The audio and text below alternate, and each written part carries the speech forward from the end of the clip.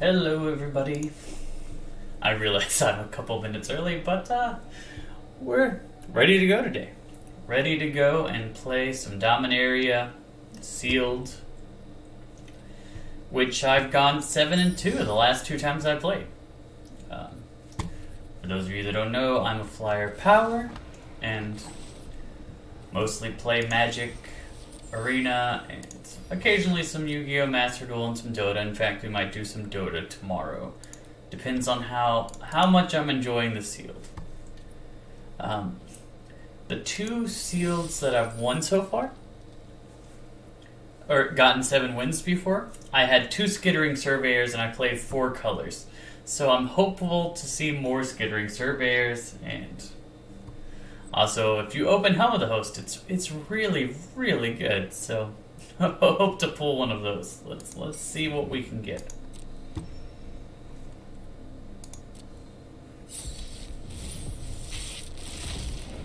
Okay, we got Helm of the Host and Traxos. This is solid. We're definitely going to be in black. Return all legendary permanents. That's sick. Okay. I don't think we're gonna play Joyra, but like all 5 of these cards, depending on what we get as far as the regular ones. Okay, so white cards that are worth playing. Gives flying. Gets just some basic 2-drops called Cavalry Spine. On Sarah's Wings is pretty good. And it's legendary, so it works with Traxos and things like that. Blessed Light, unconditional removal. That seems to be all the white that we really want. We could play Divest. I'm not actually sure. Fungal Infection is a maybe. We'll put it in there. Caligo Skin Witch. Death Bloom Ballad is solid 3-drop. Soul Salvage. Chainer's Torment.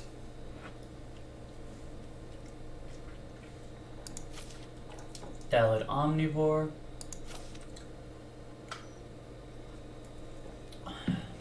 Yargle.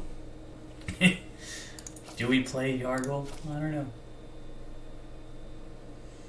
This would actually come back a bunch. So maybe we do play Yargle and then we play this. We have a lot of historic spells. Our green is actually pretty good. Song of Freyalise, Land Worlds, Ancient Animus, Baloth Gorger, Yavimaya Shepherd.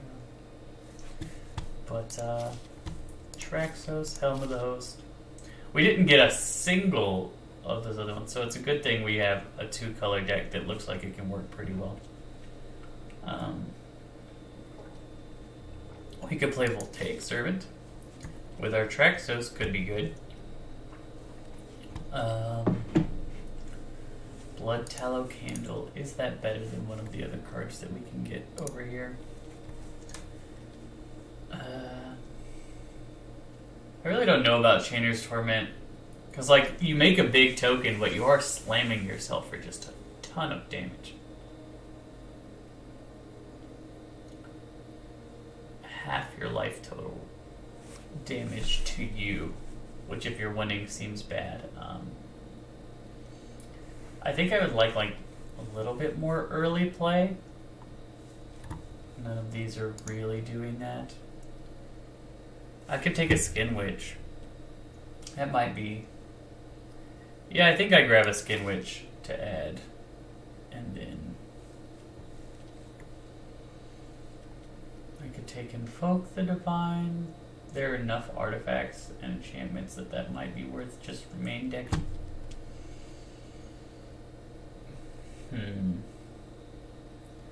Dark Bargain is... I think Soul Salvage. I'm going to take a Soul Salvage. Let's check our list for... Okay. We're going to have to win with our awesome creatures because we don't have a ton of removal at all.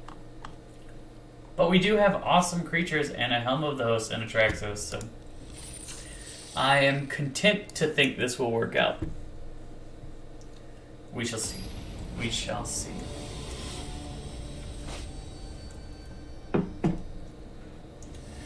We're up against Gerald the Strategist. This is not a great hand, but it's a fine hand, so I think we keep it. We have both of our colors. We have things we can cast. We have Yargle, so unlosable situation that we're in with this 9-3, right? I realize now it's kind of dark in here. I'm gonna turn on the lights before we get started. Too much.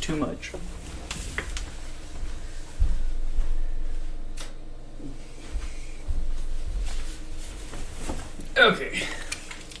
Hopefully that helps. It's always better when you can see.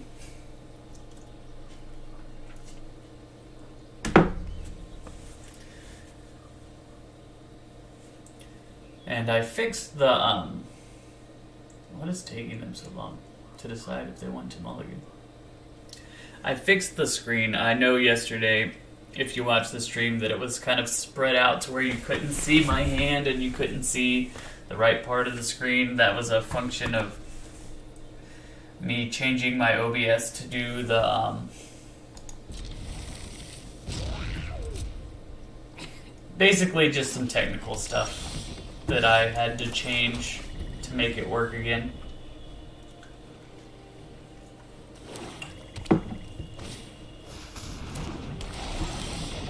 Oh man, he's a fungus man. I think we play this unkicked. Like, we have enough to do in the high drops that I'm not super worried about it. Do we want infinite Yargles? That could be the play.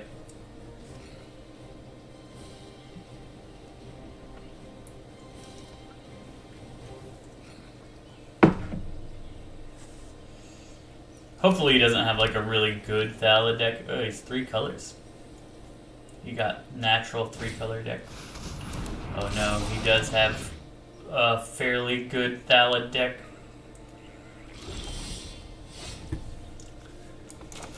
We're in a situation where we need to draw lands.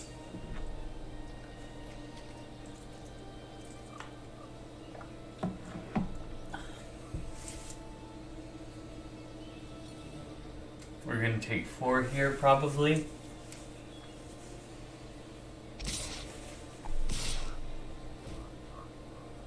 I mean, obviously we block this guy.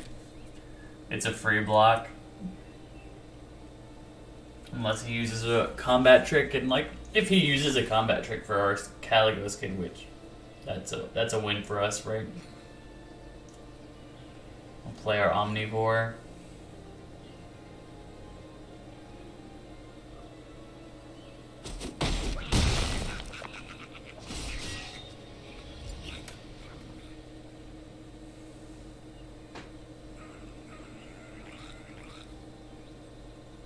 It may be a while before I'm able to drop this Helm of the Host, which is unfortunate because I really want to, but it's like we're going to need to stabilize the board before we set it down.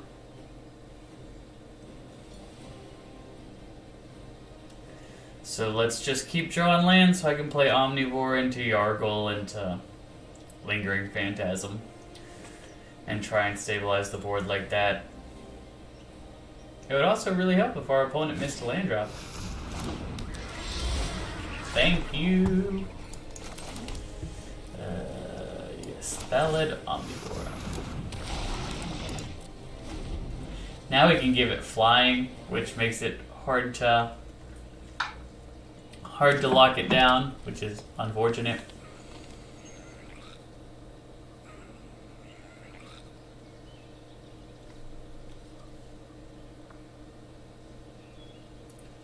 So he's gonna hit us for another 5. What on earth? Why would he? Okay, he's hitting us for 3. And he's letting us trade with his Death Bloom.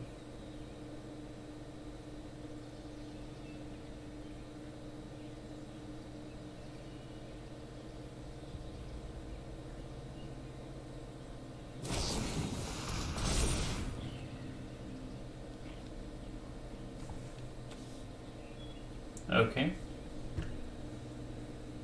We still saved a bunch of damage by him doing it this way, and we used half his mana on this turn, right?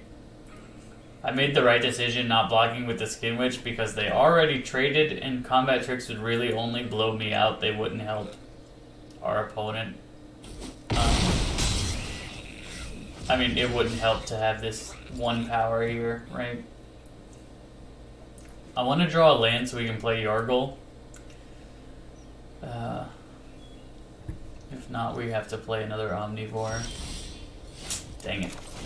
We're behind on lands. This is going to be tough to wait until we get to Singir.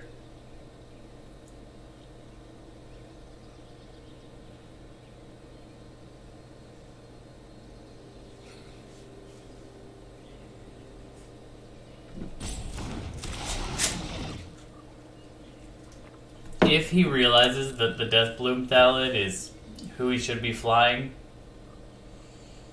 I think we're going to be in trouble. Like I said, we don't have removal in this deck very much. We only have bombs. For that, it might be worth adding green for Ancient Animus, but like that's only 1 removal spell.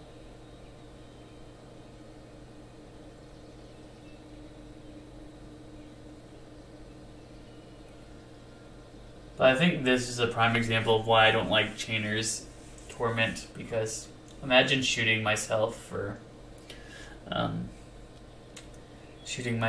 half my life points to try and get an XX that couldn't block anything because of a Pegasus Courser. I don't think we win this game. It looks very difficult. Our opponent would have to mess up, I think. Which they're not doing. They figured out that just attacking me for 5 unblockable in the air is probably better than trading their 3 or their 4 power guy to attack for another 2. Another land is good. We'll get down this Yorgle.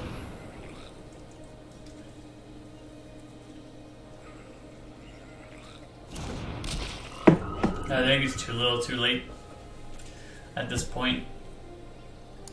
Not much can be done.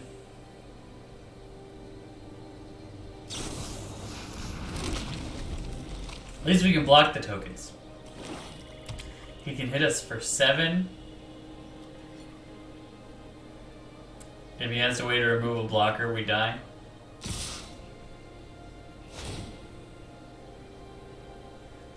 It's looking to me like he has a pump effect. For sure he has a pump effect.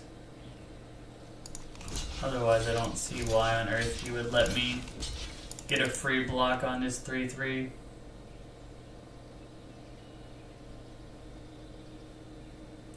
For only 5 damage.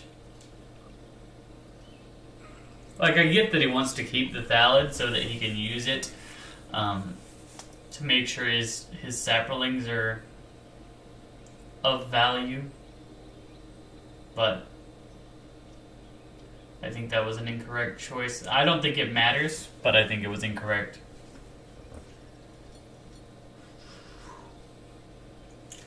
By the way, the stream today is probably going to be a bit shorter than the stream yesterday.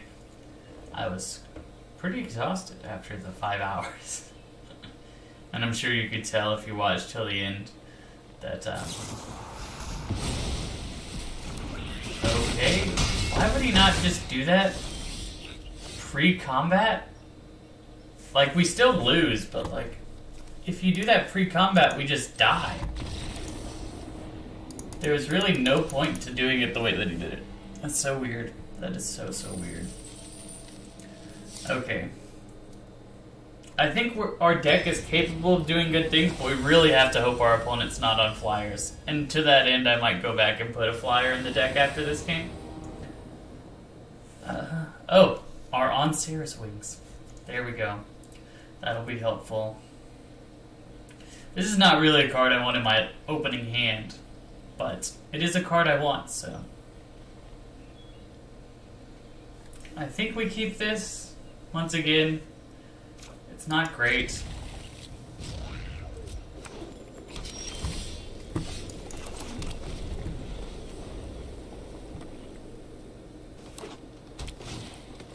Okay. Him not playing a creature on 2 is incredibly helpful for our cause. We can put the Sarah's wings on our Traxos. That would be funny. Okay, now I think this hand is pretty good. The fact that our opponent hasn't done anything, it's given us time to set up.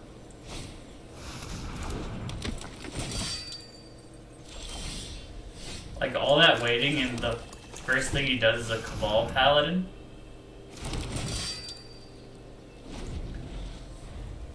It's kind of odd.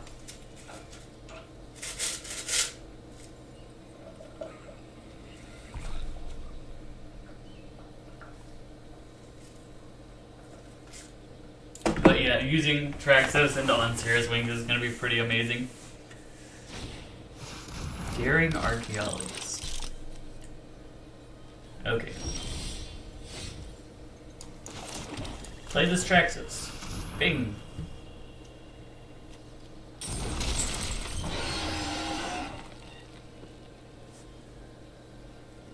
No attacks.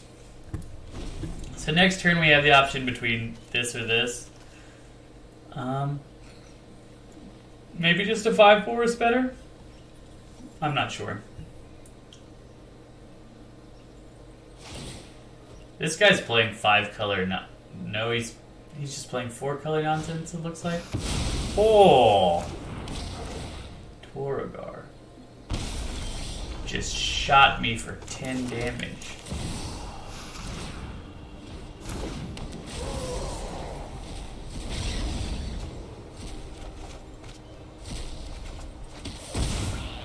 And then I shot myself for 3 more damage. No attacks. I intend to block with Traxos or Blessed Light that Toragar.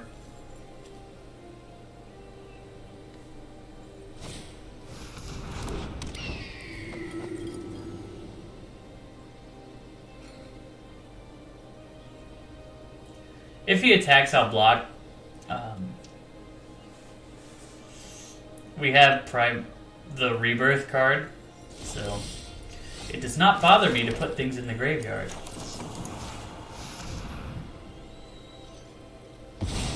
Goodbye.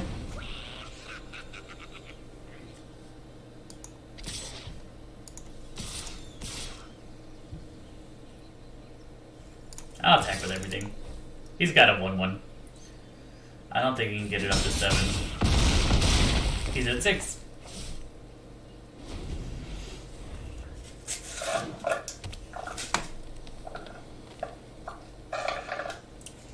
He would have to have a lot of very cheap artifacts in his hands.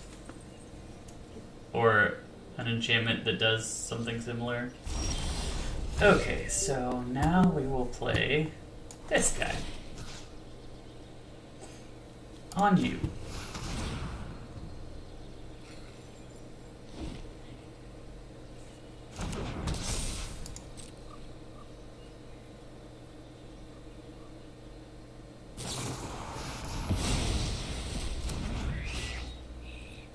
Unfortunately, not quite enough for our opponent. That was good. Like, he was too slow. We were slow, but he was even slower, so it worked out for us. Let's see.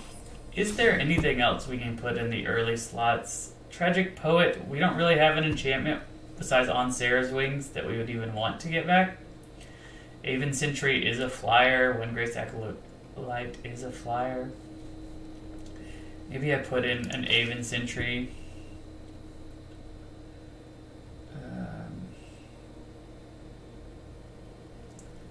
And take out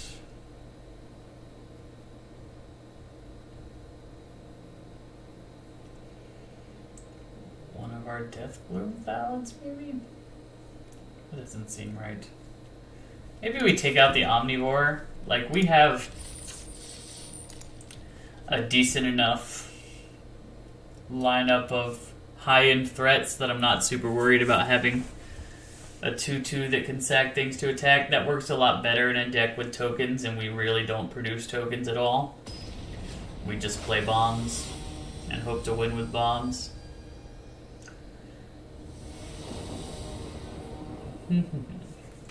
We have something to do on 1. We can get this stuff. I think that's worth keeping. Hope to be able to use this the fungal infect. Oh my goodness, you beautiful, beautiful boy. That was everything we could have hoped for. Now I just need to draw lands. Attack you again.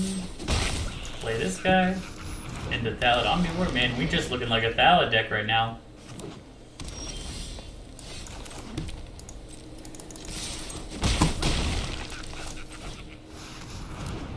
And if we just keep drawing lands, we'll just keep curving out. It's a nice thought, Danitha, but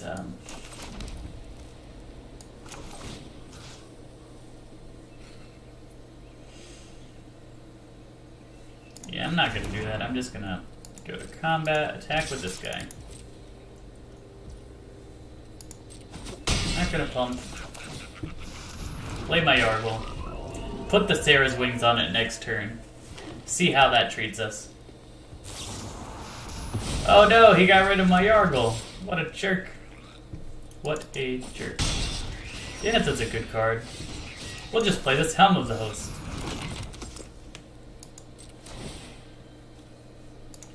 And I'm not gonna block. I'm not gonna attack. You're not gonna gain life. I'm holding back.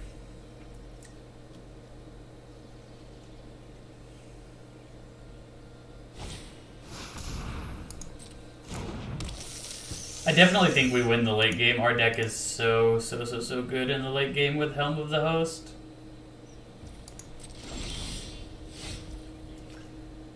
Can't cast that for its cost, so let's just make more Deathbloom Thallids.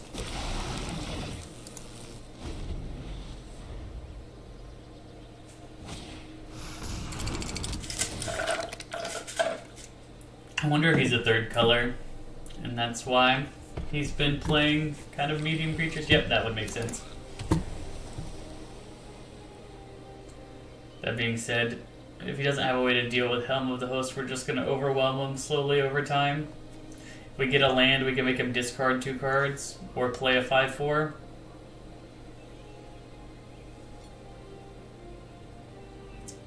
Not to mention Thallid Omnivore can just attack through everything.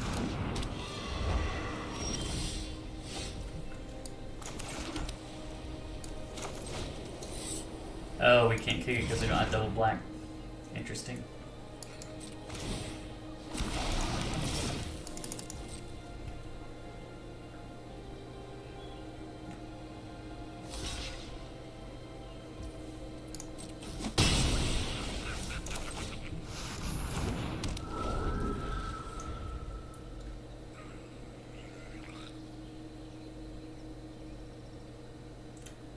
He can make Danitha fly, but like him gaining 2 life while we just keep getting a Thallid, Deathbloom Thallid every turn doesn't seem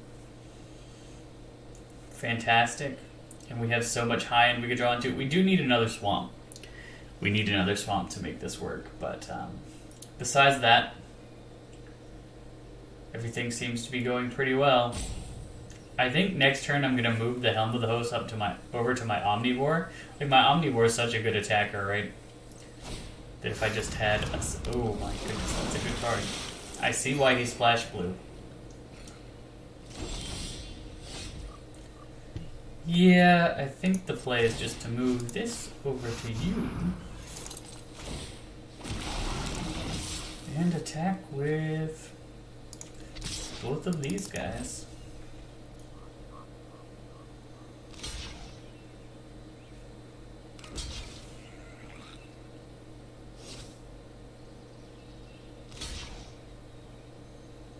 Is he giving me Danitha?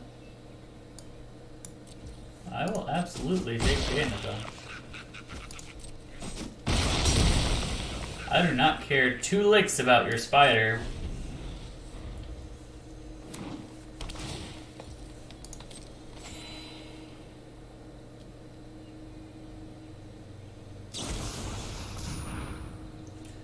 That is solid. He got my Helm of the Host. That was good for our opponent. He really needed that. That being said, we're not in a bad spot still. We have on Sarah's Wings to make our... We can just always attack with 2 Omnivores. because of how much value we've gotten already. Okay, so attack with the Omnivores.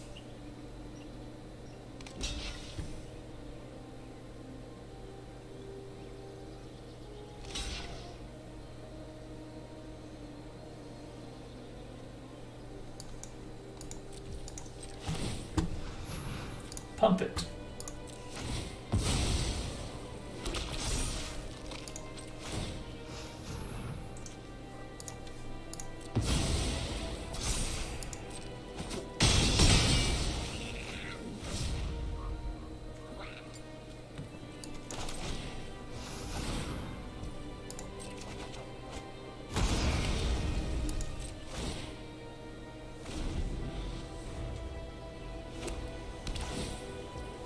Yeah, I don't think we lose this game. Like, we're still at 20.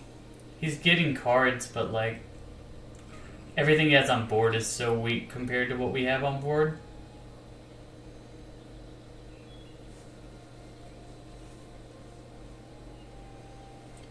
So I think this one, unless he has some, like, bomb.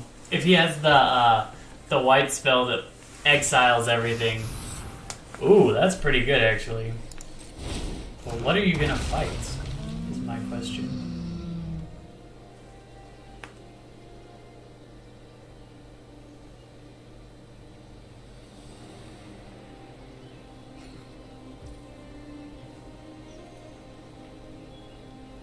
Sure. You got it, Chief. That's a cool card. I don't remember that. I don't know that card very well.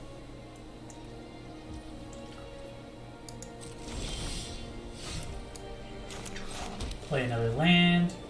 This time, I'm gonna force your hand just a touch.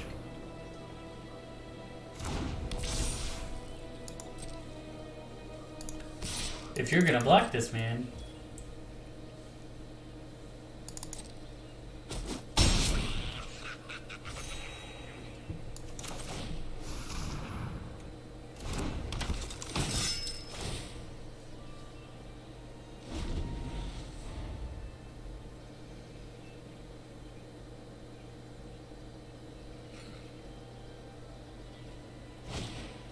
that's a good one.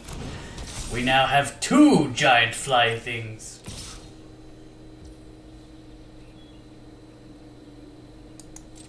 I probably should block and just sack, just trade these guys off. Goodbye.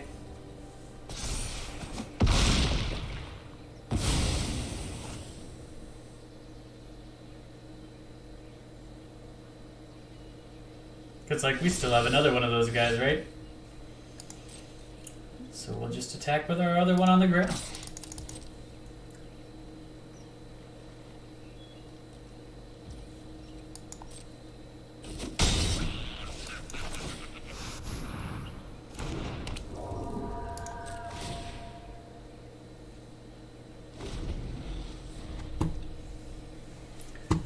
Tatiova's kind of a house in this game. We just need to hit one of our big bombs, though. Then everything will be fine. Another Death Bloom Salad.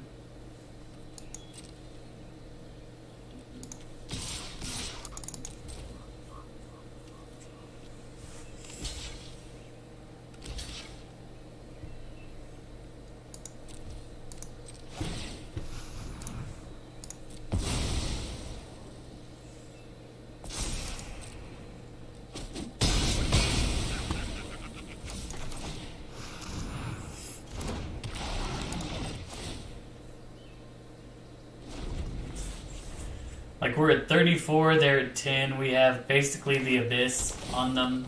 They do get to draw 2 cards if they play a land, so one of those cards has to be a land, or they get to draw as many cards as they want as long as they keep drawing lands, so that kind of stinks, but eventually we'll hit a second black source, or we'll hit one of our big bombs.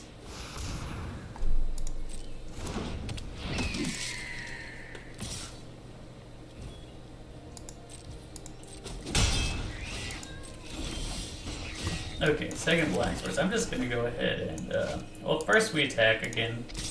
Everybody attacks. Yeah.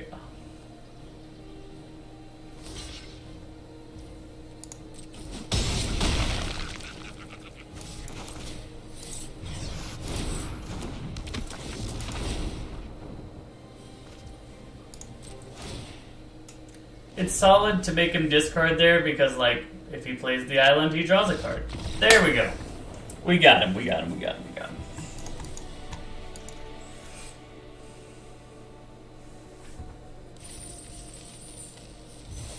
Okay, up to 2.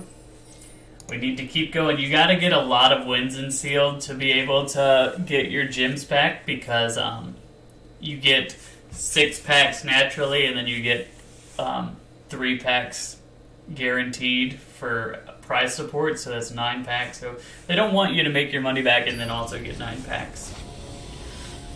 But if you can, it is pretty epic. It's like adding 9 packs to your collection for free. This is a mulligan. It's just too slow. This is fine. I think we put Yargle back. Yargle's okay, but not fantastic. And, do we play? I don't think we play it just yet. I'm gonna hold it. I can still play it next turn if I need to. Okay, we need to draw a land. Stat. If we draw a land, we'll be good. If we don't draw a land, this could get rough pretty fast. Oh, that's a good card. Speaking of rough pretty fast, and like that doesn't even do anything. You can't block it. This is tough. If we don't draw lands, we are going to lose. But like you can't play around not drawing a 4th land in however many turns. This guy has some beating cards. Luckily this can block Baloth Forger.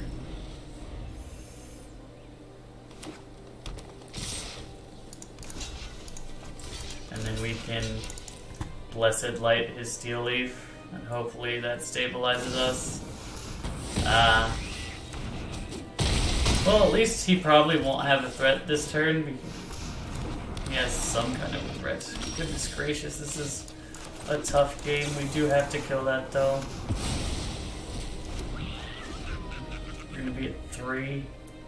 I don't think we can win this. Ugh. We just got off to a really fast start and we stumbled 1 turn on lands. Yeah, this is done. We don't have a Wrath. And he just curved out aggressively. Let's play Demon Lord, see if we can kill ourselves with it.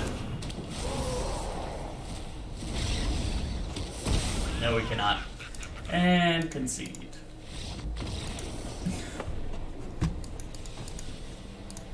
Well, that wasn't ideal. We mulliganed and we had to do it. That game felt bad, but Steel Leaf Champion is one of those cards that changes things considerably, right? It's a 3 mana, 5 attacking power creature that can't be blocked by. It is very, very, very strong. And it requires that you have 3 green mana on turn 3, which our opponent had. So our opponent ran very well. Very, very well. For a 3-color deck to be able to do that. Okay, this is fine. Fine. We got our Traxos. We got our Deathbloom Ballad.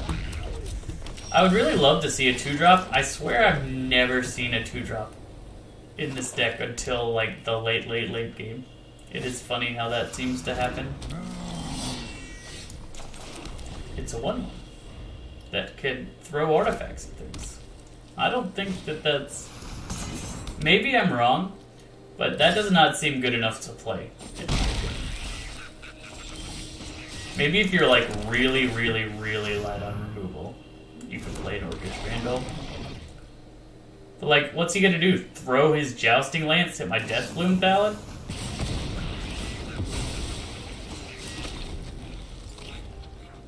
Clearly he just wants to put the Jousting Lance on.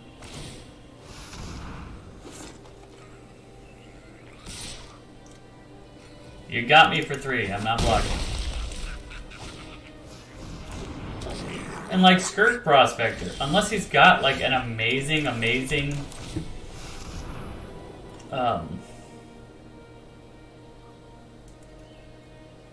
creature that is expensive and he has a bunch of little dummies, you really don't want to be playing Sir Prospector in Sealed.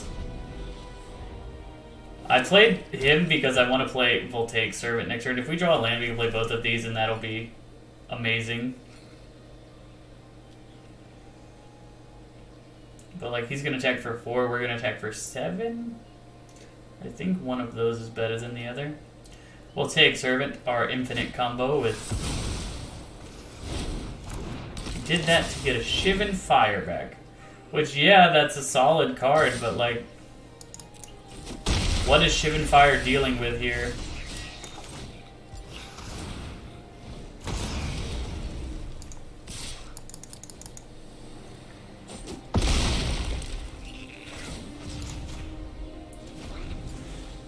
Is his plan to Shivan Fire the Traxos if we block? I'm not gonna block. Like, I'm hitting you for 7. You have 1 removal spell that deals 4 damage. He might just kill the Voltaic Servant, which, that's fine with me. No blocks. I know how Shivan Fire works.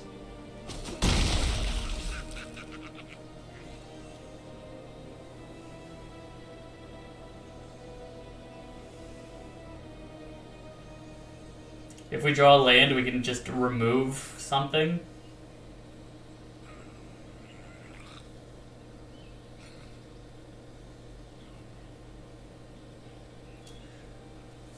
He's really having to decide between... Yeah.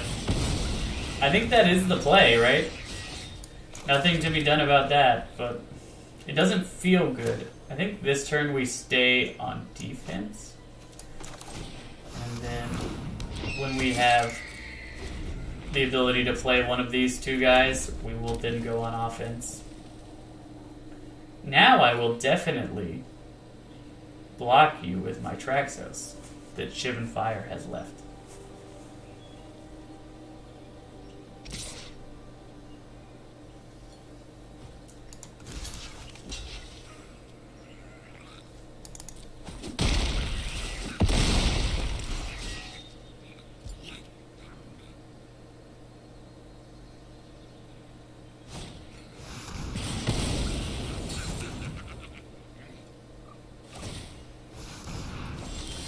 And that doesn't bother me that much because, like, now we play Demon Lord Belzenlock.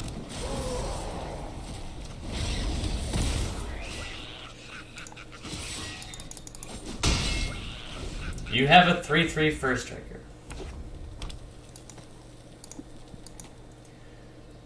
This is another example. He said good game first, so we say good game afterwards. Just gonna go ahead and end it. No need to play around.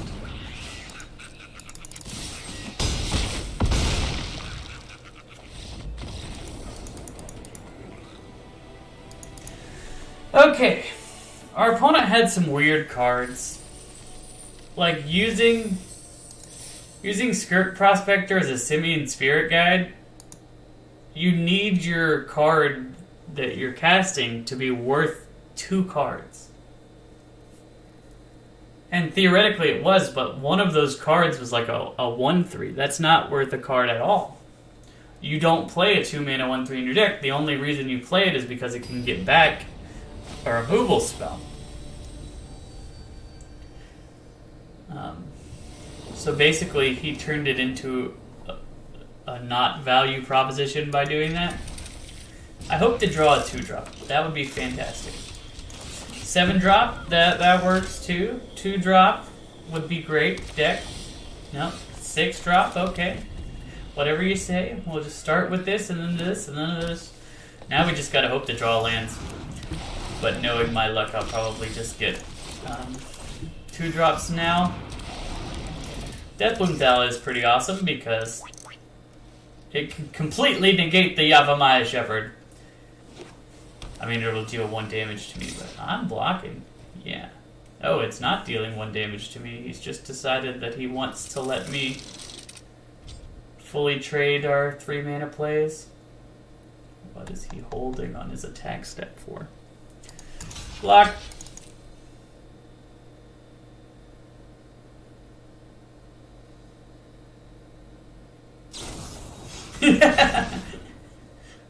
Yeah, that's fine. You want to spend your 4th turn pumping a 2/2, and my creature also gives me a 1/1 upon death.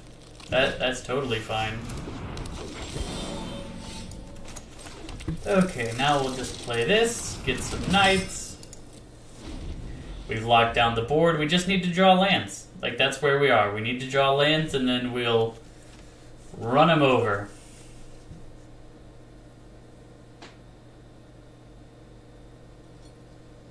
You attacking this time, Shepherd? I'll block again. I ain't scared of a second pump effect.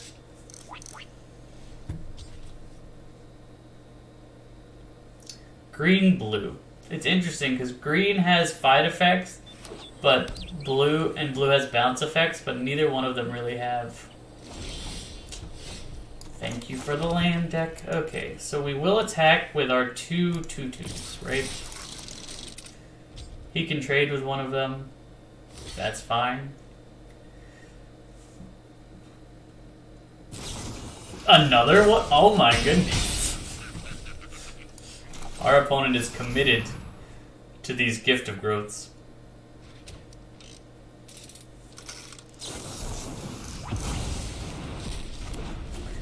And like, yeah, he got a Yargle with a Syncopate, but he's got 2 cards in hand. 2 cards in hand.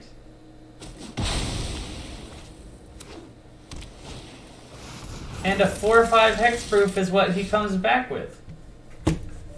It can't even attack through this Thallid Omnivore that we're playing.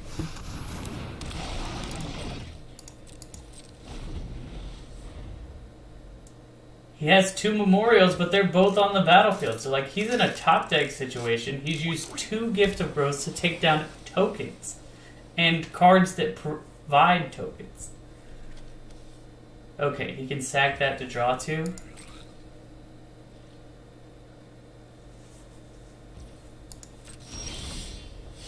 That's neat for later.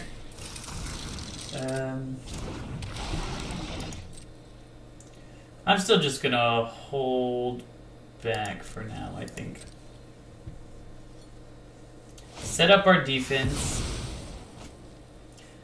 And like, you can reasonably expect with a draw 2 that he'll draw 1 land. At least 1 land, right? So...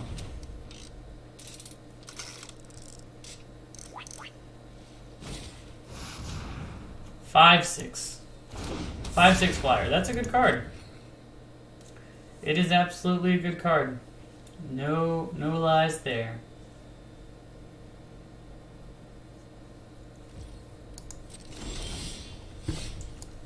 That land was a good draw. I will attack with my Omnivore. Give him the option to trade it with whatever he wants to trade it with.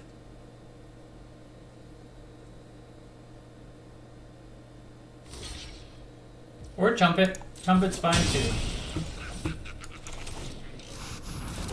Play my Lingering Phantom, which can block the Cold Water Snapper as well. Once we get the... Okay, that doesn't bother me. It kind of bothers me a little bit. My Glorious Rebirth is not going to be as good, but... When this guy comes down... Singir Pureblood... Things will get good.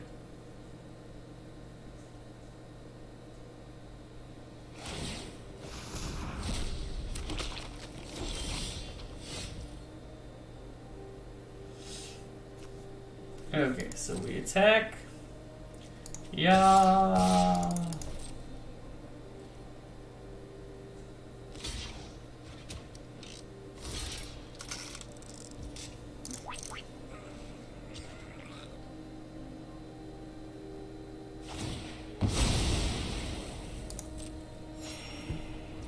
That card is pretty good. That being said, you've activated my trap card. I don't like you having cards in hand. Get rid of them.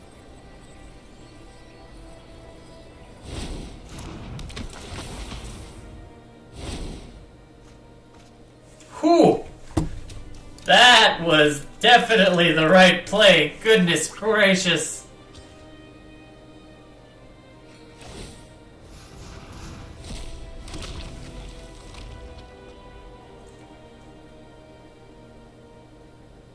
We really just need to set up our flyers.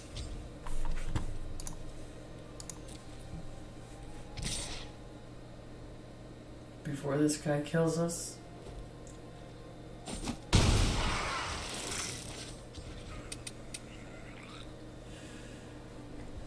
The good news is that eventually he'll run out of creatures. Okay, this guy's on the field now.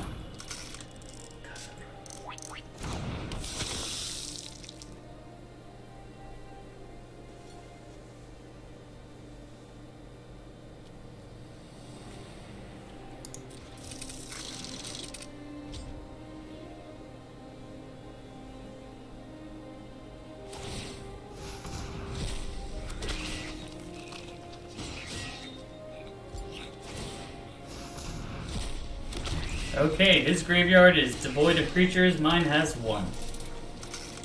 But it only exiles from his graveyard, I didn't realize that. And next turn we play the Sentry, and we are able to block that dude.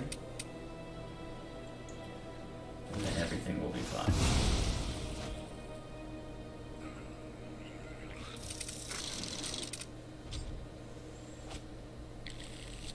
Cold Water Snapper is not something I'm scared of.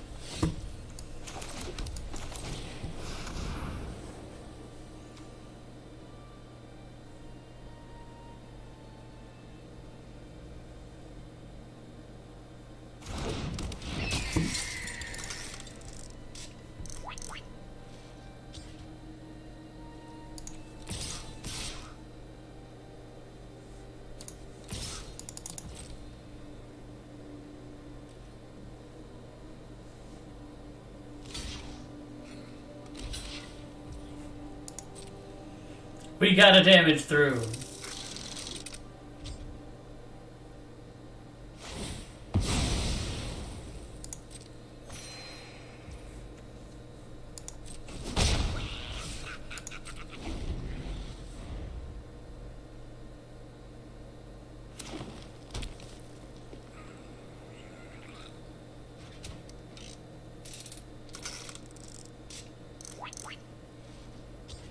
We want to draw our Blessed Light or our Belzen Lock. He can play all the Cold Water Snappers in the world, that doesn't bother me. It appears that he is planning to not attack, because he wouldn't play that pre-combat if he was going to attack.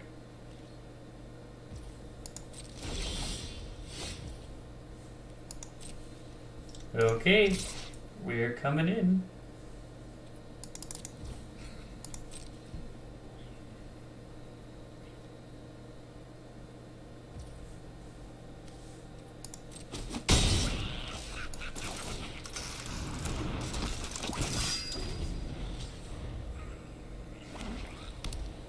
He has a third color? Oh, right. He had Shalai.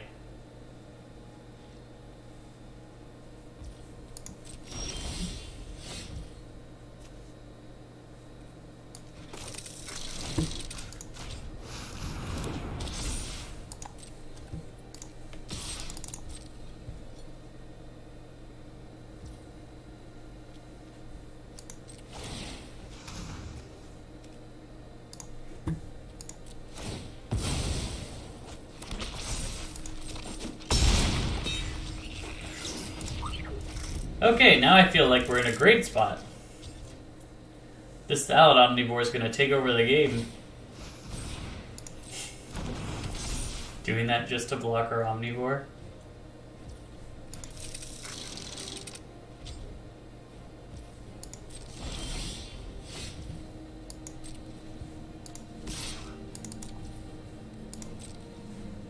Double block, double block, double block.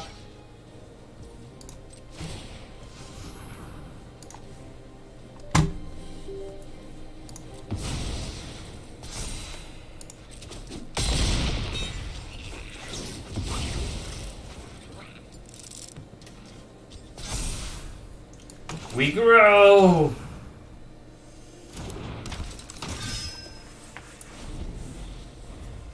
And now we're back at 19. On Sarah's Wings is a great card.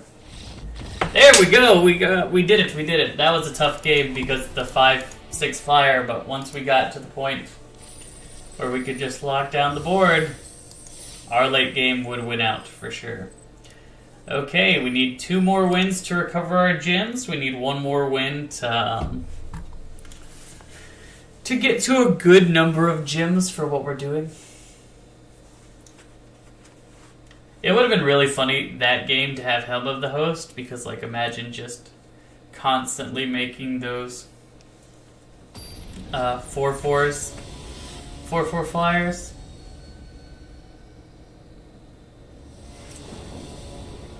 But yeah, on Sarah's Wings, very good card, very, very, very good. We have a 2-drop. It's not an ideal 2-drop, but it is a 2-drop, so not bad, not bad. Then we just need to draw lands, basically.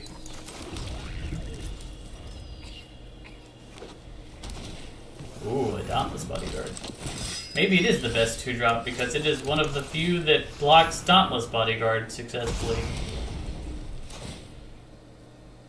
And it has Vigilance.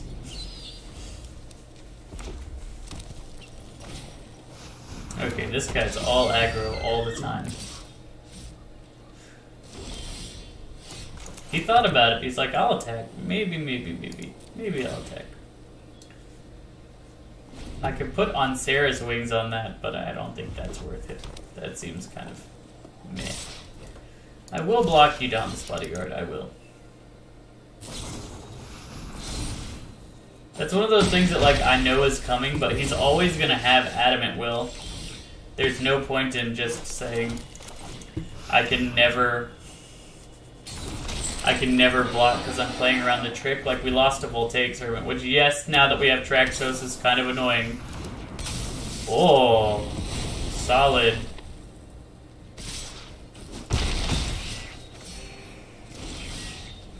That being said, we will end that seal away, and then we'll on Sarah's Wings to give our guy Vigilance, and that should do it.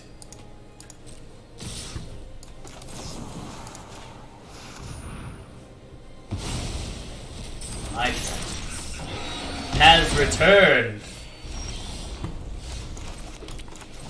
and he's Vigilance and Legendary.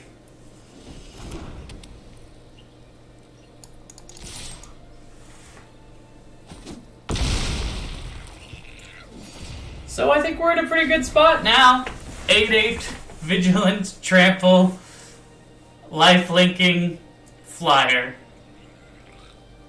Against a bunch of tutus.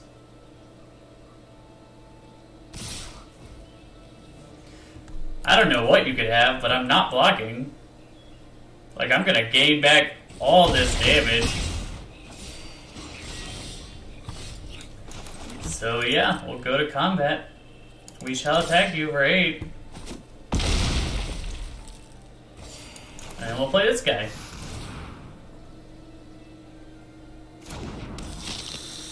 I should have put a little bit of red for Kazarov. I forgot that he had a red activated ability, to be honest.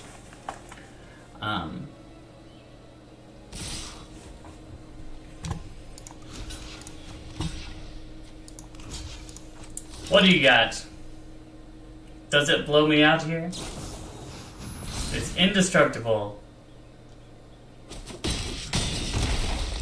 Yeah, that's fine.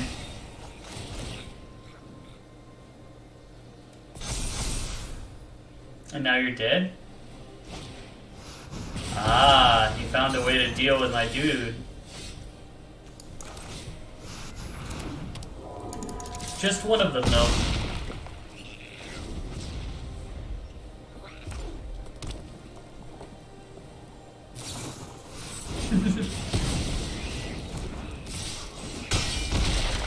He's fighting a good fight. Will this make him scoop, though?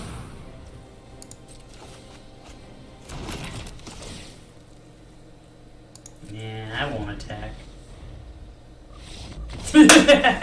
Yep, that's the way, that's the way. We did it! We got 5 wins? Or are we at 4? I can't remember. 5? We're at 5, 1 more, and we get all of our money back for the event. This is going well.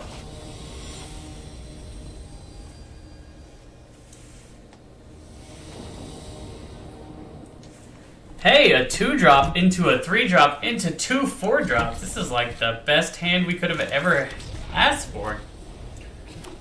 We just need to draw some lands, and then we'll be rock solid. There we go. Got our land. Our opponent's gonna look at what we're doing and be like, man, this guy's so aggressive. That is annoying. Steel Leaf Champion is annoying. That being said, we have a little bit better than him. Just a little bit.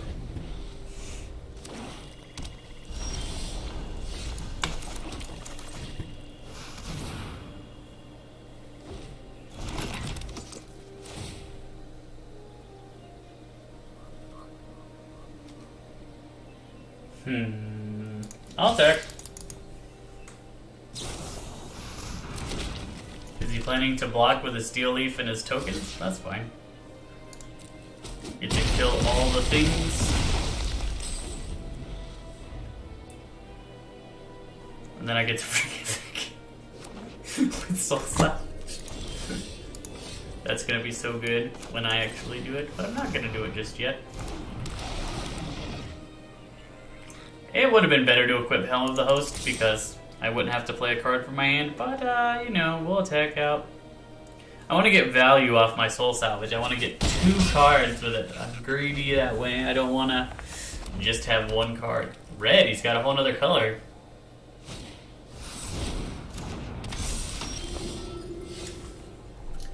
Okay, now we will just put this on this. Bing.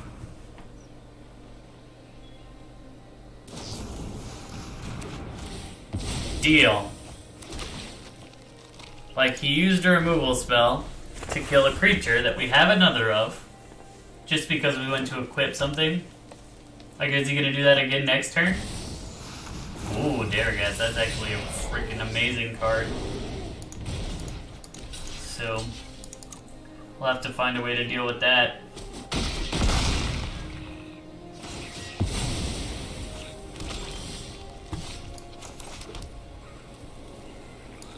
I think first we do this. Get rid of your last 2 cards in hand. And then hope to get down the Khazarov. Goodness gracious, that thing hits like a truck.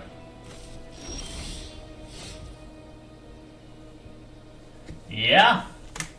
He just played a 7/7 fly beastie boy and we cannot deal with it. Oh, that was rough. That was rough. I made one misplay there. The one where I didn't equip. We would have had a little bit more pressure on the ground, but like I don't think it mattered that much. 5 wins, not bad. Not as good as we... Ooh, History of Benalia. That's a card that I like having in my collection. Siege Gang Commander. I do like playing goblins. Red Shade. I want them to put Goblin Lackey back into the into Arena. They wouldn't do it. Okay, time for sealed number 2. Marwit is really good in elves. I don't know how many elves there are. Dread Shade. So, getting 2 lands is good for our collection, right? We don't have all of these lands, so I really like having it. Oath of Teferi doesn't do very much. Naban could be good. Naban is like a wizard. Let's see. What if I put... How many wizards do I have? No, we have 1 with an enter the battlefield ability in blue. And none in red. Okay, so we're not playing Naban. Sorry, Naban. Dauntless Bodyguard is good. Danitha is good. Knight of Grace is good. We have a really good aggressive white starting thing. And Quinde is good. And this is good. And Dub is pretty good. And Mesa Unicorn is perfectly fine. Gideon's Reproach. Yeah, I think we definitely are in white. Like, look at that. That's just a beautiful white curve out, right?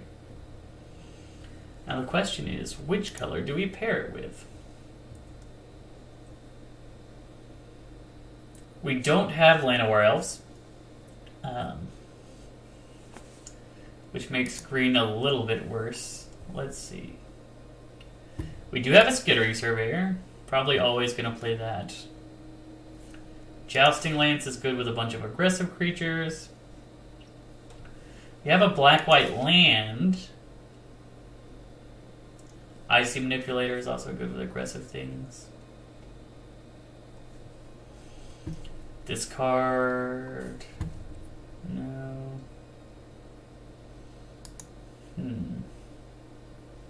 This is a tough choice. Like, I can see an argument for red. Shivan Fire is very good, but like, I think black is probably just what we pick. Like, adds on to our aggressive threats, give us some hard removal. Valid Omnivore is really good for getting through things.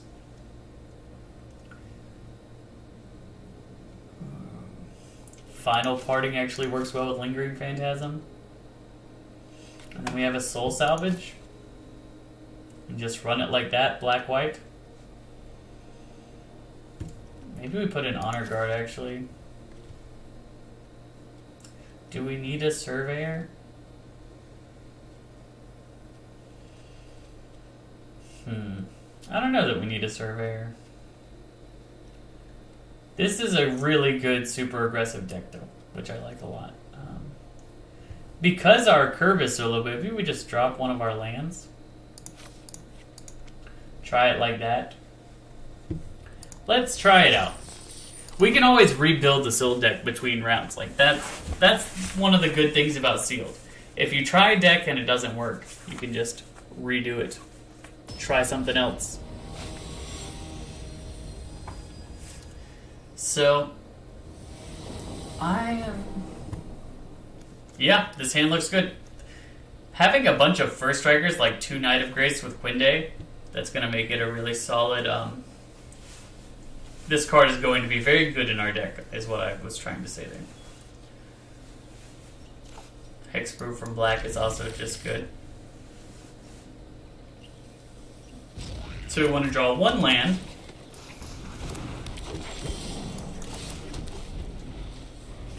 I hope he doesn't start too fast. Like, okay. If he played the 5/4, I would have been nervous there.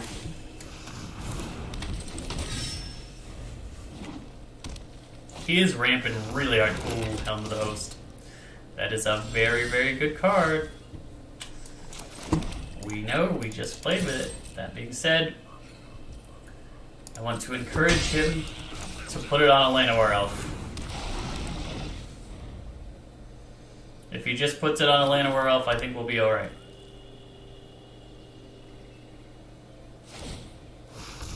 Awesome.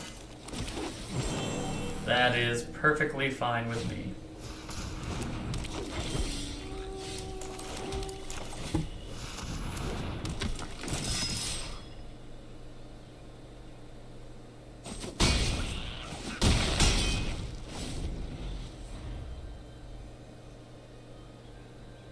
Like, he'll have to spend 5 mana to move it over to something?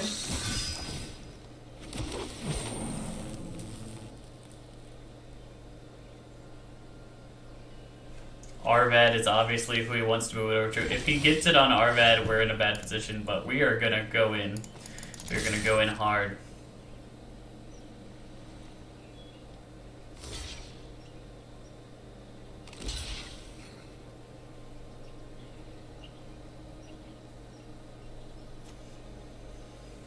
Yeah, we'll do it like that. Let's see. He's unblocked. We can make him a 4/4, which only gets us to there. It's close, but not close enough.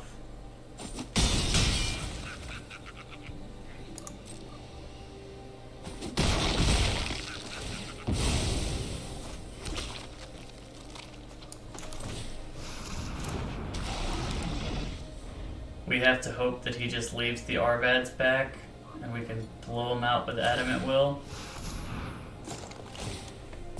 And Gideon's Reproach. Are you really gonna attack with that?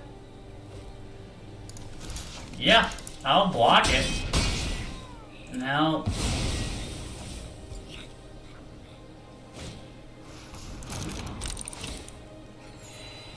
Now we're not really in a bad spot at all, because we can do this.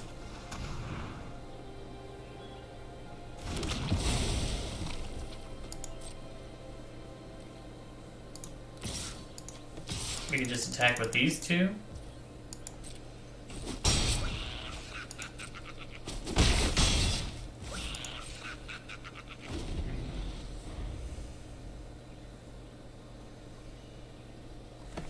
I really want him to attack.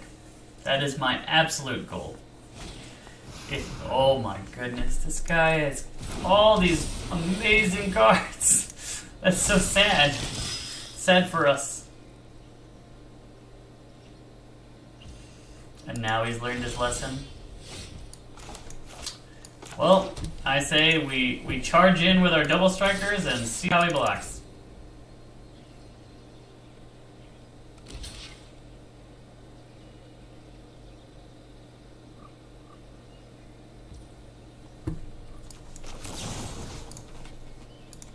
Oh my goodness.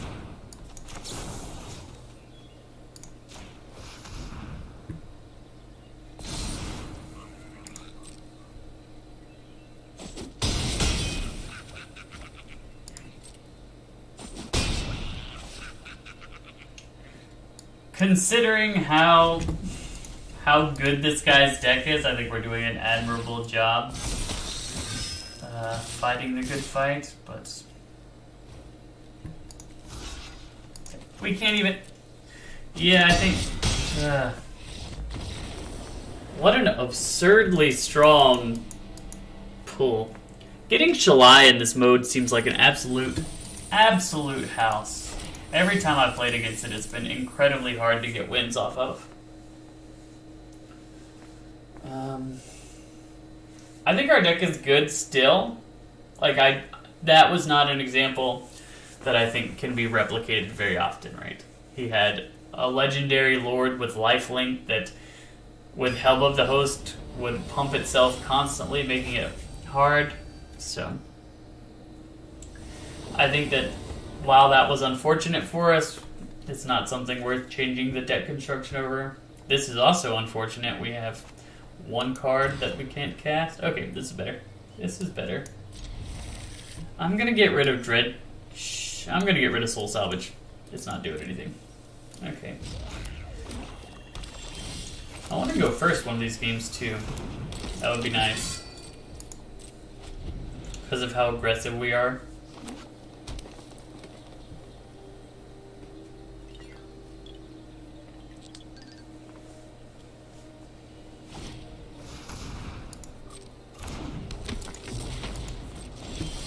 He has stymied my aggression, or has he?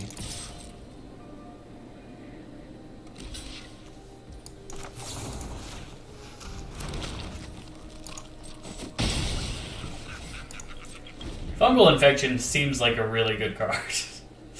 I like it a lot. Like, it's so versatile in the ways that you can play it. His name is not offensive, he says. Then why not just make an actual name? If it's not offensive.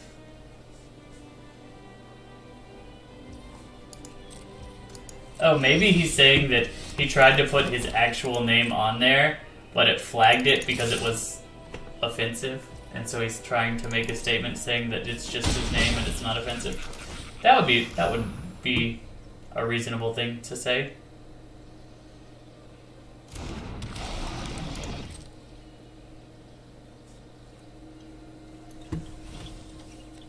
I'm liking our curve outs. We've got the pressure on. Ah, he's killing our Death Bloom. Very measured of our opponent to wait until we played our other creature to use Vicious Offering. Like, there's always the tendency to... Oh, wow. He missed his land drop.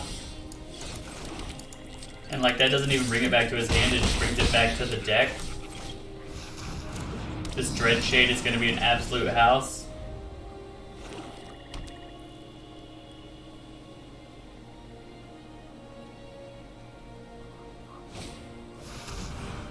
Oh, and he can't even use that this turn.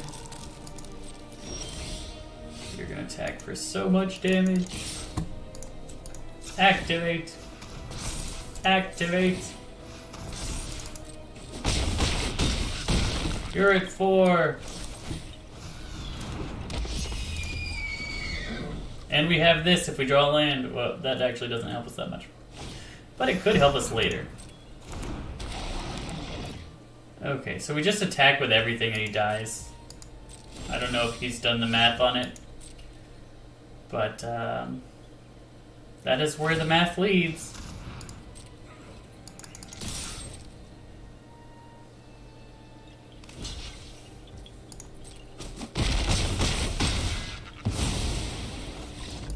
See, our deck can function very well. It functions very well when it goes fast. That's really all we need to do, is to go fast and win.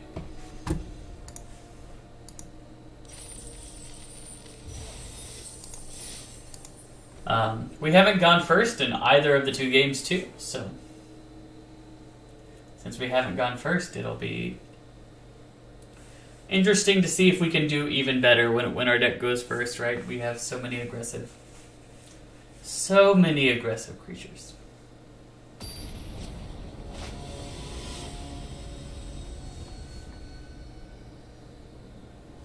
Thought right.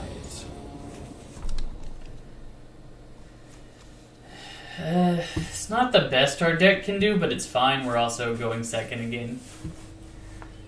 The RNG for our aggro deck has been poor, but I'm gonna try this. We can draw into a lot of 2-drops like that, so I don't think it's necessary to have one in your opening hand every time. It is a little bit annoying that he has the Hexproof from white. That being said, we will trade with his Knight of Malice. No, he hits first striking. We will not trade with his Knight of Malice. You got us.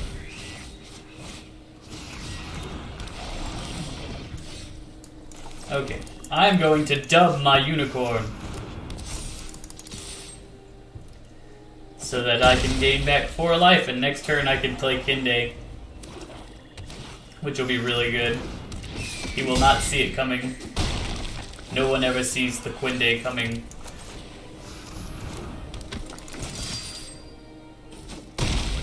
Hit him for 8, gain 8. You think he'll play defense this turn? I bet he will. Arvad doesn't really do anything. Now we do this, this, this. I'm just gonna attack with the unicorn.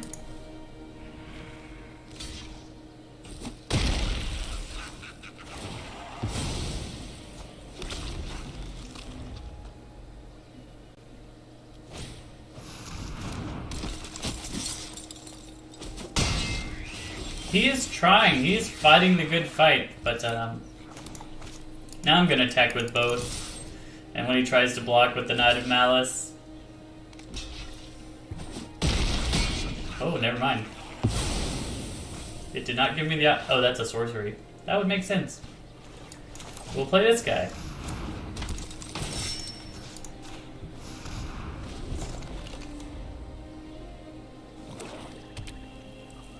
I really messed that one up. I should not have played it as a sorcery.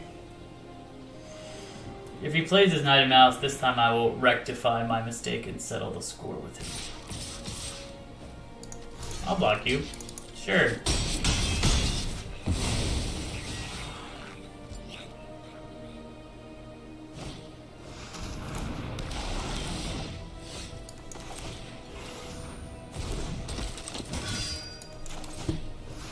Ain't that fun. Now we get to attack with the unicorn, and our unicorn is protected from destroy effects. The bad news is, yes, we lost our guy that gives it double strike I'm sad about that.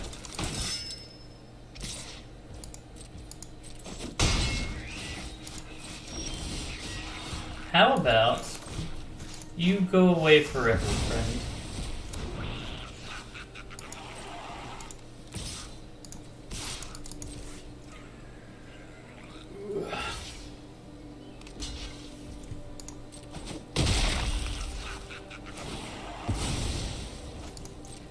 Like, anytime you have the best creature on the board, I think it's good to just let the medium creatures play themselves out, right? There's no point in leaving everything on the board to stalemate, because that just gives him more time to answer our Mesa Unicorn, which we don't want him to answer our Mesa Unicorn. So we would prefer if he just did not do that. Yeah, I'll give this guy first strike. That's a lot of damage.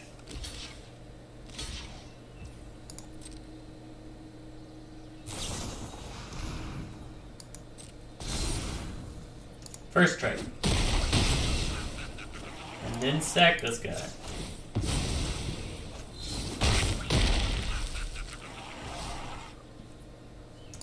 And then put you on you.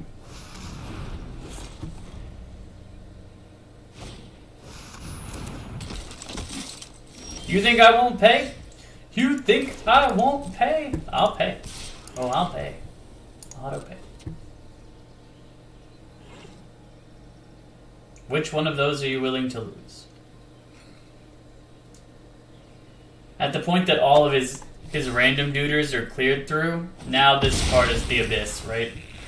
He just constantly has to chump.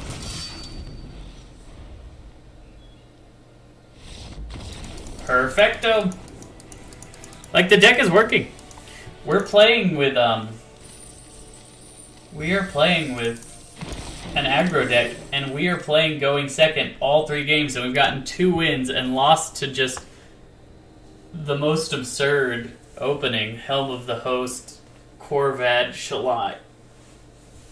And what's funny is that if he didn't have Shalai, I still would have been able to beat the Corvad Helm of the Host. I think our deck is very good.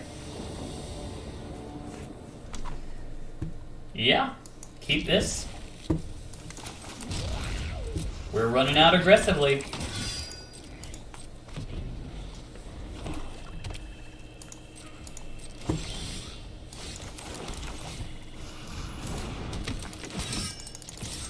I should have done that post-combat in case he was waiting to see if he wanted a fungal. But it didn't matter super much. Super much. That is probably the worst example of the English language that I can think of.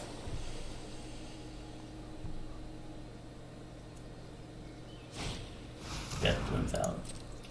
Another card that does not bother me in the slightest, and Knight of Grace attacks really well into it. Now let's play Thallid Omnivore.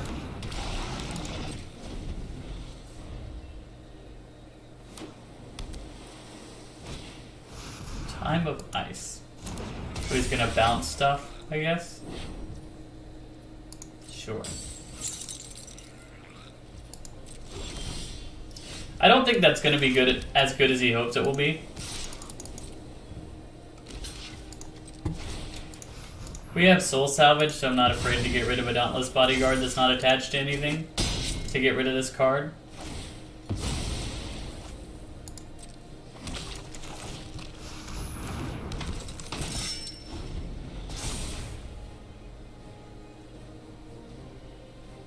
He should tap probably Ganatha if he has anything that can block the Omnivore, because neither one of these cards do I want to trade unless I have a Soul Salvage exactly, which he doesn't know that I have a Soul Salvage. So it looks like he's just committing to taking 3. But I will make him take more. First strike all day.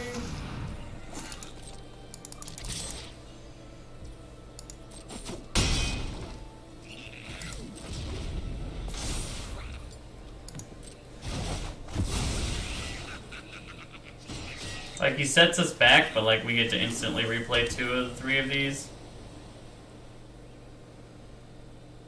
And the pressure that he has is 2 cards. 2 1/1 attackers.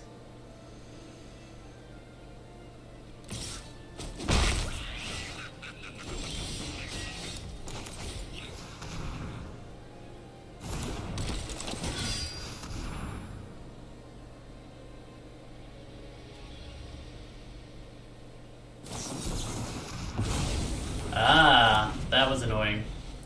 That was annoying. I was not expecting the syncopate. Good for him. Good for him. I don't think we're in a bad position still, but like that was... It did annoy me. We do have Final Parting combo with Soul Salvage, which means we can get our best creatures. Knight of Grace Hexproof from black is very relevant.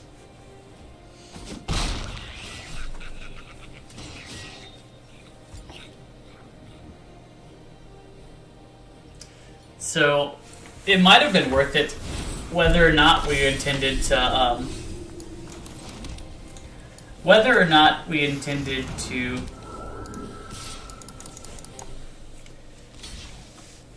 to get one of them countered. I think Knight of Grace was probably the best option to put forth anyway.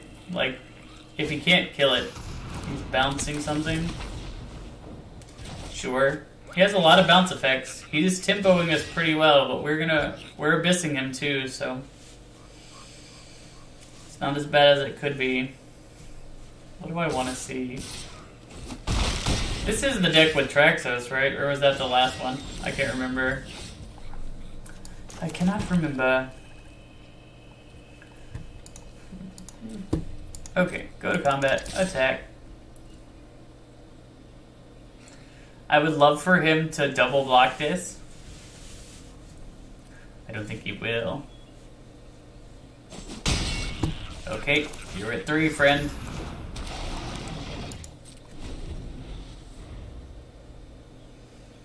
I should have equipped the lance, but like, at the end of the day, I don't think that matters too much.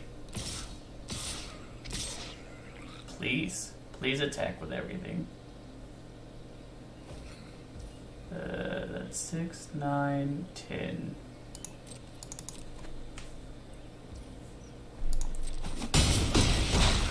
What have you got to stop me from attacking you back for lethal? A Skin Witch. Okay, so I can't kill him.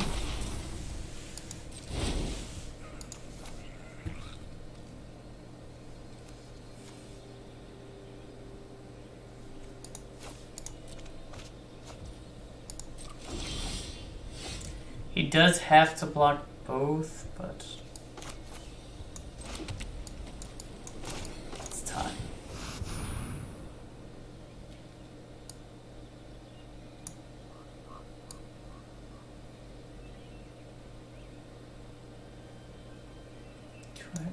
View the battlefield. 1/3, 1/3.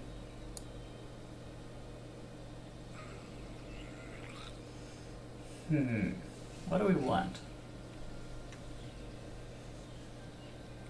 I would like this card. And what do I not want in my deck? This guy? What? No! UI is murdering me.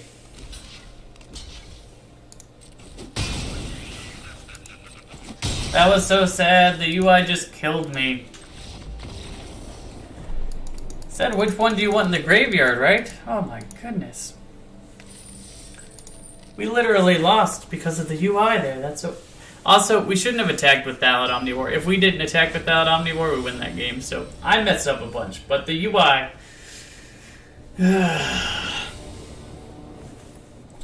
This is pretty good. Pretty good hand. This into other stuff.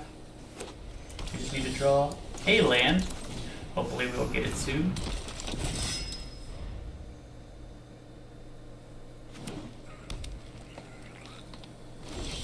There we go. I think we play this for the pressure of the thing. Now we attack for 6 next turn, depending on what he does. Also, we have the option to play Aven Sentry if we draw another land. That's annoying. But I will trade it with my Knight of Grace if he wants to. He does not want to. So I'm just going to play this Aven Sentry.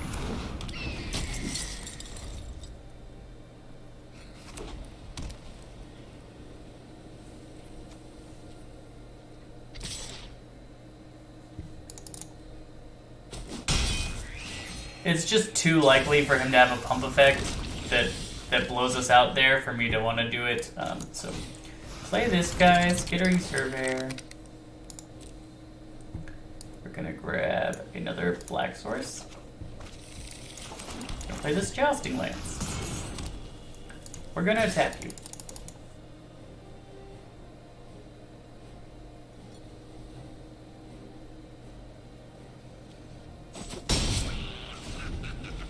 Next turn we'll play Final Parting, we'll get our removal spell and our guy that comes back when we play historic stuff in the graveyard. We will know how it works this time. This, let's see. If he gives it +2/+2, he blows us out, so we cannot block it. It's very unfortunate, but we cannot. So we play this card. We're going to get,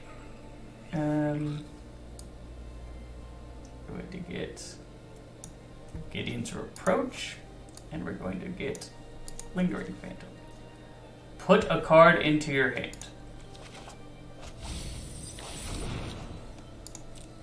Now Danitha can't attack as easily, like even if he has the pump effect. He'll probably still die? I don't know. I do not know.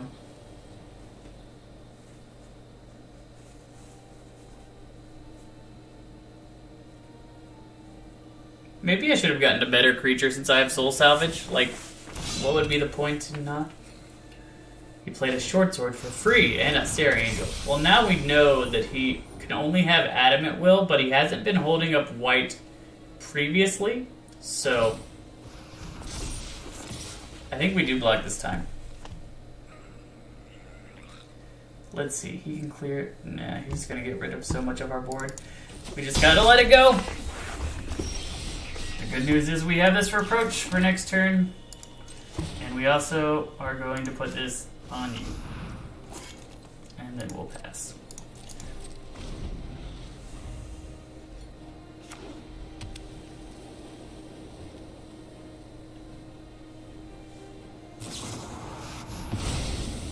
Neat.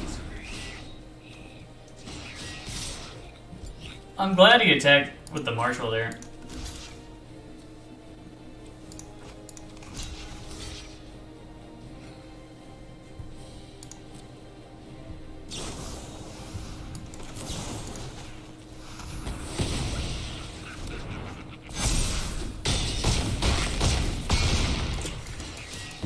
I should have blocked with more. I didn't expect the charge because I don't think charge is very good. That's my fault.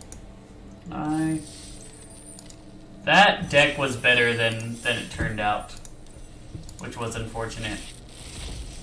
I always hate to underperform the deck, right? When it's my fault that we lose as opposed to the deck's fault that we lose, it feels bad. Grand Temporal Gateway. Got some pretty awesome, like we got a mythic rare wild card, we got a mythic rare. We'll try it again. Our record is getting worse though. That was the lowest amount of wins we've ever had. In this format at least. Sylvan Awakening can be a beating. Copy, instant, or sorcery. That's neat. Chain Whirler can be very good. These are hard to play because they're triple colored. Kamal's Druidic Vow and Daring Archaeologist are kind of neat. But they're all different colors. We got one in every color, so we'll just have to see what our good card count is. Our white does look pretty good. Aggressive, aggressive, aggressive, aggressive. late game, but also can be aggressive. Like, when you look at the playables in white, we have that many. So white looks solid. What if we go Tetsuo? Put a counterspell in there. Arcane Flight. Academy Journey Mage. Neharu.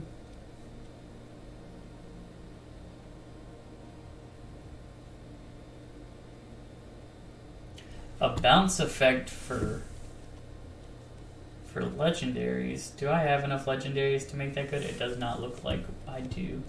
Memorial to Genius. Academy Drake is a solid card. We could play another Wizard's Retort. And then like that. Jousting Lance is very good.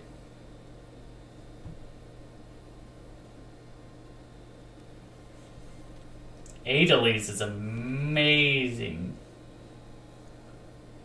So is Slimefoot, but like, we're not playing black. Our black is practically non-existent. Would it be good to play red? Could we play 3 colors if we played red? Would it be worth splashing? Like, we don't have any fixing, right? Oh wait, we have a Skittering Surveyor.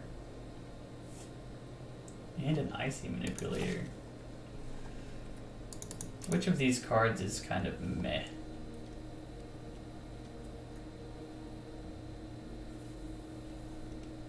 Sergeant at Arms, maybe?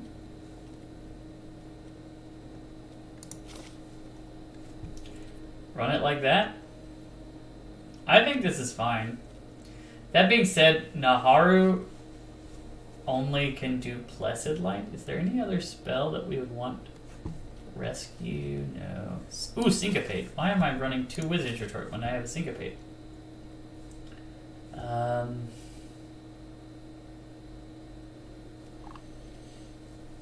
Like, this card just isn't that good besides giving our wizards a buff. Like, our red's not that good. We could splash red for Tiana, but like... Yeah, I think this is fine. This is not a great deck by any stretch of the imagination, but it is a fine deck. And so we will settle for fine. You settle for fine when you don't have great. Once again, we're playing white, and I don't know if that's a function of white actually being very good or my own preferences towards playing white in almost all formats. That's just my inherent bias, and I'm willing to admit it fully. I was a Death and Taxes player for a long time, and it's hard for me to look past the greatness of the color. This is solid. It's not great, but it's solid. We can draw a 2-drop, which will make this hand really, really good. Or a land, which makes his hand fine, because he's playing his 2 into my 3. That's the play-draw advantage. Divinant Trapper. Very solid attacking creature. He looks like he's in mono green. Steel Leaf Champion, okay. Because he has a Steel Leaf Champion, I'm just gonna dub this guy. And attack you for 5. Mine has first strike, what are you doing? Okay, I feel bad for our opponent. I don't think that they knew that that had first strike once it was dubbed.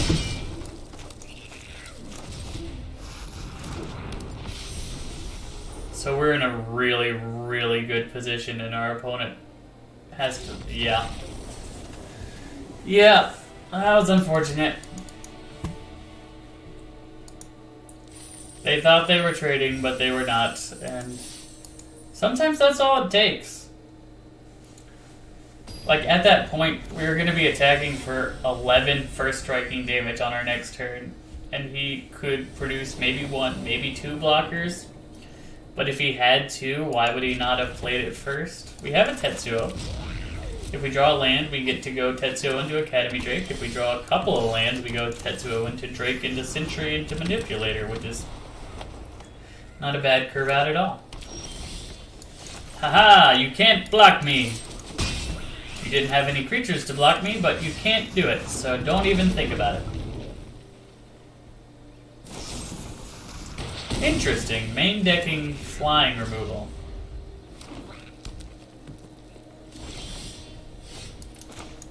Okay, you can't block me. Don't even try it. Do you have more flying removal? Because my deck is all about evasive threats that will keep poking you forever. Oh, you're poking yourself. That works for me. I poke you, you poke you. We're on the same team, you and I, Avenger. We're both trying to kill you. You got rid of a Jousting Lance. Like, that's a solid card. We're just gonna hold up Wizard's Retort. He just filtered for something good. We'll just say, nah, you can't have it. Nah, you can't have it. Play this guy out. Next turn, Icy Manipulator becomes, like, amazing.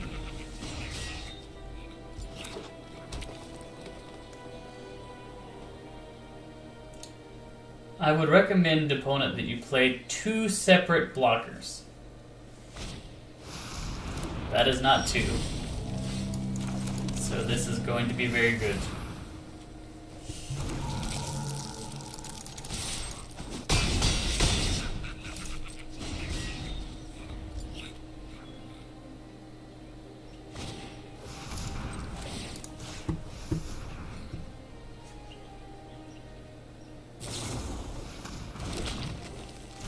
Interesting. Okay. Yeah, I was about to say, I don't know why he would do that. But yeah. That was a really solid run out.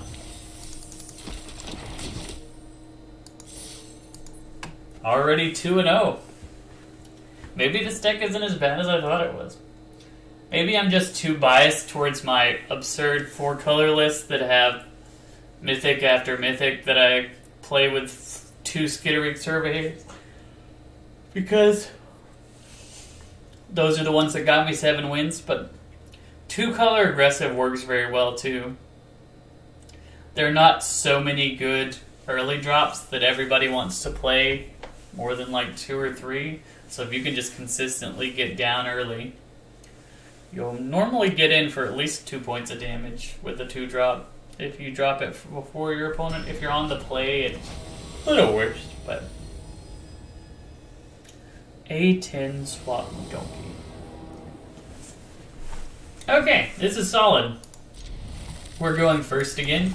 The key to an aggro start is being able to go first, and we are doing it, so. Next turn we have the option to either hold up Retort or play Surveyor. I probably am going to play Surveyor. Because, well, for one, Surveyor can't be blocked. And it blocks Shana. And it gets us our land, which is what we want. Grab a white source. Even though we have a bunch of blue things, we'll still grab a white source. No blocks. Okay. This time, we hold up all the stuff. But I will attack you.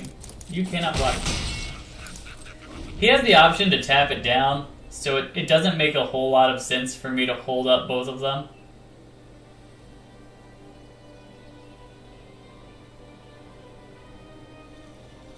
I would really like it. Yes, thank you so much. I wanted you to play that pre-combat so bad.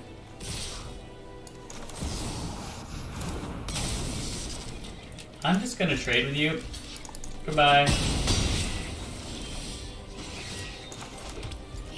Next, I will play my own Deviant Trapper.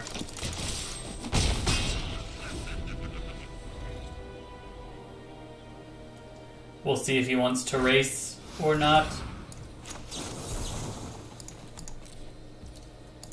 No Forebear's Blade for you.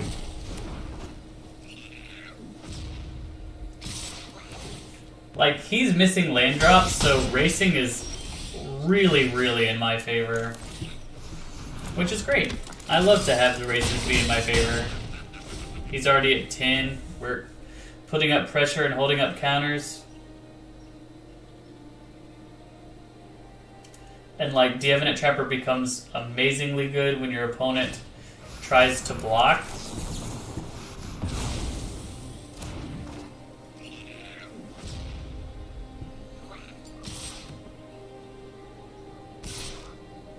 Why on earth are you attacking?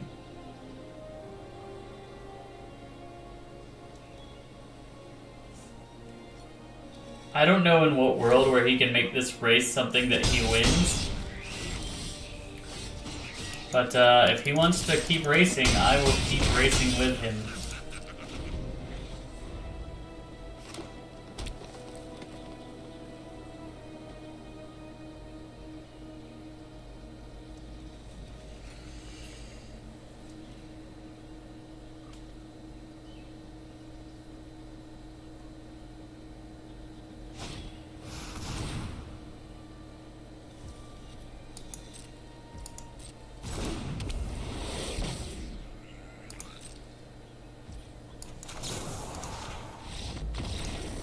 Yep. He couldn't have blocked anyway. There was really nothing he could do there. Tetsuo has been really good. We're already to 3 wins. That was really quick. 1, 2, 3. It does help being on the play. Like, I imagine that other deck, if we were on the play more, would have run out better. There's an unfortunate part to Magic, especially best of ones, where it's like the play draw difference is enormous. And it's like, how do you make that smaller? Is the question. This is a pretty good rollout, right? We need to draw white sources, but pretty common that we will be able to draw white sources at some point. And right now we can cast everything in our hand without a white source, so I'm a little sad that we keep drawing islands, but drawing islands is better than drawing cards that need white mana to cast, I suppose. Hopefully we draw a plane soon. Skittering Surveyor, okay. Skittering Surveyor is fine. Ugh, no! We cannot play that! Our opponent's on 3 color. If you play something good, yeah, like that, I'll get rid of it. No, thank you. Don't like that one. He should attack with Surveyor. It can't block. He did not. Not his best move there. Just a waste of a little bit of potential damage.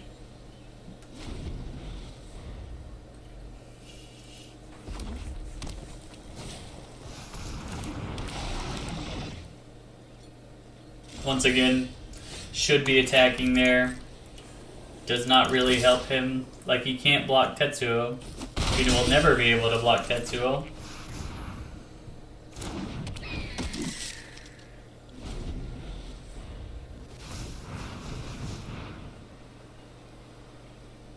He needs a flyer or a reach creature.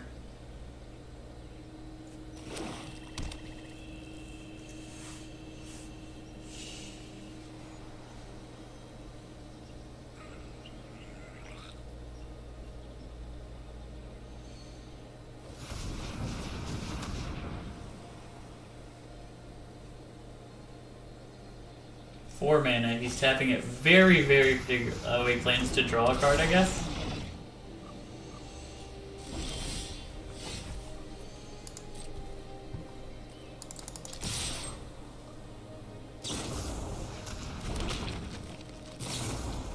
Double fungal infection. That actually is a beating for us. Do I have an artifact in the graveyard? I do not, but I'll play this guy out anyway.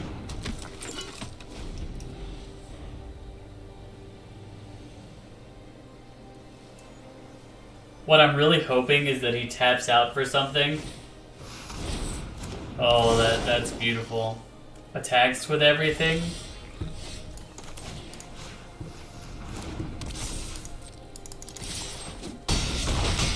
There we go. Tetsuo is so good. Like, not being able to be blocked, it got so much damage in there. That is absolutely amazing.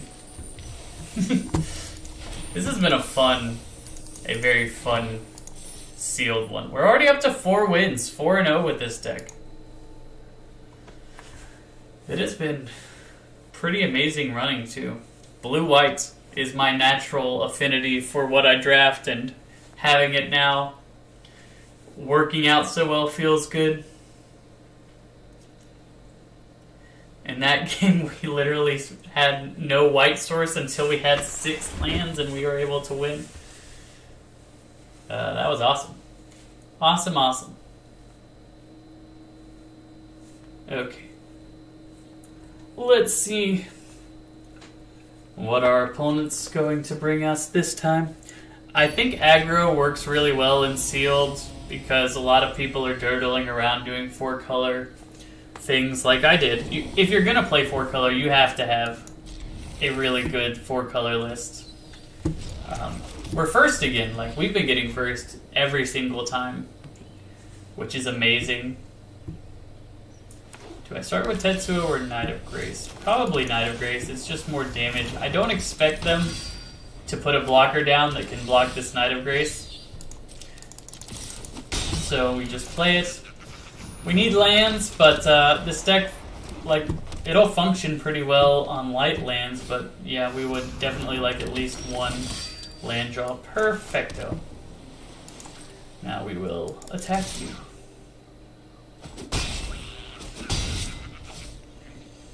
And in our turn, I think we just try and syncopate.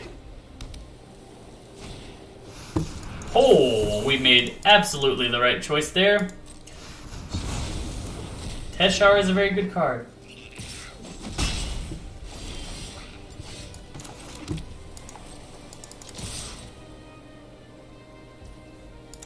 It's possible we should be holding back to block Danitha, but I want to blow him out with this Naharu Meha. That's unfortunate. Naharu Meha no longer blows this guy out.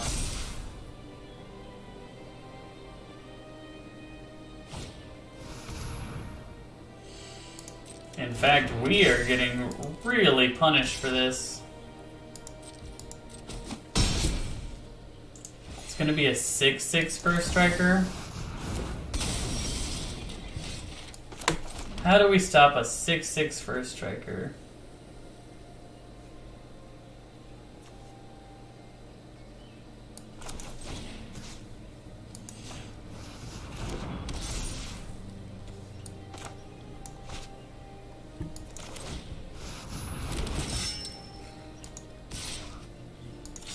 I don't actually know. Like, this is a really hard position to be in. A 6/6 first striker. Can we put up enough booty to kill it? With dub we can next turn, but like this... Oh my goodness. Okay, this game is not going well for us.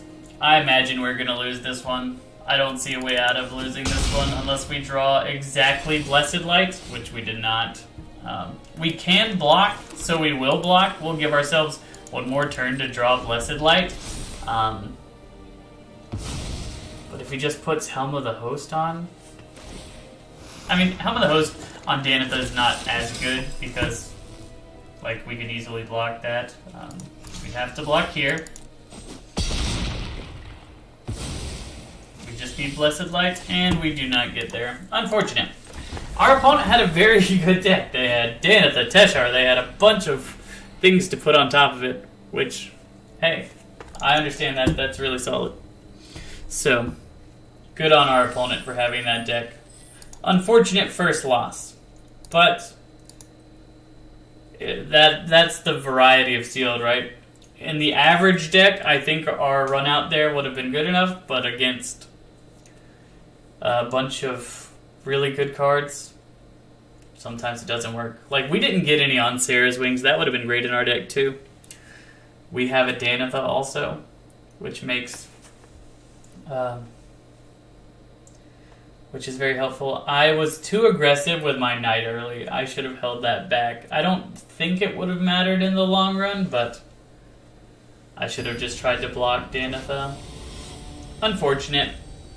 It's always good to look back at your plays and think, what did I do that made it more likely that I lost there?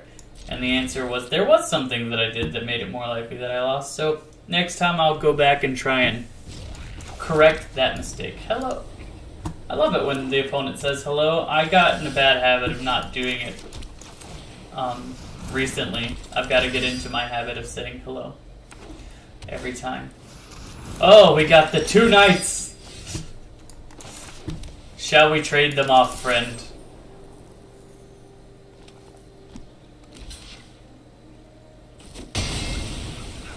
Not bad, not bad.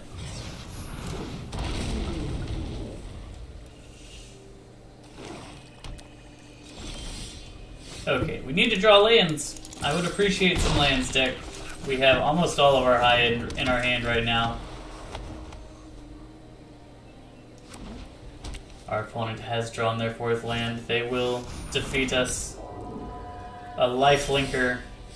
This is another one of those times that it's like, they have a lifelinker. We are going to hold back our 2/2 and try and trade with it.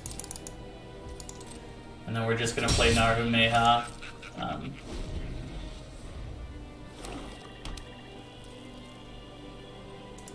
If he wants to discard a historic card to kill our Academy Drake, that is fine with me. Because effectively at that point we're trading our Academy Drake for a historic card, which most of legendary cards are very good. Artifacts that you'd bother playing in your deck are also very good, so you have the 2 chances there. We'll play Narumeha. Let's go ahead and do it. See if we can encourage him to get a removal spell.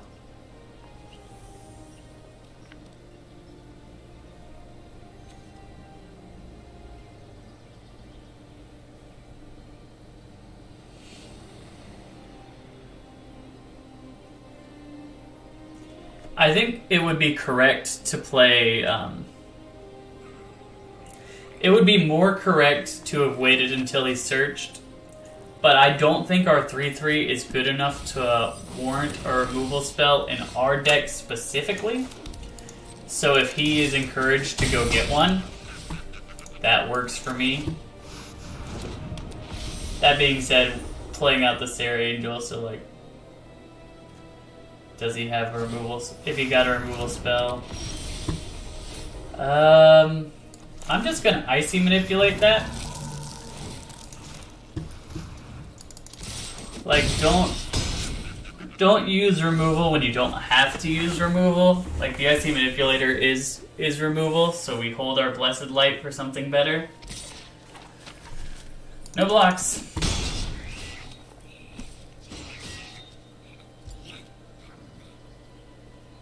If we draw a land, we can both Blessed Light and Icy Manipulator, which puts us in a very solid spot.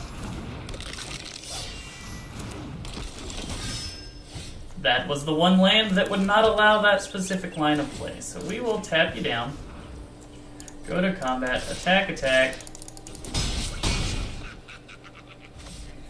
play this guy. Which can't be blocked because of Tetsuko. Like, this is a hard position for opponent because they have to deal with this, they have to deal with Tetsuko, or the knights. Like, there are lots of things they have to deal with, so they just lose, basically, is the gist of it. Good game. Good game, JZZ. I liked... Oh, they got rid of the manipulator, but...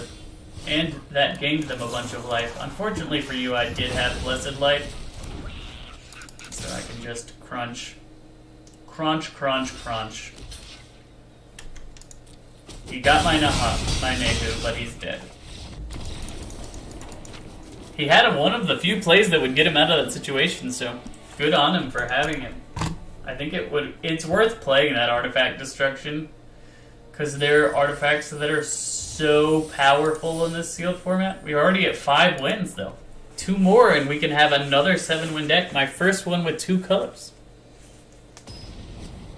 Which is awesome. Trash Cooper. This time we will take the initiative and we will say hello to our opponent. We're not going first. Oh my goodness. I didn't know this was possible for our deck. Now we say our hellos. Hello, opponent. It really doesn't bother me if my opponent doesn't... Ah, there we go. They said it back. Thank you, Trash Cooper. You're a good one. A good one. They're moving a little bit faster than we are this game, which is unfortunate. We're the aggro deck, and they're more aggro than we are. I think we play the Sergeant at Arms on 3. This is a card that I'm very comfortable trading, so I will play it to trade with Knight of Dominaria. Absolutely, absolutely.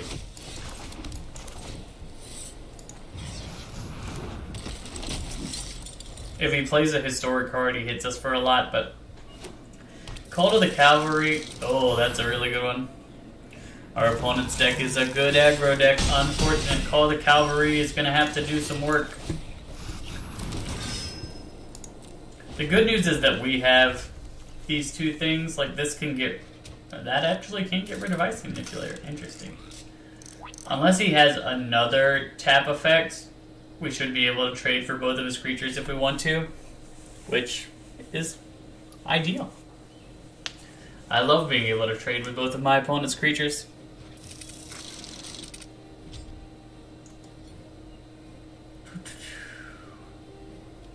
Knight of Dominaria, Diavana Trapper. He's playing 3 colors. I wonder if there's any difficulty with the 3-color mana base on him right now. Okay, so now he wishes to... Well, he's letting me get rid of his Trapper. That's a good sign for us. And now we get to play this Sarah Angel. And we get to attack for the first time. That's awesome. Because, like, if he just plans to tap down our Sarah Angel, we'll trade. He used a full-blown removal spell on our 2/3. Used another removal spell. That was unfortunate. Okay, can we play 2 creatures this turn? It does not appear. Turn artifact. We don't have any artifacts there. I'm just gonna play the Drake. Actually, yeah, I'll play the Archaeologist. The Archaeologist is not doing much. All I want to do is have a blocker for this 3/1. I should have attacked with the 2/2. That was a mistake on my part. Unfortunate. Unfortunate. It is always important to focus and not lose out on little points of damage here and there. Oh, he's not tapping anything down this turn.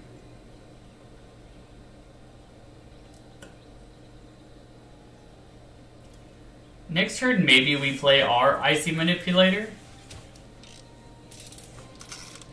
Unless we draw something just really good. I think he should attack here. Like, at some point, that Knight of Dominaria is trading. So why not trade it now as opposed to later? Yep. I think you made the right call, Trash Cooper. You let me choose my trade, but like I was going to be able to choose my trade at some point anyway. Ooh, that's a good draw. Now we'll just play 2 blockers.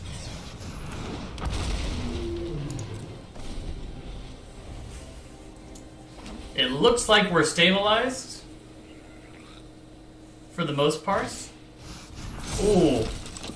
That's a good draw for the opponent. Real good draw for them. I will absolutely have to get rid of that sucker. Okay, so Blessed Light, murder that guy.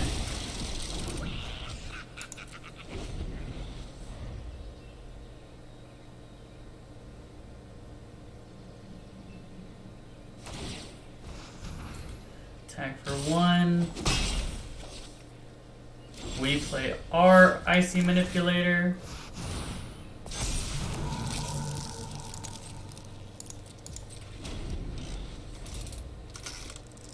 If he taps our flyer, we tap his flyer.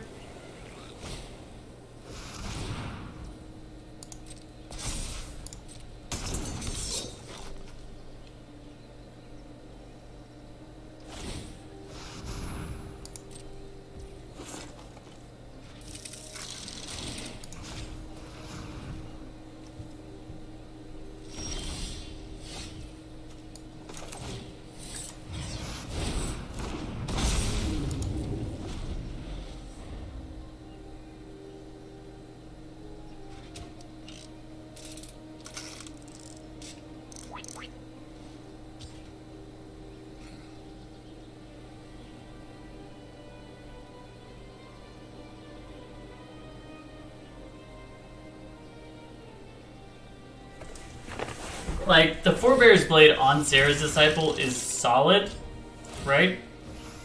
It makes things hard for me to block, but like, it serves the one added benefit for us. Oh, wait, it had trample. I forgot it had trample. He got us! He got us with the surprise trample.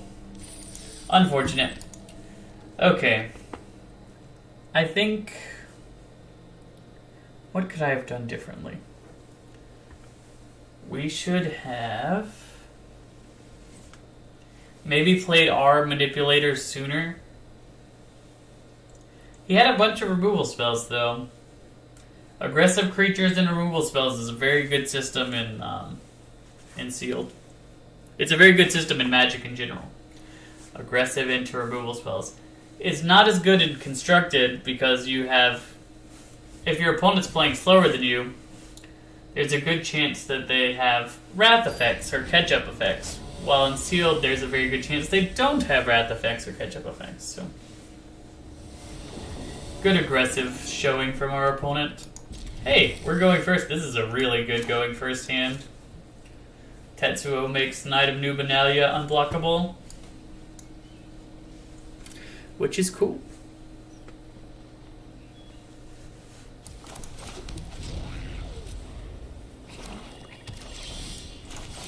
Play this guy.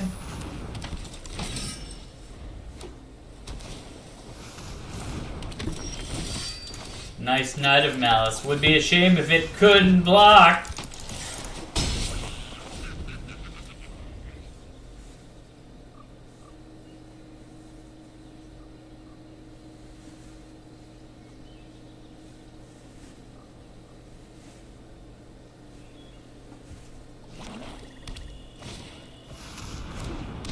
Interesting.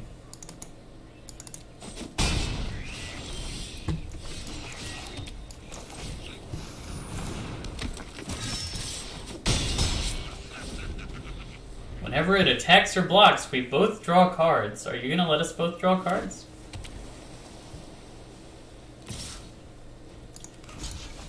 Absolutely trade the knights.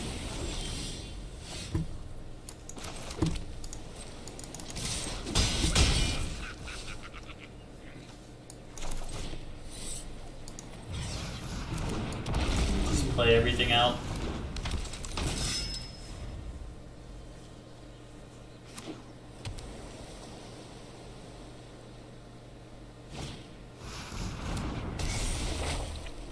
You got me.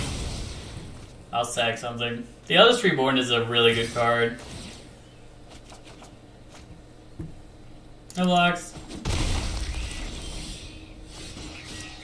So, if I dub this, that is lethal, so I will dub this and kill you.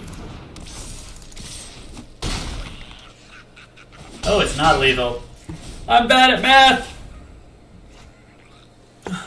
That being said, he has to deal with this, and this, and this.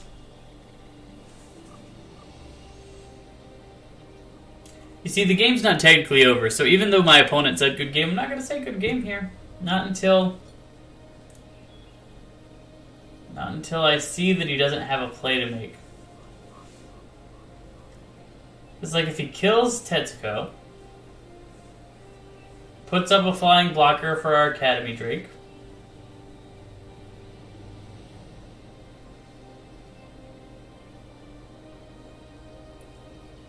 I don't know if he's thinking that I'm BMing him by not saying good game, but it's just... I'm not saying good game to you because I don't know that the game is over, right? It could not be over.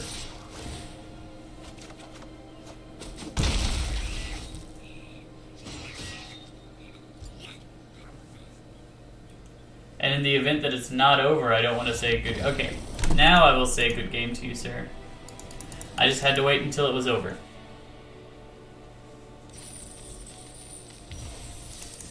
Okay, 6 wins, 1 more win to get the 7. We got the 7 a lot faster than we got it yesterday. Only been streaming for 2 hours. And whereas yesterday we streamed for 5 hours, and then I look back at my video and see that the screen was wrong for the whole time. Broke my heart. It really did. I got to play some Dota yesterday night, and I was laning with one of my friends against someone who was like Divine 2. I don't know how he ended up in the same game as I did, but I'm a Crusader 1, he's a Divine 2. Those ranks are so far apart. He's closer to a pro probably than he is to me at Divine.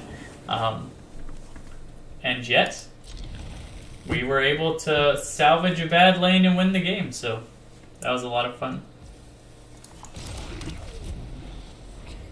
I might play some Dota tomorrow on stream instead of Magic. As much as I think that this format is fun, which it is, it certainly is fun. It's not, I don't consider it necessary to play more than I've already played of it. You gonna block? You gonna trade our relic runners? Yep. Trades are always fine with me for the most part. If they weren't, I wouldn't attack. It's the answer that I would give you there. No.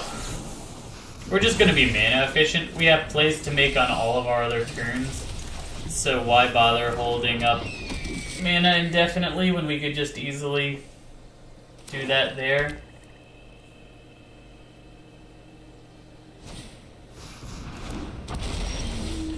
And like I said, I'm almost always willing to trade.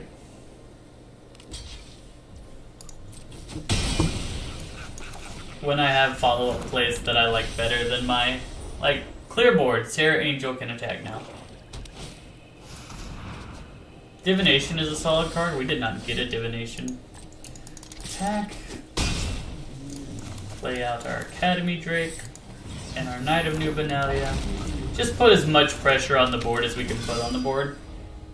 And this is where those trades have come in handy, because Academy Drake has a hard time being dealt with. Oh, he just took control of my card.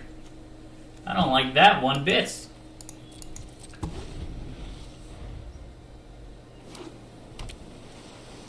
He stole my angel. This is very bad for us. That I don't care about. But he permanently has an attacker. That's a 4/4 vigilance. How am I going to deal with that?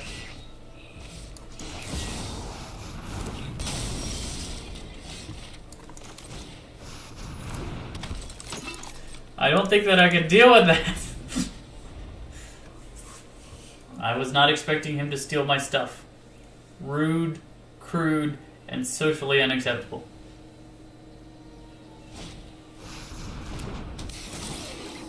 Please, please, please return my, return your impulse clutches to your hand. Do it. You know you want to. Do it. You can steal something better. Much better.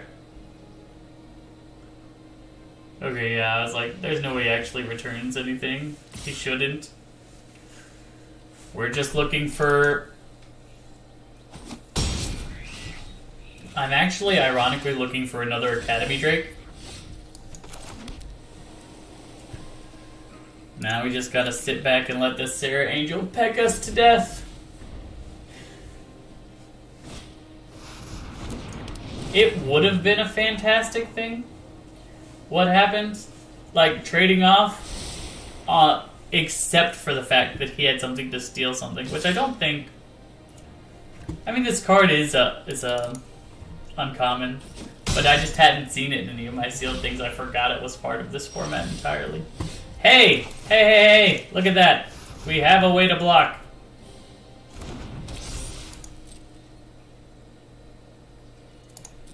You cannot attack through Academy Drake. He is too powerful.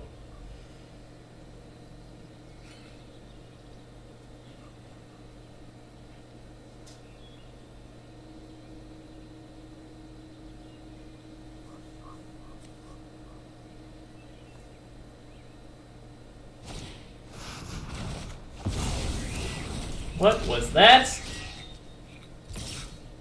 Okay, yeah, now I'm dead. That was a house. A house of a card. 6 wins is still good. We got all of our money back on that one. I think that I'll probably just play one more of this. And then I'll try and decide if I want to do the midweek magic or just call it there for today. Ooh. Pulled a lot of mythics in the packs that are not our packs for sealed, but... Oh, a gold wild card. That's actually the best thing we could have gotten. The rare wild cards are all the value. Okay, last one of these before I change to something else. Okay. Lich's Mastery. Oh no, that's not a card that we really want. Cabal Stronghold can help us get to this. Forebear's Blade is very good. This could be good if we have enough historics. Siege King is a solid card if we have the pool to back it up. Once again, really solid white card in Danitha, Trapper, Blessed Light, Angel. I would like to be in black, so let us see if we can make a good enough black deck. Yeah, I think black is solid. Black is definitely solid, so we'll put this in gear. Whenever you gain life, you draw a card. Yeah, I don't think Lich's Mastery makes the cut, guys.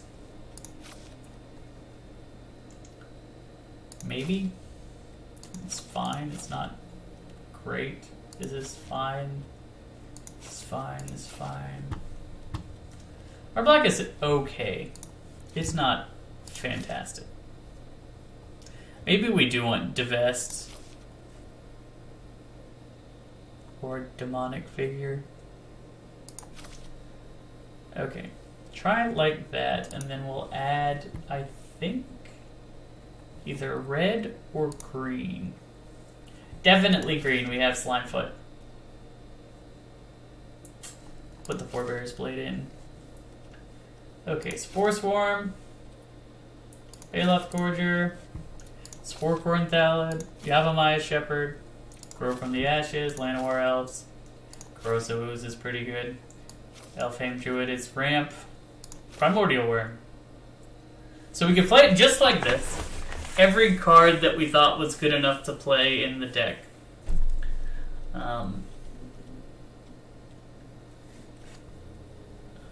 We also could add, like,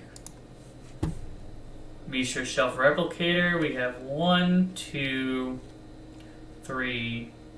Only 3 historic cards, so probably not worth it.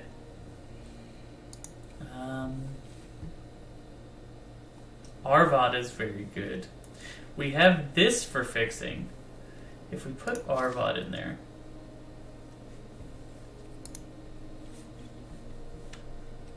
We didn't get any Skittering Surveyors. We did get a Navigator's Compass.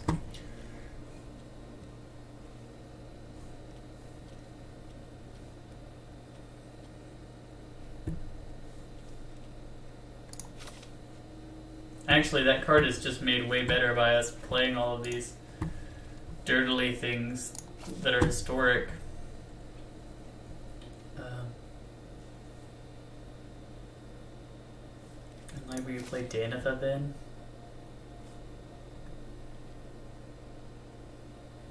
And we play Impulse to fix a little bit. If we do that, I think we take out Soul Salvage, Skin Witch,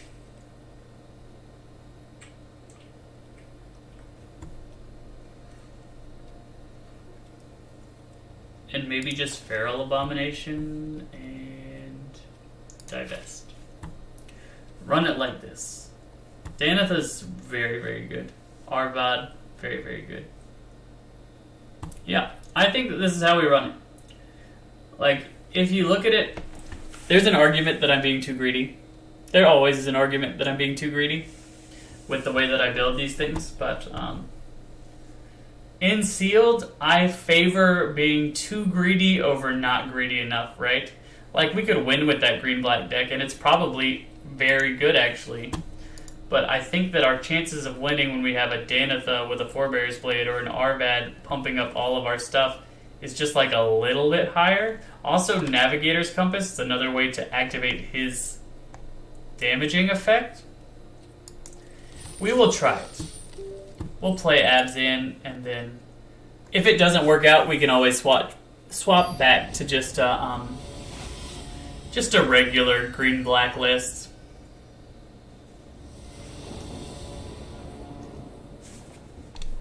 This hand is solid. We can get all of our colors from this Grow from the Ashes if we just draw one land. We have 3 turns to draw one land. We also have a Slimefoot that we can play on too. Perfect. We drew our land. We can play the Thallid. Is he going to syncopate our Spore Crown Thallid? Indeed. I don't think he realizes how good that was, but he did it.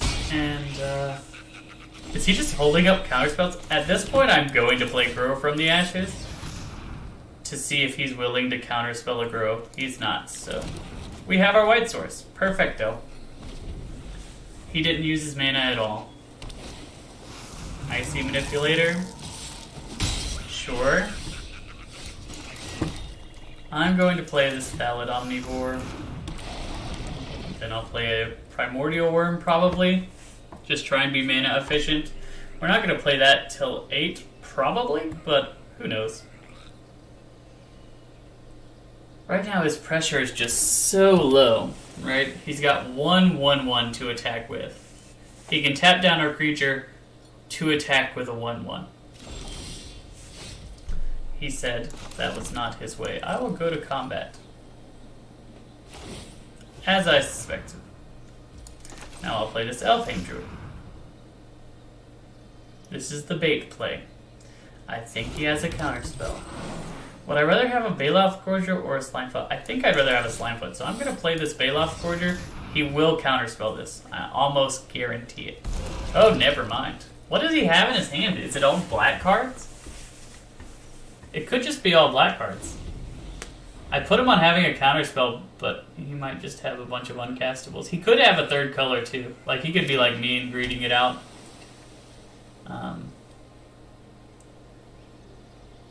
But yeah, I'm going to play Slimefoot next turn. And the Slimefoot next turn should be very solid. Imagine if we had our Lord, though. If he hadn't have gotten rid of it with Syncopate. I'm so confused as to what he's been drawing this whole game.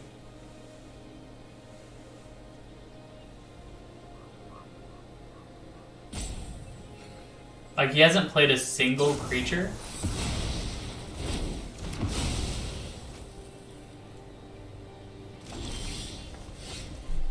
Okay, go to combat. Let him tap down our Omnivore. No attacks. Play Slimefoot, in case he has Syncopate. Play Deathblow Thallid.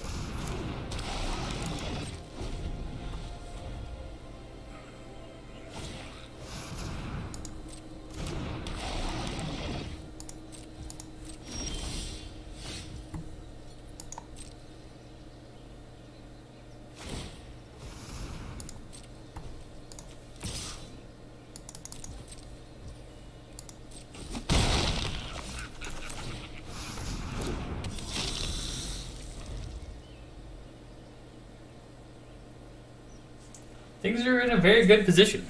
I don't see how our opponent is going to be able to deal with everything we've got based on what they've shown us so far. And we can just start pumping out the tokens with Slimefoot. Drawing another land there was actually pretty amazing.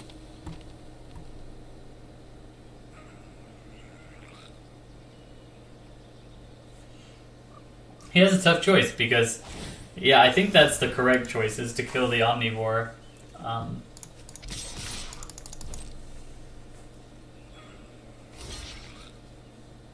That'll actually pump our Kazarov, unless he's got something.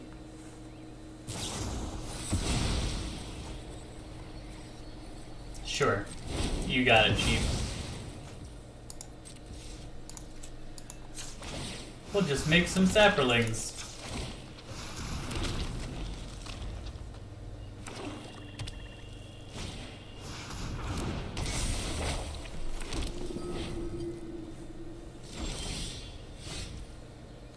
That's funny.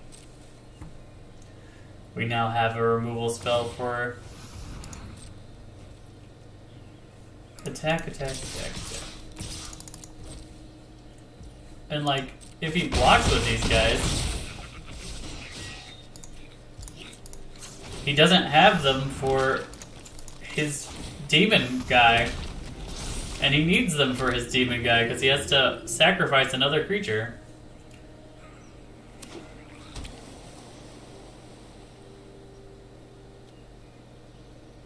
But yeah, this is why Slimefoot is such a house, right? He's given us so much more. Torrigar is not something I care about particularly.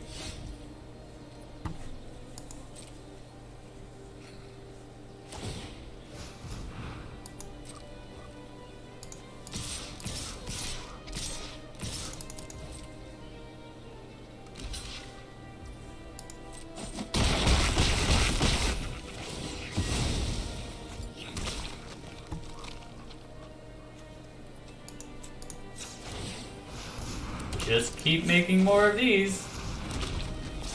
Every time they die, they deal 1 damage to you. We attack with everybody next turn. I can just sack all of these guys. To my Omnivore and you die.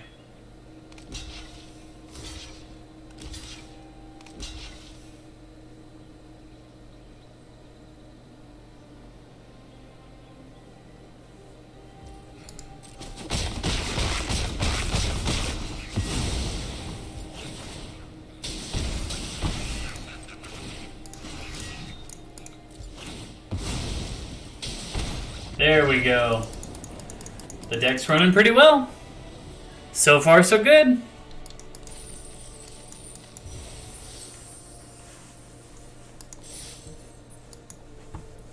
We didn't notice our white splash there, but I think that having a splash that you don't notice negatively is a positive. And that wasn't even our best run out. Like, he had the Syncopate for our 2-drop. I can only imagine how much stronger it would have been. That being said, he might have been able to syncopate something else. But he would have been holding that up for a long time. He just had like no creatures in that deck, or he just had really bad running. It could have been either one. Sometimes people run poorly.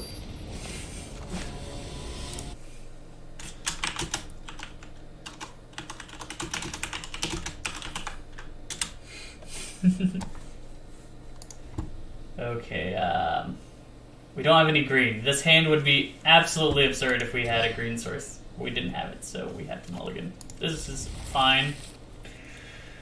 I think we do... No, I'm going to put back Cabal. We'll play Llanowar Elf. Next turn we can grow from the ashes, get our black source. We have Navigator's Compass to get our white source. Or we can do this to get our white source. And then play Navigator's Compass City.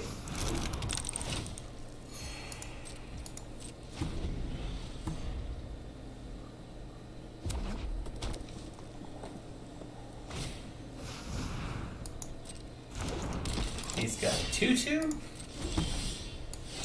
I have Danitha. The reason why I'm playing Danitha is because A, it blocks a Keldon Warcaller. B, you always get surprised when you suddenly Arvad in your... Like, it looks to him like he can block. But the answer is, he cannot block.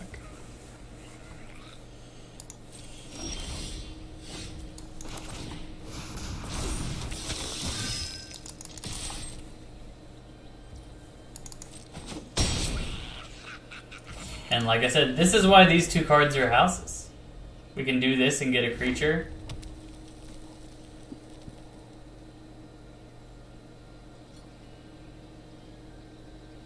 I would imagine he has a removal spell at some point. You're just gonna bounce it back to my hand. Interesting. Well, I could attack with Arvod. Still. And, I can also just play this guy.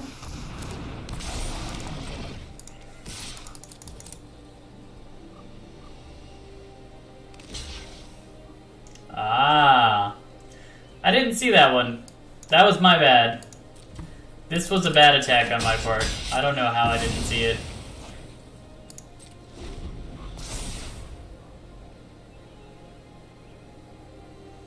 It's possible that it's because I am a dummy.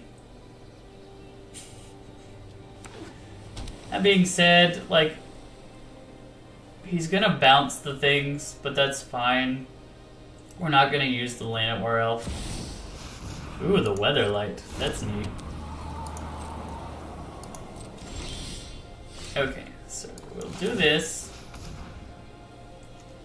Grab you. We'll play you. No attacks. Now when it bounces the creatures, we at least have 2 creatures still on the board.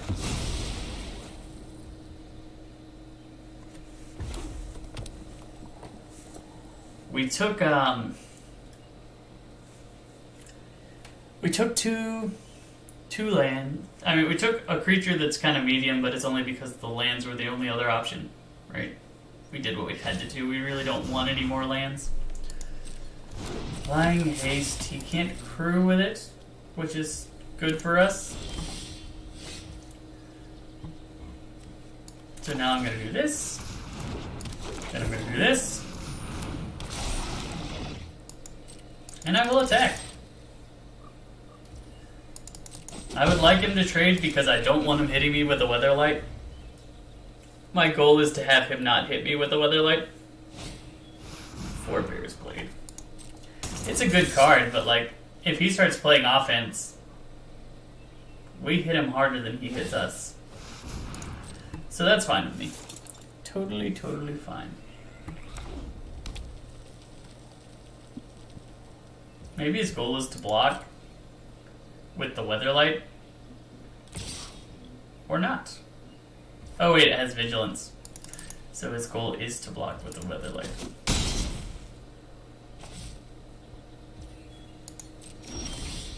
Okay, so now we play Slimefoot. And you have a Maya Shepherd. And just keep making Thalids. Nope, not gonna attack. I see that Weatherlight there. We just have to deal with one creature and we're in a great spot. And we can just keep making infinite of these saplings.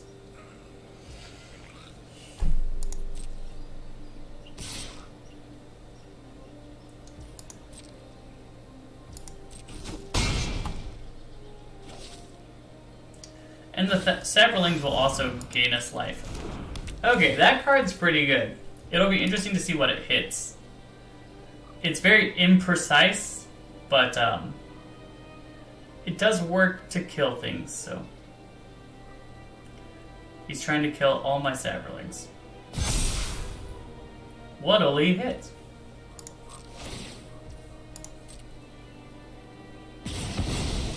Oh man. Our Lord was probably not what I wanted him to hit there. That being said, we'll play this Danitha. We'll make a 1/1.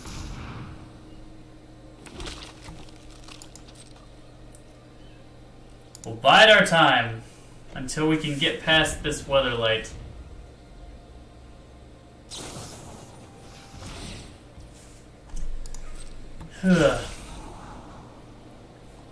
We need our removal spells. We still have every removal spell in our decks, so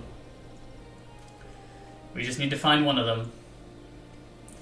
I can't remember if he topped or bottomed this. I was not looking at the screen, I was looking somewhere else.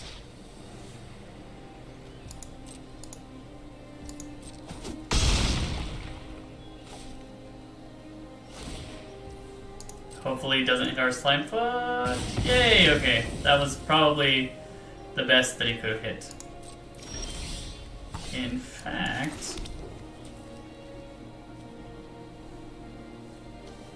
So we could do that. It's not making any mana right now. It's not mana positive.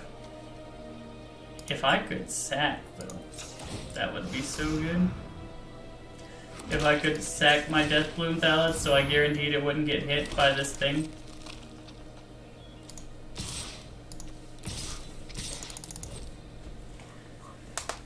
If he blocks with it, we'll ensure that our Slimefoot lives! That's our rule. He can only block one thing. One thing.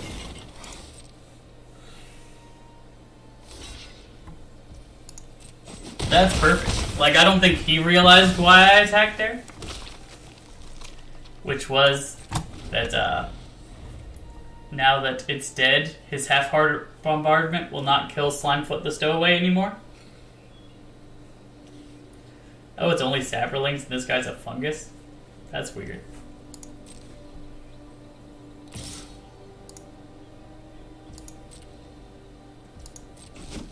If we get more swamps, this Cabal Stronghold could be really good for us, but we need more swamps for that. Okay, so next we attack with all of our Saprolings.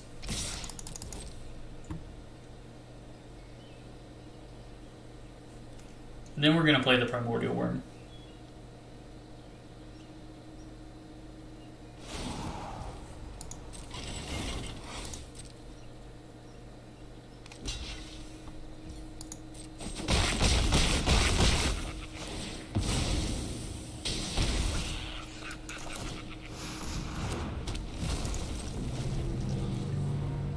This guy will attack next turn. He can attack through the Weatherlight very well, so we'll attack with everything, probably?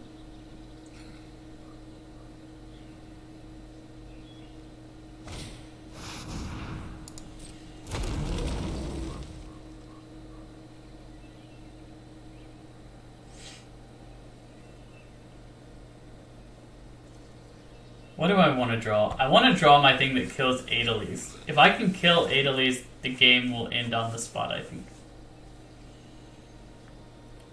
So drawing something that lets me kill it would be very good.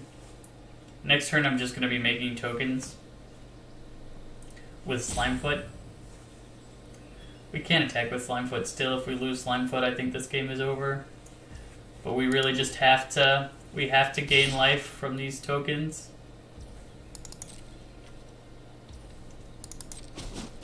Otherwise we die. Actually, we can attack with Danitha to gain life too. So we will attack with Danitha. That was not a great draw. But at the very least we can make more Saprolings.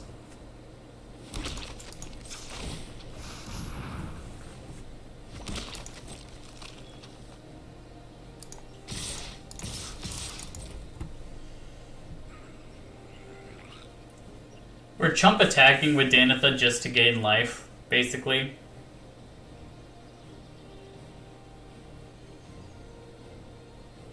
If he blocks the two biggest, he's going to take 4. And then if he attacks with Partick Wonder, he might just die? What on earth? Why is he not blocking anything else?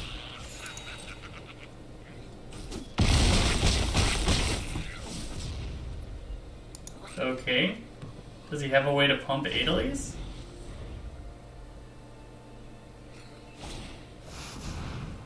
Oh no. Exactly lethal because we don't have a sack outlet. Oh, it only works against creatures. Oh! Aha! Oh wait, he still does have that. Man! Man! That was so close, he was at 1.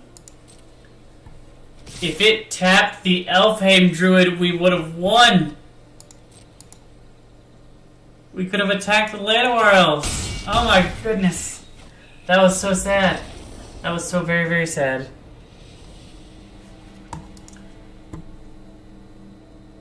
We just couldn't draw our removal spells. We have removal spells in the deck, so sometimes it goes that way. Sometimes one Adelies just and a Weatherlight get there. Perfect. We can cast everything in our hand. Navigator's Compass did nothing last game, but I imagine it's going to do a fair bit this game.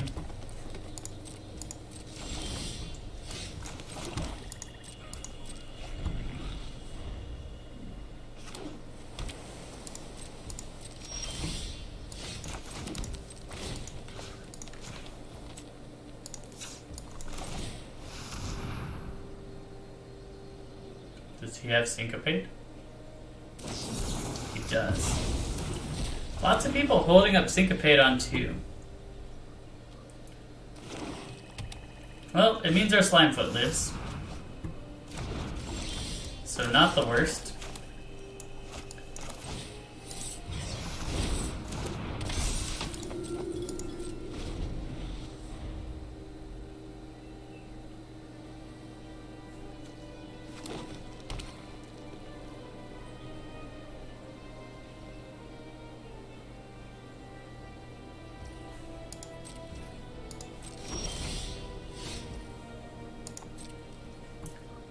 Start with attacking always. We want him to make the first move.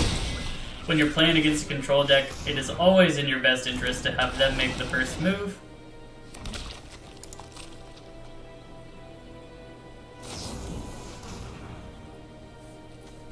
Interesting. He traded his Zeppelin for mine.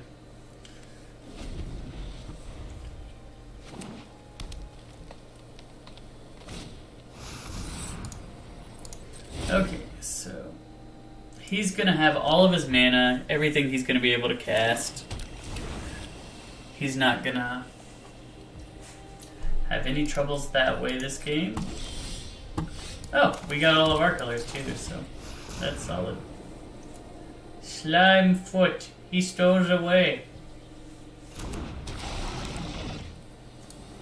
Demonic Vigor, he will remain.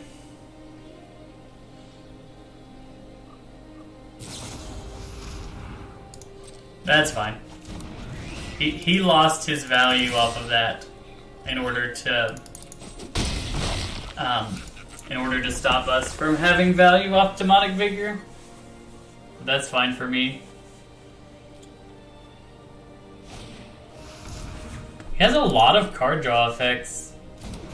I wonder what he's digging towards. Like, is there something specific that he's looking for? A Mammoth Spider.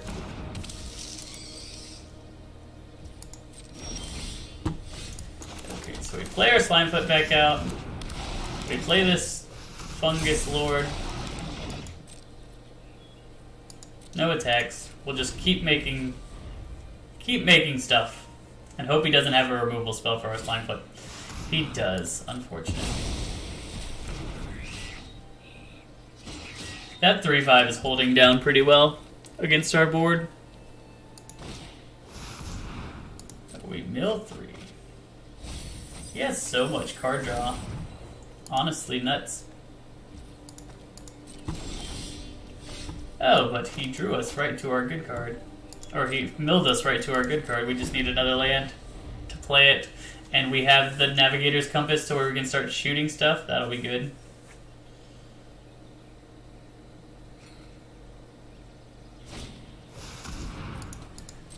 That's a solid card. Please don't hold up a counterspell. Let us draw land and don't hold up a counterspell is all I'm asking. Is that too much to ask? It's not. It's really not. Just a land. Just a land. Perfect.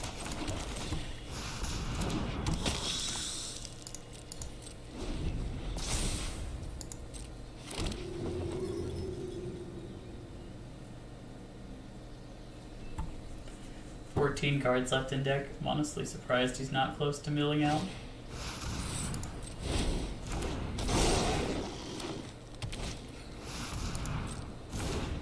Well, he's certainly got us beat on threats. That is for sure.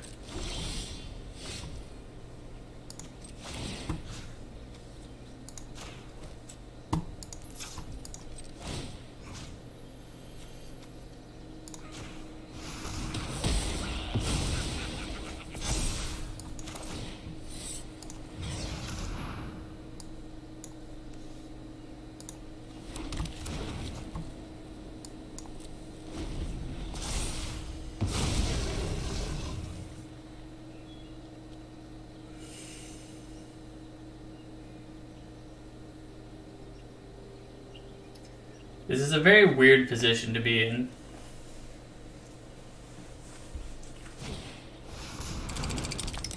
He's giving us more things we can shoot, which I appreciate. Always like shooting his cards. I imagine he's close to running out of good threats. Ooh, nice. So we do this, we turn you into a red, we shoot. Here's Surveyor. Goodbye.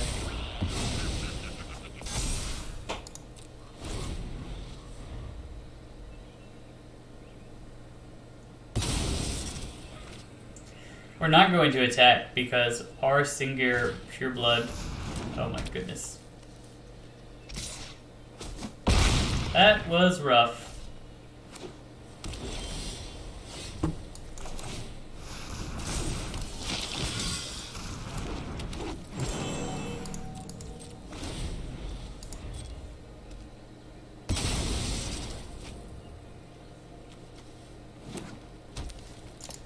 If only it could still fly, it would be good enough, but it can't fly, so it makes this really awkward. Things are not looking good for the home team. I'm just gonna attack with Arva. Nah. We're in a tough position.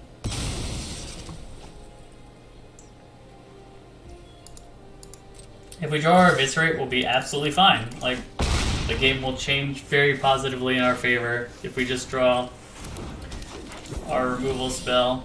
This is the second game in a row where it's like a removal spell and we're good, but we're just never drawing the removal spell.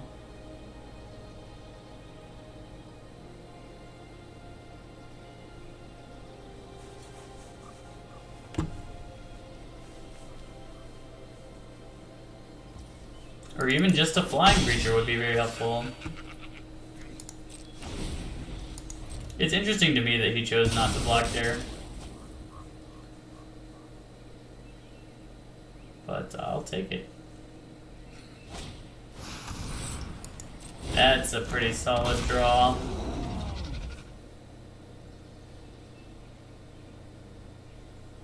Wonder what he fights here. Yeah, that's fine. Is he swinging out? Is that his plan? Pass to blockers. You can block the trampoline guy. You can block him. We're taking Sid. No, we can't do that. So we'll have to do you block you. You block you. Yep, we're just dead no matter how you slice it. You got us. You got us. This deck is not turning out as well as I would have hoped. I'm going to go back into it and see if there's another removal spell we can add, because that's what it always seems to come down to. I think we add Blessed Light. What else can we add that it has a way to remove something? None of those things. So we add Blessed Light. Do we add Sarah Angel? Sarah Angel is kind of a house. Okay, we're adding Sarah Angel and Blessed Light. We're getting a little bit more white than we were before. I'm going to go down...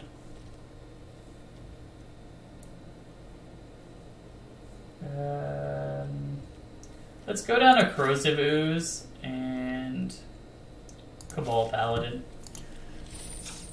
Two cards that we've never seen in any of our games, but two cards that I think that it's fun to get rid of. Thought Ride. I've played Thought Ride before. Was it today that we played Thought Ride? I think it was today that we played Thought Ride. So this is the rematch. I don't know if we won or lost last time, but this is the rematch.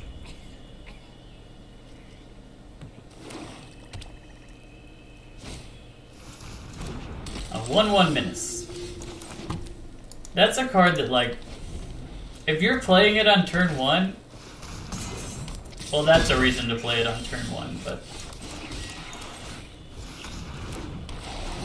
you want to spend your next turn equipping your Jousting Lance to hit me for 3? Like, he hasn't added to the board at all.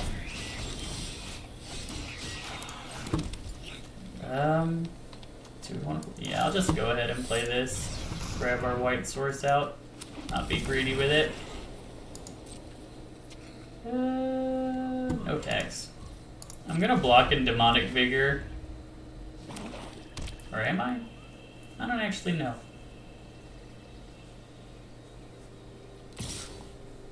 Yeah, you can hit me for 3. I don't care.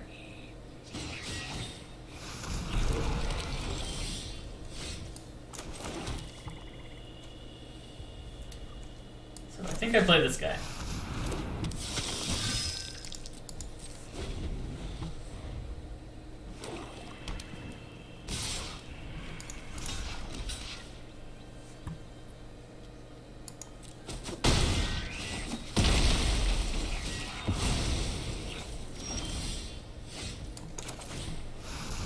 Hey, we can finally block your dumb guy. Big worm is big.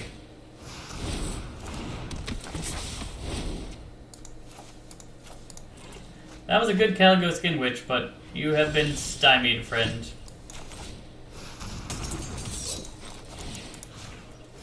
And the pain's coming.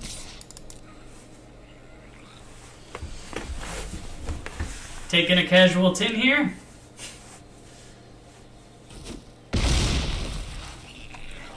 And we have Blessed Light to deal with anything that can... Yep, just like that. This is an instant too. That's so good. Here's what I'm going to do. I'm going to do this. And then I'm not going to attack this turn. Because I forgot that I was 1 lane short of doing the thing. Oh my goodness, that's actually pretty solid. So here's what we do. We attack with everything. He doesn't have first strike.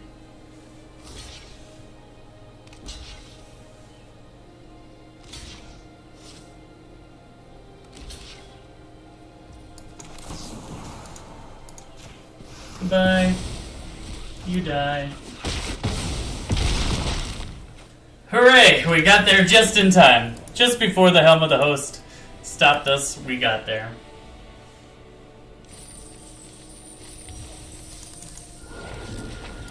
Nice. Okay. I think the change to add another removal spell on Sarah Angel was a good one. I think our deck was lacking a little bit of interaction. We had a lot of good threats, but we lacked a little bit of interaction. So just adding that little bit extra to make things more consistent is awesome. I'd love to keep winning in this with this deck because I think it's good. Like, I enjoy having a Slime Foot. I enjoy having all the fungus stuff. And I think that we haven't gotten to see the best of it yet, so I would like to keep playing it.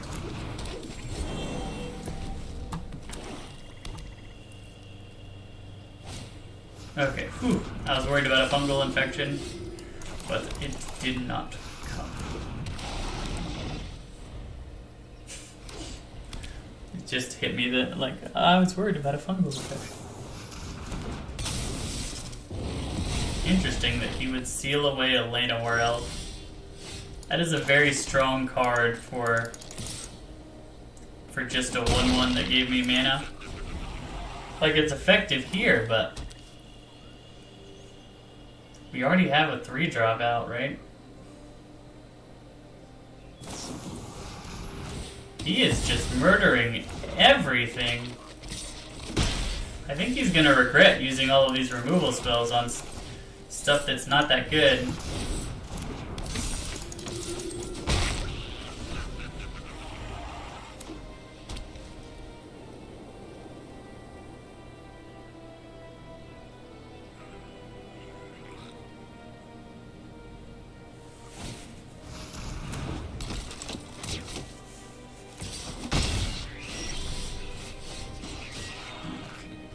I think I do this and try and find a white source. Or we find a Cabal Stronghold, that works too. Like this guy.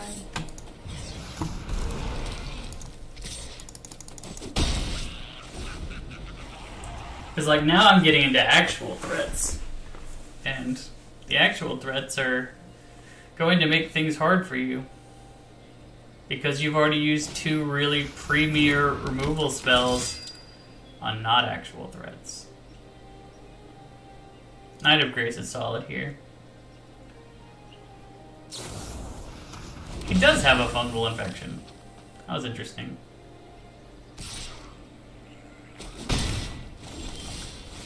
I am going to attack with this guy. I'm one his Knight of Grace off the battlefield. I will sacrifice to do so. That's fine too. Surprise! We're a white deck also, and we have a Denethor Capuchin.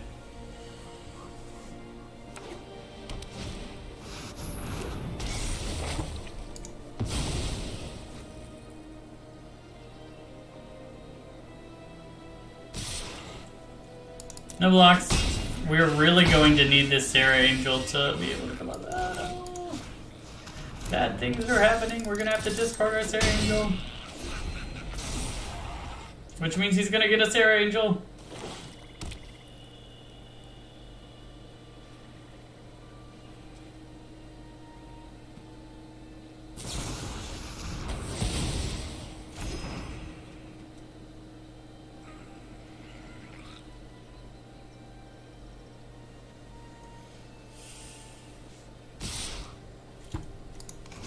Things could be better. They're not great at the moment. That makes it a little bit better. This will stop him from just running away with our Sarah Angel.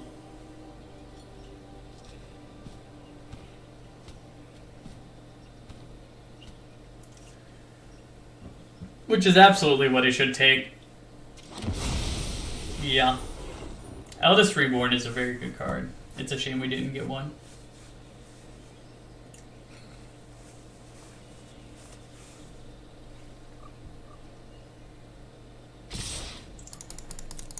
It makes a lot of sense for him to keep attacking when he thinks he has a blocker that does something.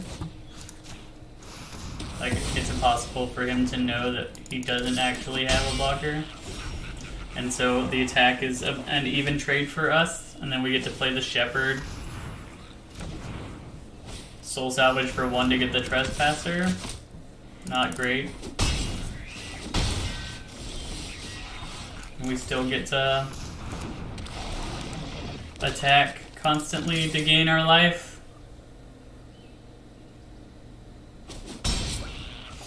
He's looking at that seal away like, why did I spend all of these cards for things that didn't matter before?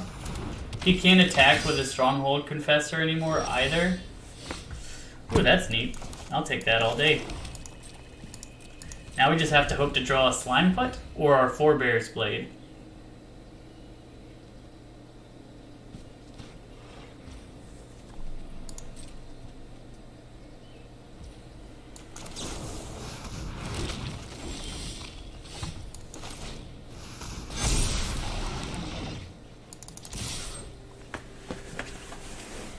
I think we're in a good spot now.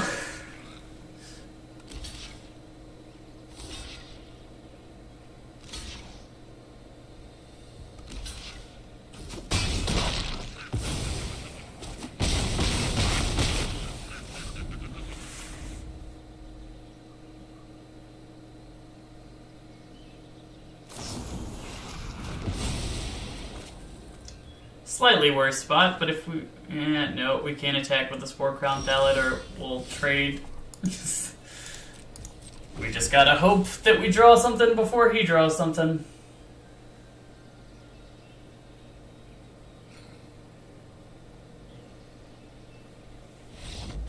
Oh, okay. That works. I don't think that he was dead by any means, like... He still had some play there. It's interesting that he decided not to. Maybe all of his good cards were gone, but like, half of his deck was left. If all of his good cards were gone already...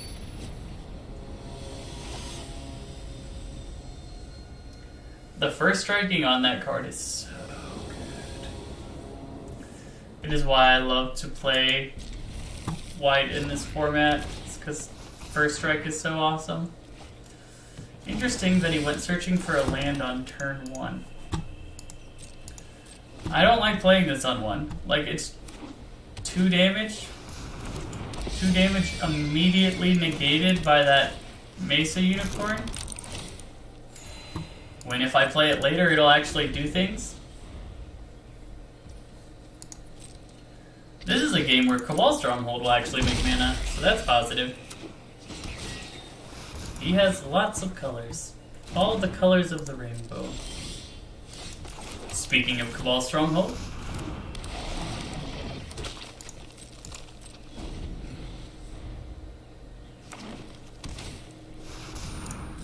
Okay, the stalemate has begun.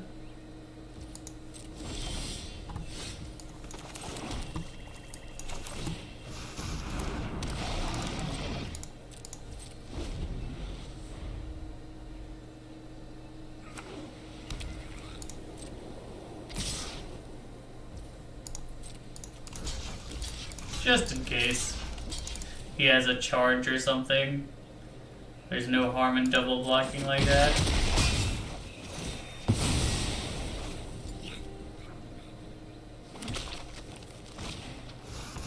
Marwyn. Marwyn's great in elves, but how many elves? Well, he's got 1 elf, so that's positive. He's ramping. We're gonna be ramping. Everybody's gonna ramp. How much mana can we make if we turn this into a swamp? Can we do this? Making 4 mana. Play this guy fix.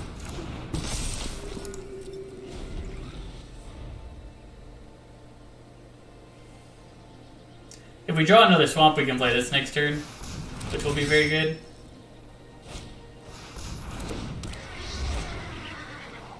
Yeah, I think we'll be in a really commanding position. Yes, that was exactly what we wanted. Okay. You shall be a swamp.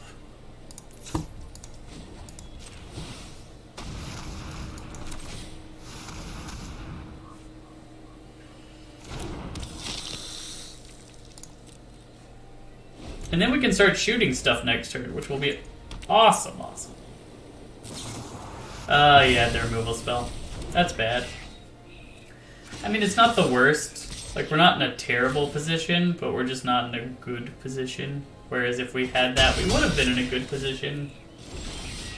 Okay, so... I think I just turned this into a green source.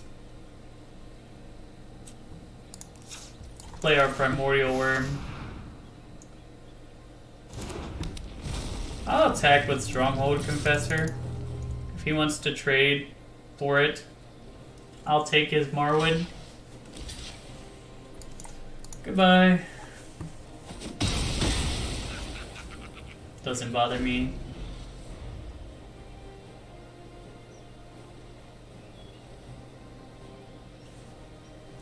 Our Forebear's Blade would be very good here.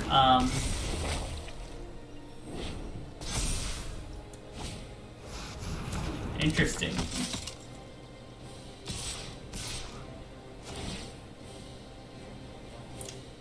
Our Sarah Angel is not so good right now, but could be good later.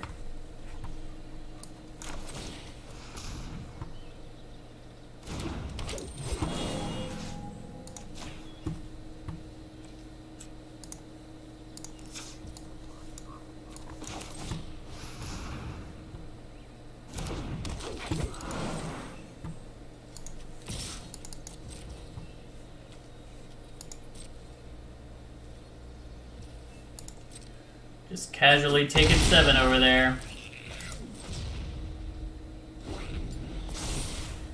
Yeah, things are not looking great. If we draw Blessed Light, things will be looking absolutely fantastic. Okay, this could actually work out. He is playing a game where he thinks he cannot lose, but I will show him that indeed he can lose this game.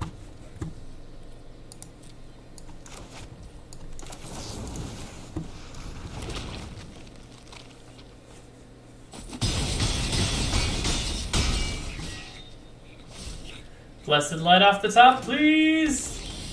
Dang it. Okay, we lose. We lose now. Unfortunate. I thought our deck was better than it ended up. It seemed better than it ended up.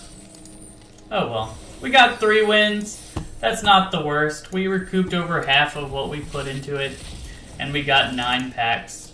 So, another Cabal Stronghold. This game really loves to give us Cabal Strongholds. In the end, it was like he had...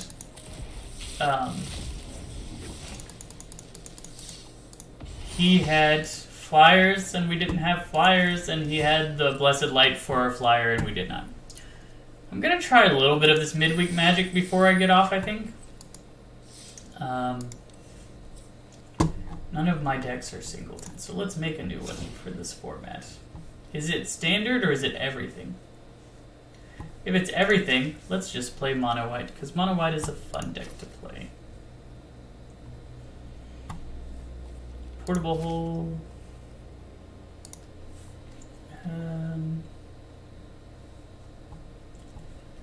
Ambitious Farmhand.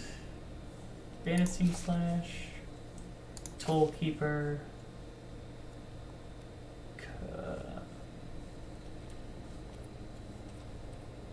Let's see. Fateful Absence. Giada. Guardian of Dominaria. Knight of Lightstone. Flaming Fist, Duskguard. We could play Lion's Ash. We could play Spirited Companion and Sun Gold Sentinel and Thalia. We play Brutal Cathar, Anointed Peacekeeper, Adeline. And then Inspiring Overseer.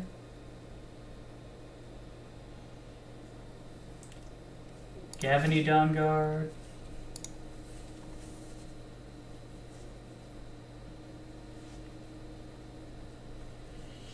Wedding Announcement. Welcoming Vampire. I feel like I'm missing a 3 that I was supposed to be looking for. Extraction Specialist.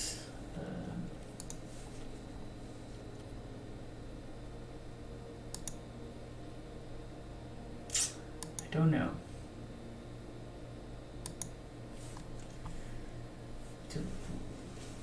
Champions of Tyr. Sarah Paragon. Wandering Emperor. Elspeth.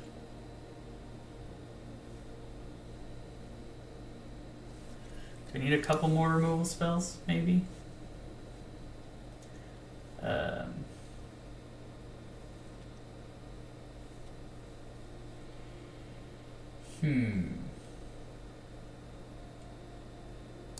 Garden Savior is a very cool card. Sanctuary Warden.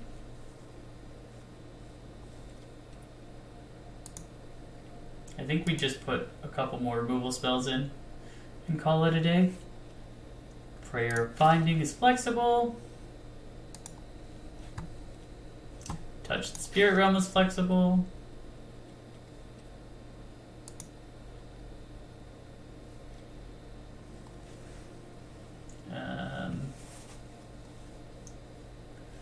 Are there any pump effects? Like, I feel like having a pump effect would be good. We'll play Valorous Stance. It's flexible. And Priest of Possibility could be fun. Yeah, why not? Play. Whoops. No. We still need a bunch more cards.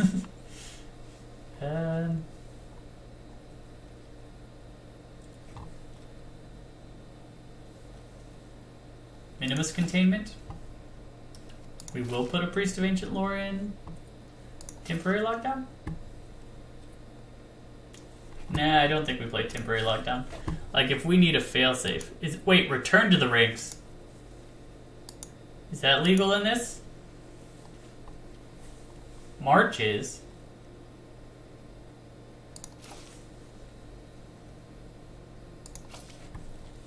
What if I put return?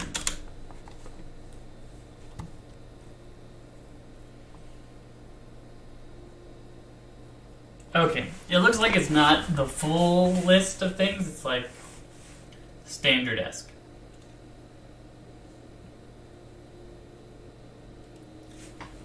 But this seems fine. We are aggressive. I wish there was another 1-drop that I felt was like decently aggressive. Like a 1-mana 2/1. Any 1-mana 2/1.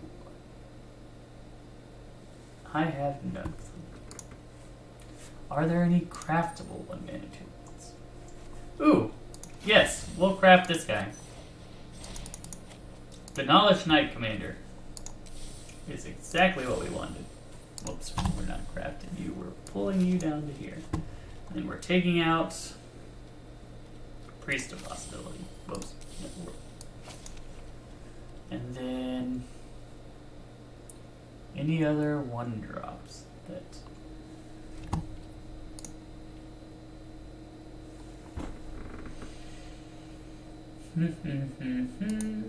Nope, doesn't look like it. Okay, we'll run it like this. Mono white for the win.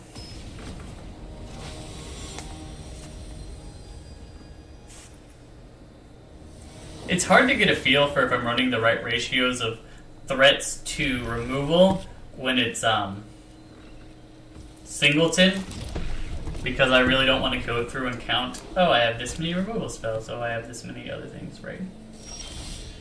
Is it the mono white mirror? Is that what's happening here? Nope, he's black white. Okay, let us see what you're working with.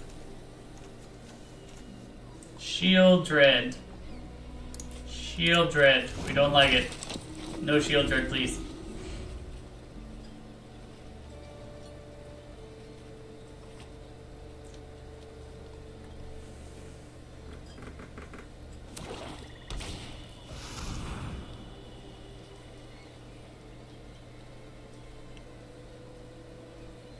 Probably Inspiring Overseer.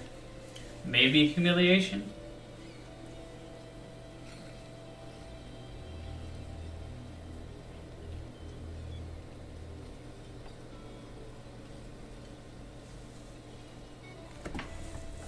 I definitely can see why a person would play black because there's so many strong black cards, but like I just like the consistency of mono white. That was a good draw. But I think we're gonna save it for one turn after now. No attacks.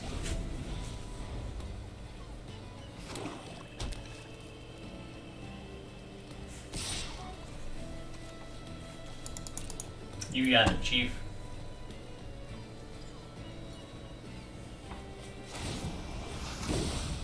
Ooh, ninjutsu. I don't think he worked out how that's gonna work with my humiliation.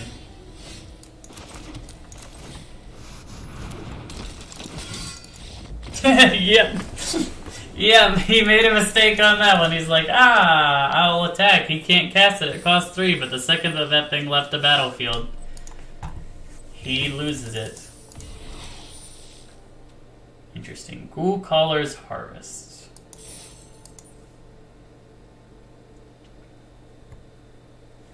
These are the type of decks that I like to play. These mono white type lists.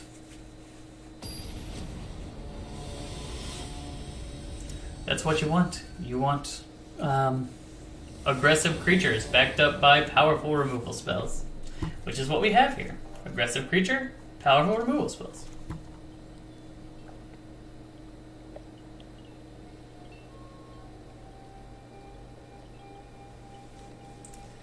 It is funny to me that, like, black gets to destroy things, lose 2 life, uncommon, right? Not even worth putting it in the rare slot. But white, I should not have been so quick on the draw with that.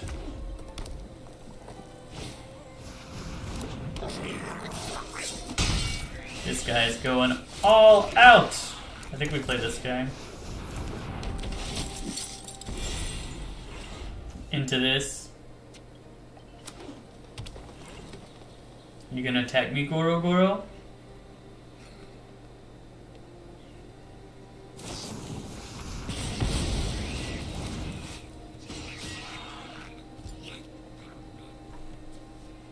You're gonna make everything gain haste? Okay, so now we have options. I think this is the play. Just play out our Gavany Dawnguard. He has Ward 1. He can block everything pretty well. He can find us more cards because almost all of our deck is exactly what he wants.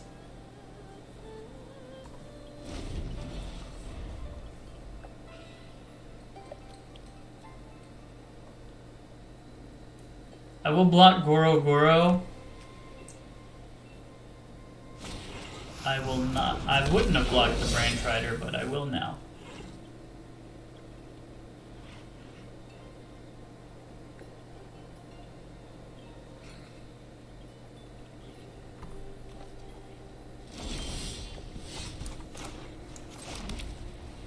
Okay, so let us see what he has in his hand. We're gonna get rid of Rending Flame. Or say that it costs more to cast Rending Flame.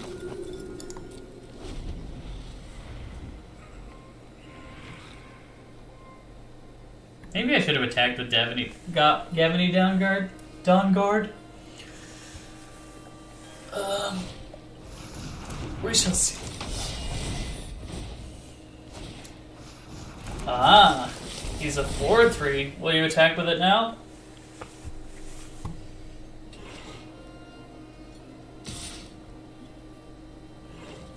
I will block it, but the question is... Rending Flame deals 5 damage. Yeah, I'll just block it. Ooh, that'll be good. So here's what I'm going to do. I'm going to do Ambitious Farmhand. Grab a Plains. Play a Plains. Touch the Spirit Realm. Say goodbye to your Raja. No attacks.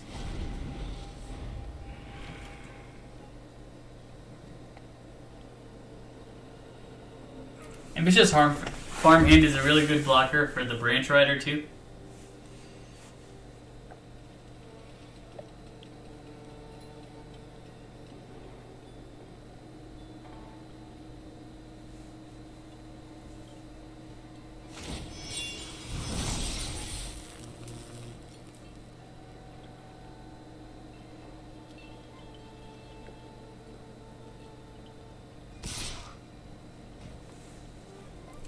You got it, Chief.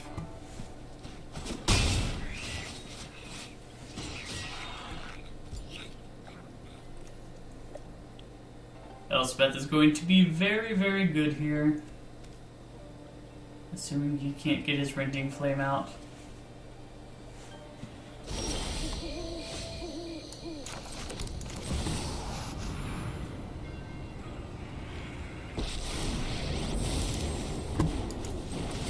Towards the fight. I'm ready. I know there's a hero inside you.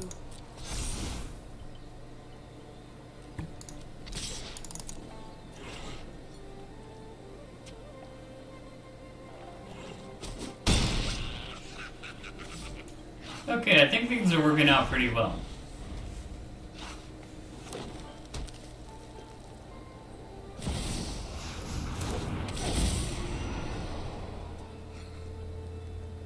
I can kill that. In fact, I think I'll just find it.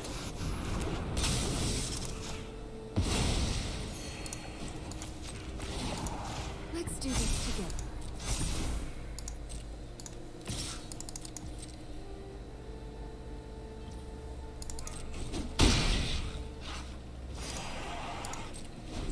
This Peacekeeper is becoming a house! First strike, vigilance, lifelink. He can finally Rending Flame it, but then he can't Rending Flame my Elspeth?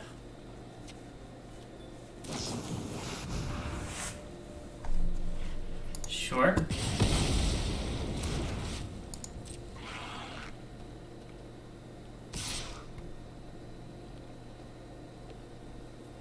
He should attack with both.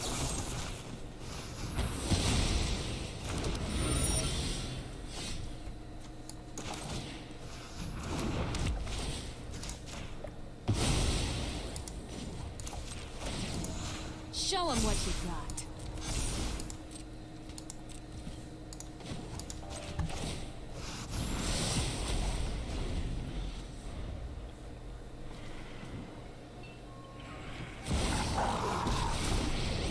Planeswalker versus Planeswalker. His could become a 5/5. Oh my. That actually is pretty good here.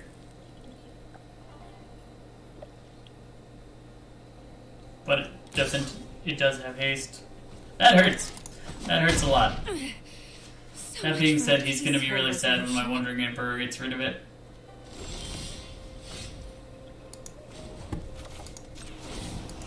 I know there's a hero inside you.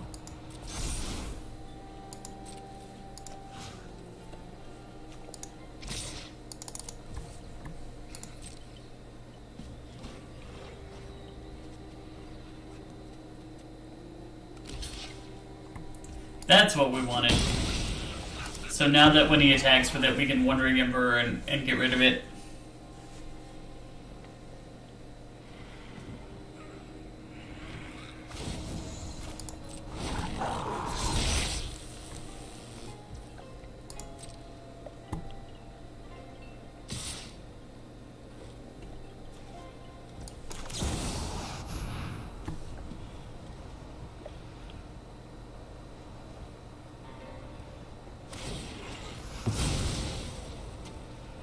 Interesting that he chose to draw a clue at that exact moment. Like, I don't know what he could draw that would make Wandering Emperor not be able to exile his Arlen. Run away. You'll be safer.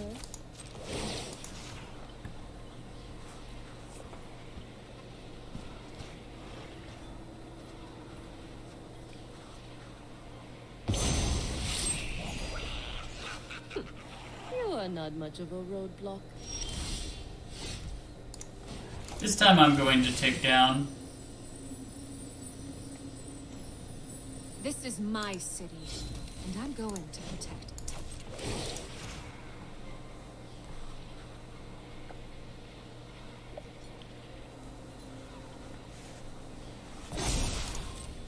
Show them how we greet our enemies.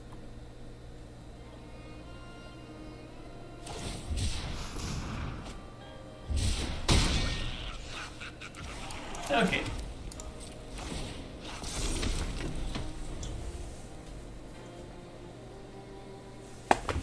I haven't seen a whole lot of why he's playing green in this deck. I wonder if he,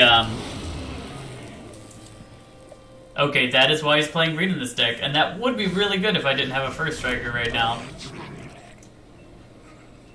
I was very curious as to why he would be playing green.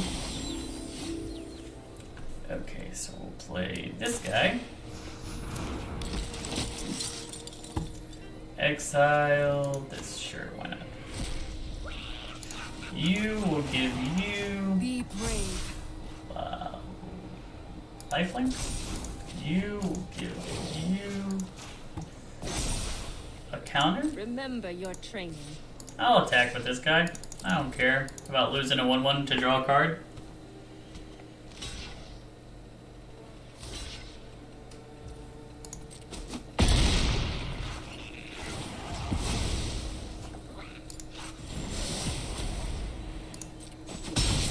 It perpetually gets what?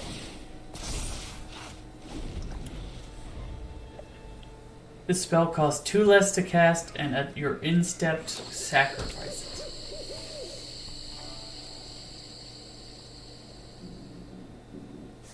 Oh my stomach has started growling. The hunger, it approaches. I'm really gonna stop playing with my hair. I do it all the time. Every time I look to the right to see my monitor, it's a second behind me and it has me playing with my hair.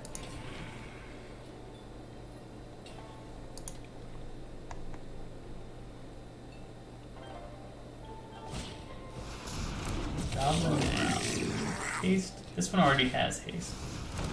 That one has haste. Everything's hasty on my opponent's side. The good news for us is that he dies next turn if he doesn't kill Elspeth. Because this makes this fly, Win it. and then you die.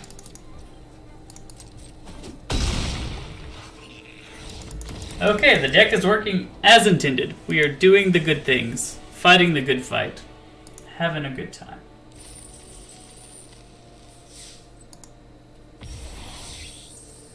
Rigo. I think we have a lot of Rigos, to be honest.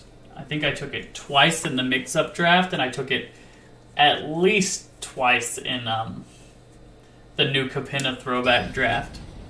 So, we have a lot of that card.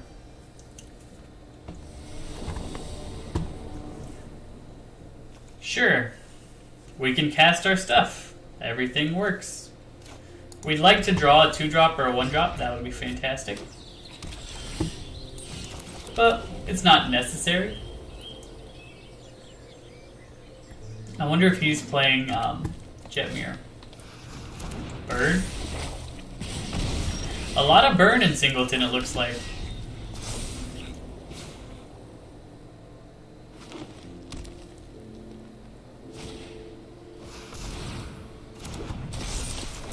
Goodbye.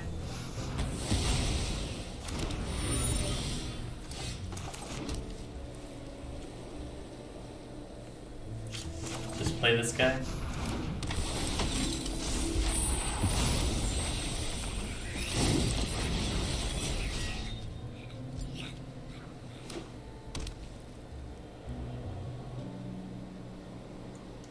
I would like for them to play nothing, but it appears that that is not the case. So we lose our Dawn Guard. It gets exiled. I'll probably just Banishing Slash that. Yeah, goodbye. And then, hope to... I guess we play Wandering Emperor no matter what next turn.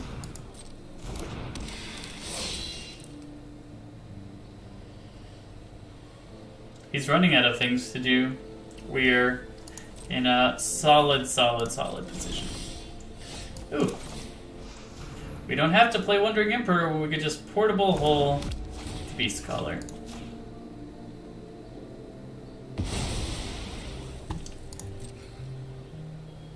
We just need to keep drawing lands. Or 2-drops. Lands are 2-drops. Those are what we need. He has 3 cards in hand, we have 4. Everything's working out pretty well. Pretty well.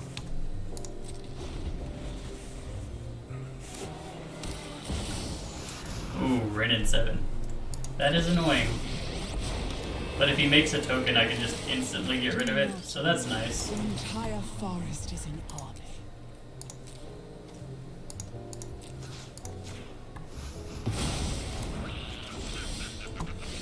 And now I can play this guy. We didn't have anything to return. Unfortunate, but I'd rather pressure the Renin 7 than have to get all that value. Which soon grows mighty forests.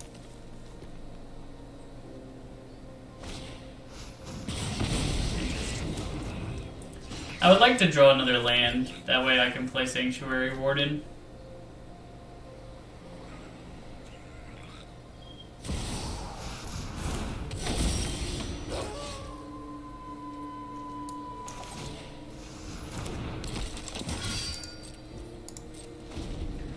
Hexproof card. Don't like that. Don't like that one bit.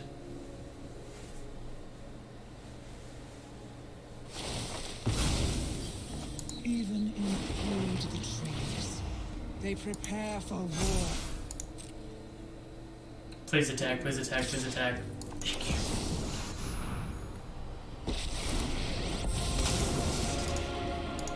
I've learned much during my travels. Let me show you. Guards, to me. Fuck, fuck.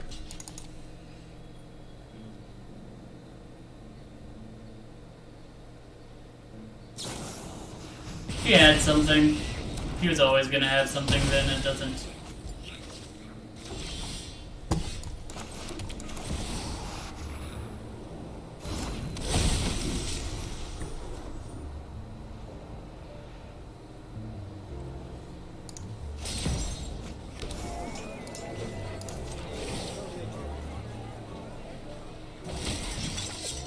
May your blade strike true.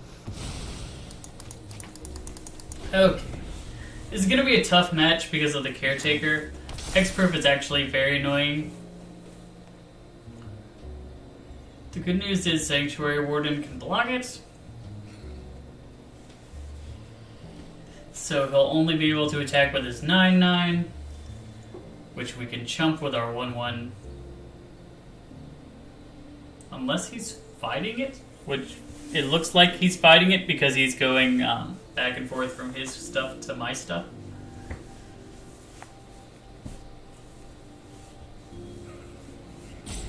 Another good thing is that I can take off the counters Wandering Emperor gives to creatures to keep making 1/1 tokens. So that'll be good. That's not good. That was a good draw for him.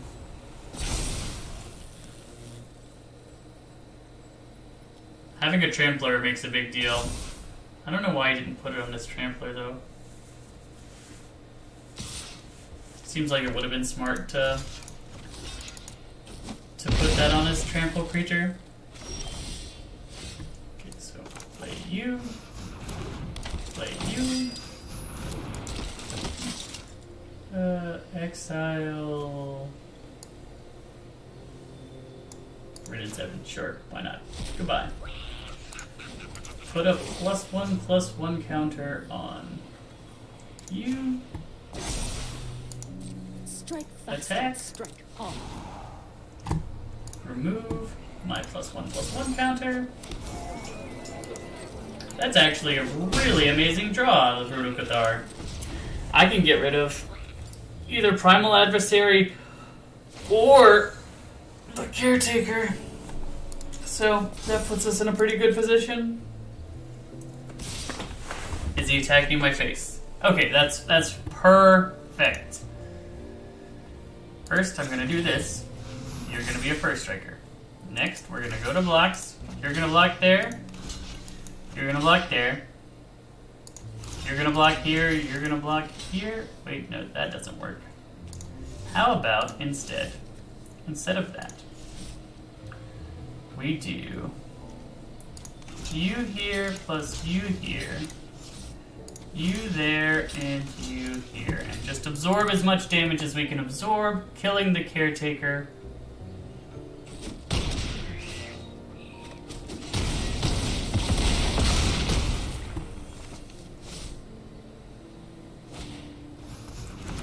Now we get to exile something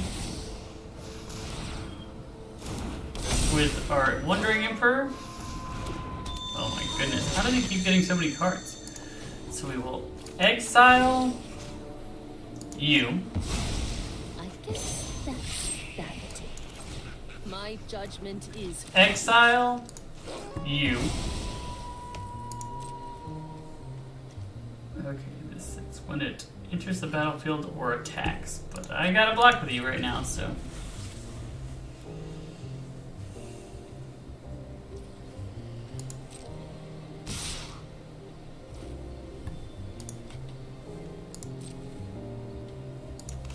Block here, block here, kill your land.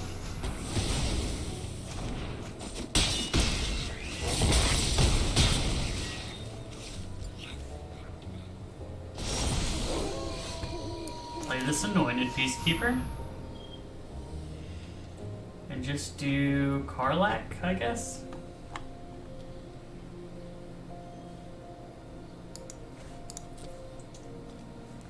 Yeah, Karlak, Raging Tiefling.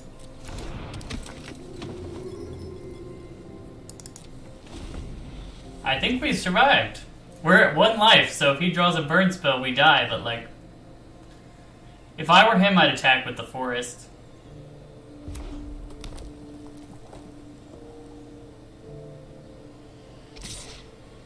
Which he did. So I will double block the forest.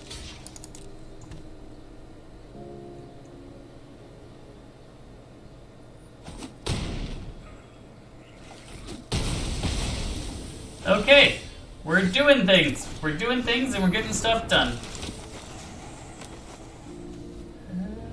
Yeah, we'll get this guy back.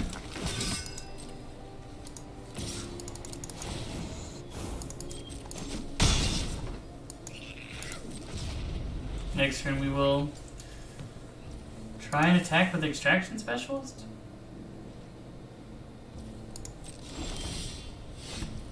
That's for a land draw, it is pretty good.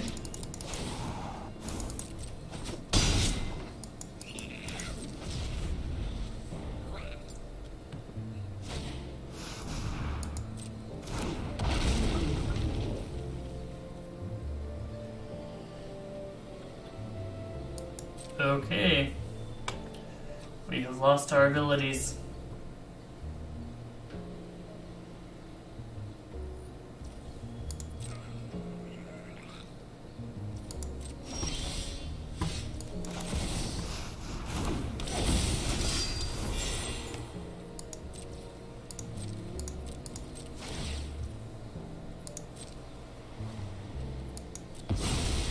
You guys, you killed our land.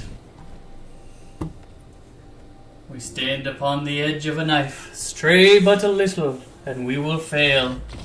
Hey, we got him. This deck has been really fun to play. Singleton mono white. A lot of red.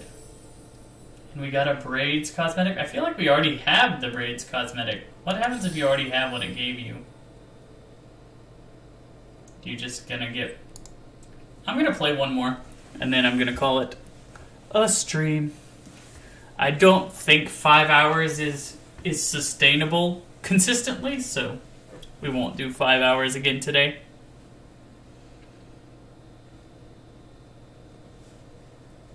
I had this mistaken notion in my head that I'd be able to stream consistently 5 hours, but like, your voice just dies. Eventually you get tired, you're running out of things to say. I don't know how people do 24-hour streams. They are nuts.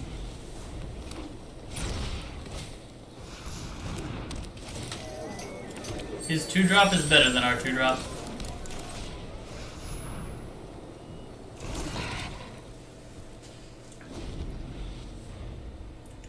I think we played Welcoming Vampire.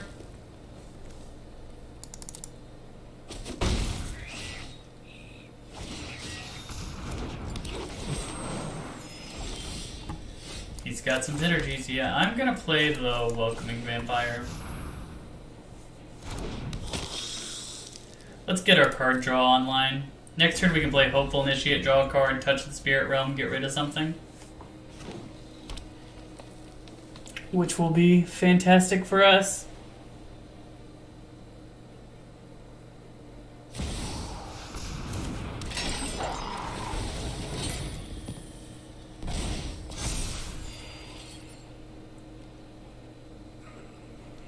I'll probably get rid of the Cemetery Prowler. Okay, that's suspicious. I ain't blocking. You can't make me block. You're too suspicious.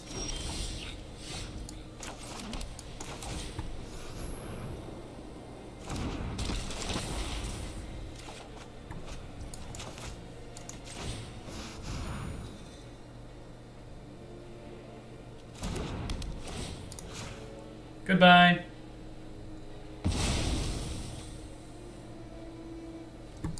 Tac.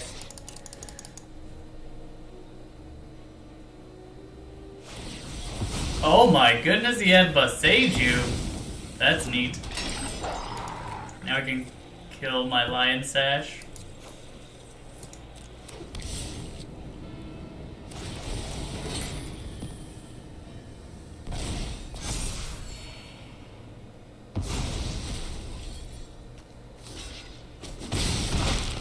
Things are not good at the moment, but we will try and make them better.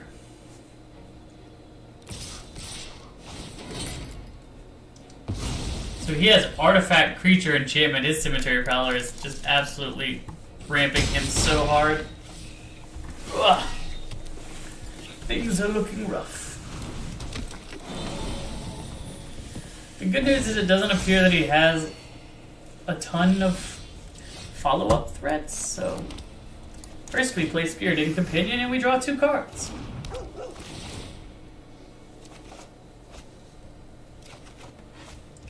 Next we play Italy, our 4/4.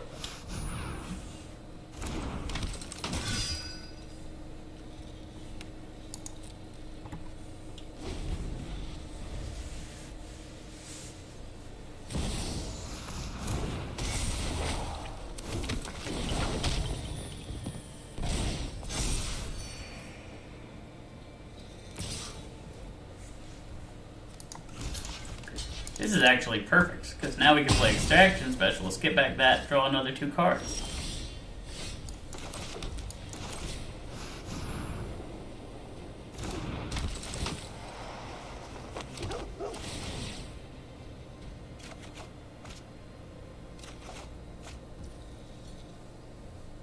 And then I'll play this guy. And then I'll play this guy.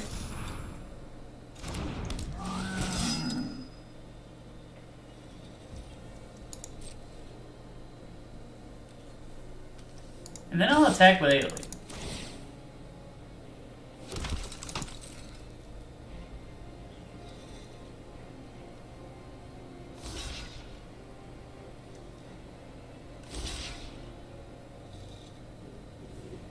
Why is he...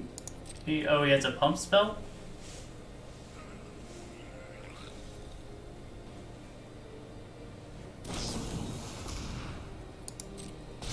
Sure.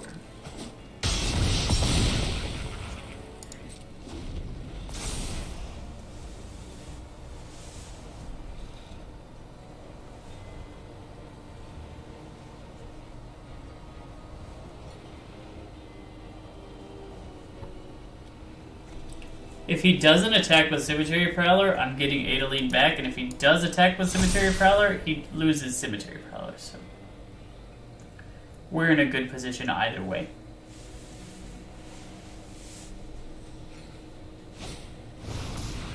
Ooh. If he attacks with that guy, that's fine. We'll let that guy go.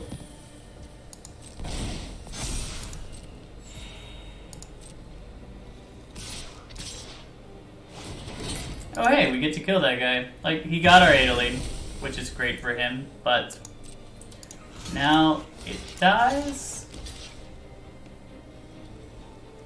Sure, why not block with this guy?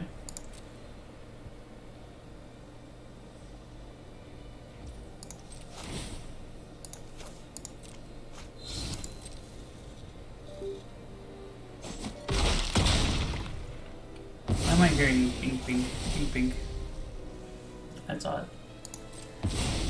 Like, his pressure is almost completely gone at this point. Compared to what we have.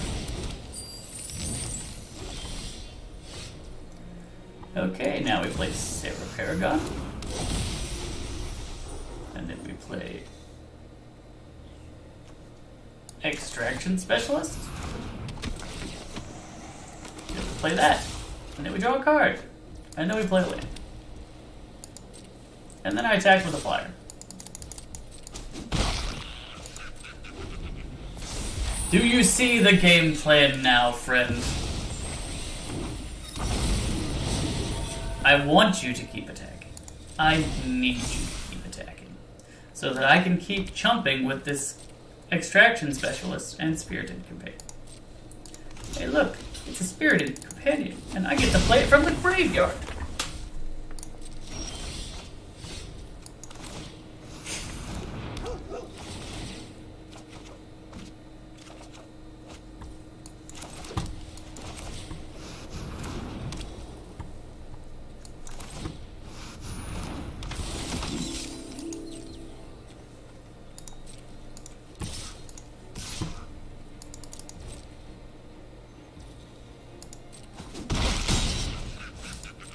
we draw? Look at all of our draws.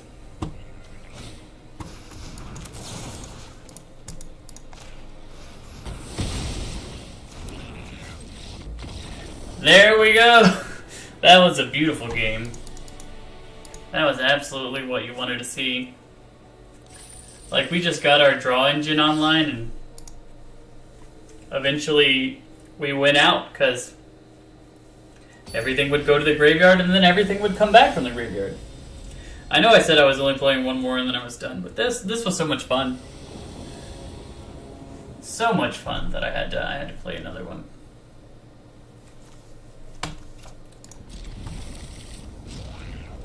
It's kind of cool that you can go into like your collection and just throw a bunch of cards in there and then it turns into something reasonable.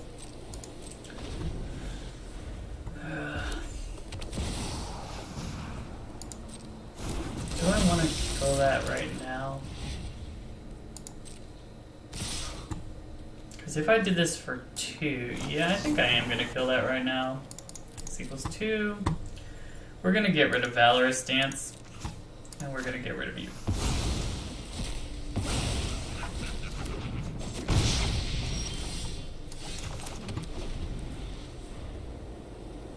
Like, we didn't really have a play until 3, so if we can just lower the pressure just a smidge,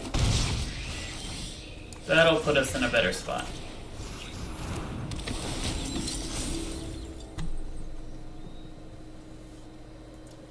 Always try and lower the pressure just a smidge.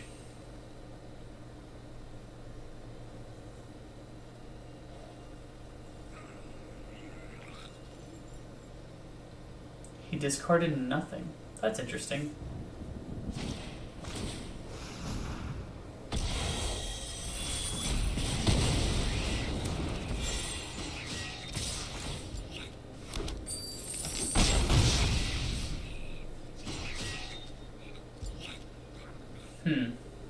I don't know if we play Overseer or Binding next turn.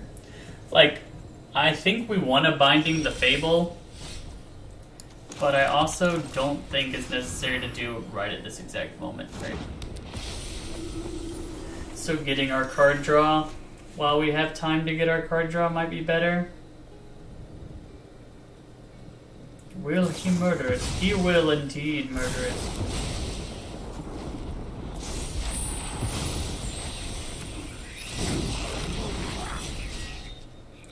Having incidental life gain on a bunch of these cards is very useful because of how much mono red there. Oh my goodness.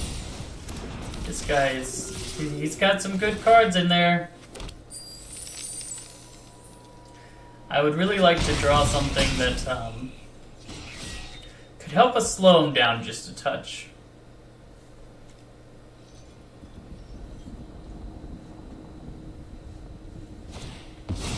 The sad part is, like, I have to get rid of Reflection. I have to get rid of Reflection. Because it's just too strong.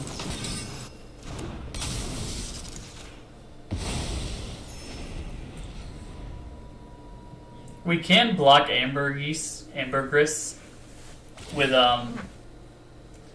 Benevolent Night Counselor, so that's positive. I said before they murdered it. You gonna discard your hand? Wow. Whatever he has in his hand must be really good if he didn't discard it there. Can we find a miracle? Like home. May your peace last. The answer was no! We could not. We are dead. And the gamer in me says, do you really want to end the whole stream on a loss? And I don't. I don't. I want to play one more. I continue to push back my ending time over and over and over again. Because I don't like to end on losses. This is a good hand. We got a Giada, Flying Vigilance. We got this guy, gains life.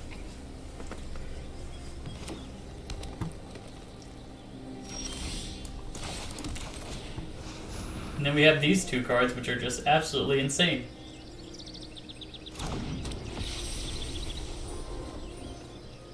If you're wondering, are we just playing this as a 2/2 Vigilance with a random upside occasionally? The answer is yes. I have no intention of playing Angel Tribal. I don't know if there's that many good angels to play in just white. I'll trade with Gallic Readers if he attacks with it. Or not trade. If he puts a counter on and attacks with it, I will trade with it. Otherwise, he can't attack, really. Does he have a fight effect? Whenever somebody hovers on top of their own creature and then hovers on top of my creature, it makes me think that they've got some sort of fight effect. And they did. So, correct. I was correct. Now he can attack, but he chooses not to. I'm so... Man, I don't have anything I can do. That's so terrible. Yuck. Wish that I had something I could play. He says, eyeing a card suspiciously. Block you.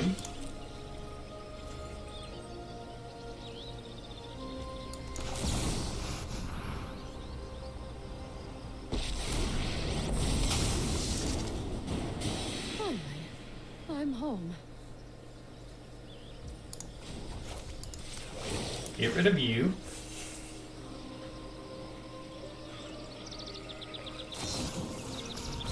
Ah! Glad I did it this way.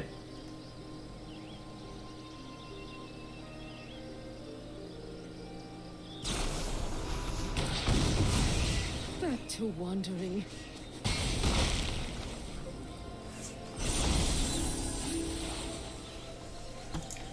Okay, so now we can play Elspeth, Resplendent. And just grab something to put on the battlefield. Clean up this town. I'll be your shield. This guy. Now if you deign to make it nighttime, I will get benefits as well as you get benefits.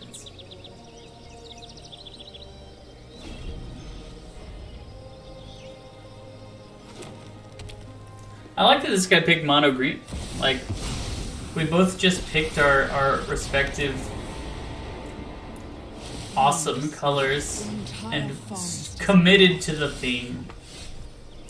That's what you want to see. First, I'm gonna murder... Wait a second. Wait, cancel. First, I'm gonna put this on this. Be brave. Give it a first strike counter. Then I'm gonna attack your Rid at 7.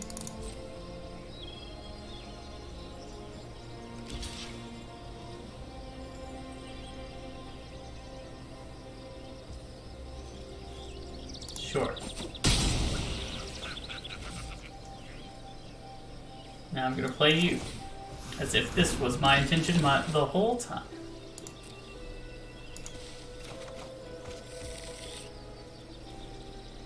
Then I'm gonna end my turn.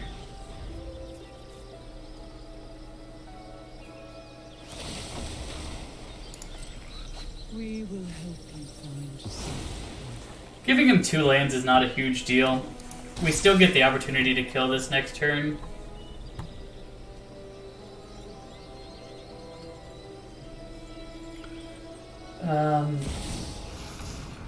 Man, I hate Cemetery Prowler.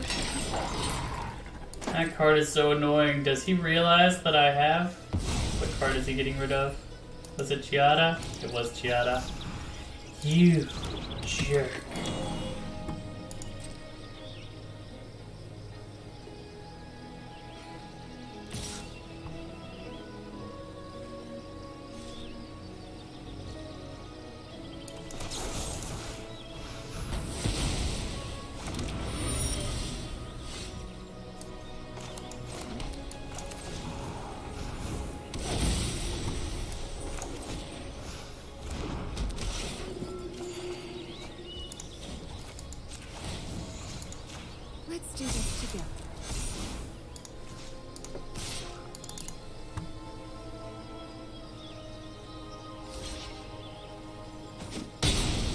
So he's effectively trading his Augur Bottom for 2 5/5s or 2 6/6s. But now that his card that gets rid of my graveyard is gone, like I can just let things die, and then I'll get them back, and then I'll let them die, and then I'll get them back. Neato.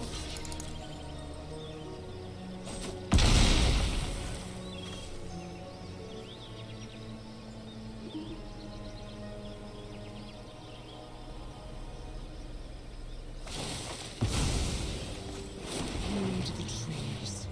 They prepare for He has a lot of 6/6s now, though.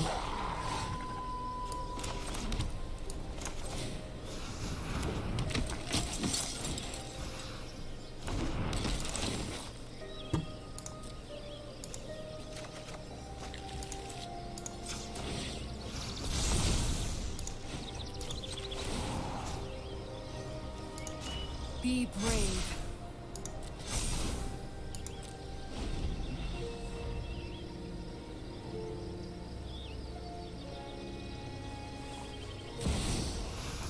Here. Okay.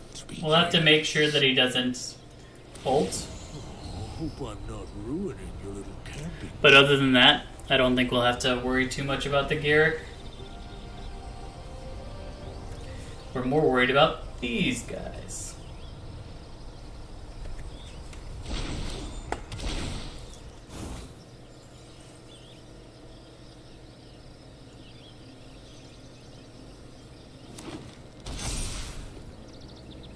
If he attacks Elspeth, do we just kill the Huntmaster?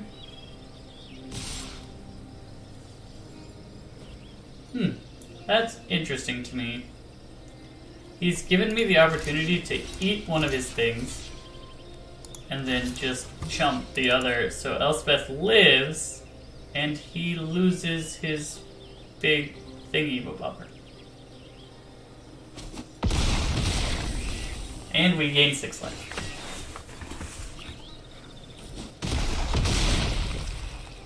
Oh man, I forgot I had trample. So we both messed up there. Opponent messed up, I messed up, everybody messed up.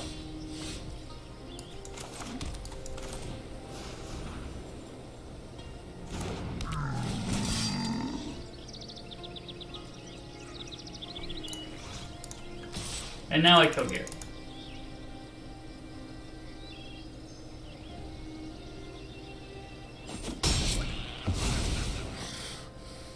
I've got better friends in the wilds anyway.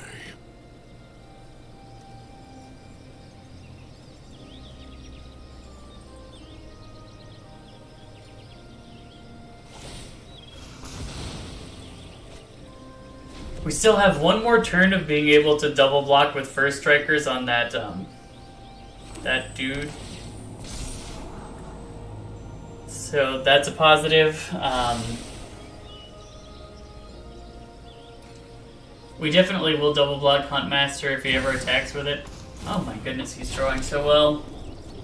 Ooh, concrete jungle. Sounds like my kind of place.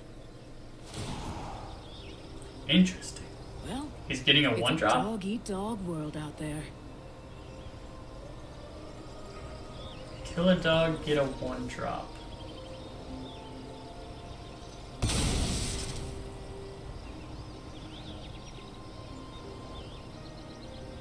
I wonder what 1-drop he's going for. Tenacious Park.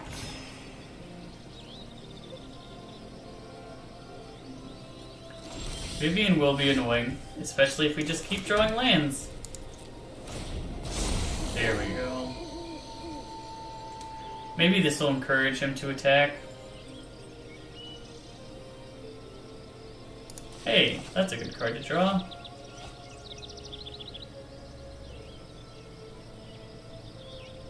You know you want to attack with the pack leader. You know you do.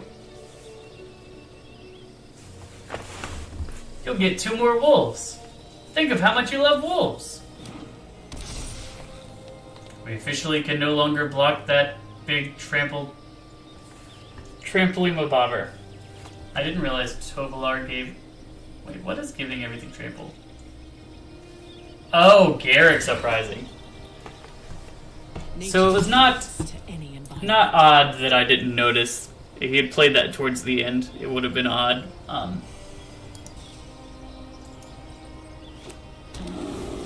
I didn't think they naturally had trample. Wilson Bear's comrade. You can only make it the green bear.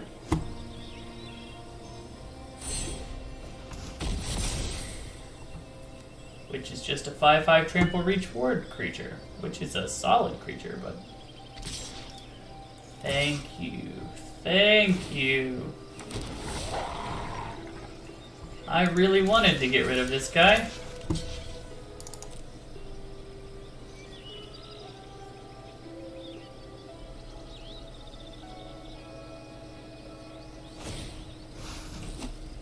Oh wait, I didn't realize he could do that. Oh, I'm the worst. I didn't realize he could fight me.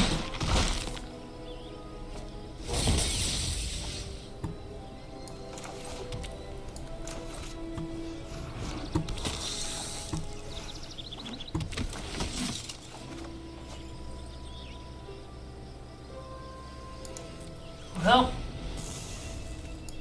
we'll just keep on getting creatures, and keep on playing creatures, and hoping to survive. Tovolar is now back on the small side, so that'll be helpful. His Vivian is annoying, but like, the only two creatures that he actually has are good creatures, so do you sack your good creature to... Or do you keep finding 1-drops? Do you even have that many 1-drops? Or do you just start making rhinos? I don't know. Maybe he gets a mana dork and just tries to keep completing the cycle.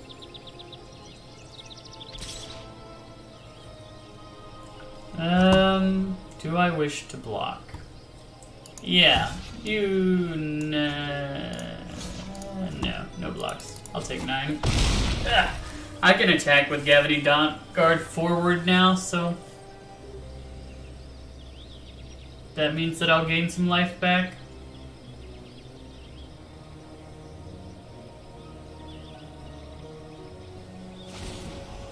Mill 5 cards, put any number of creature Even the cards. gutter burgeons with life. Man, that was solid.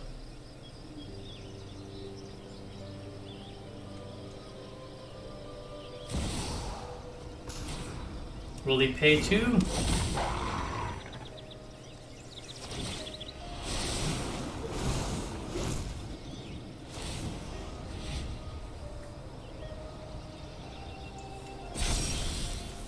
Oh, that's a good draw.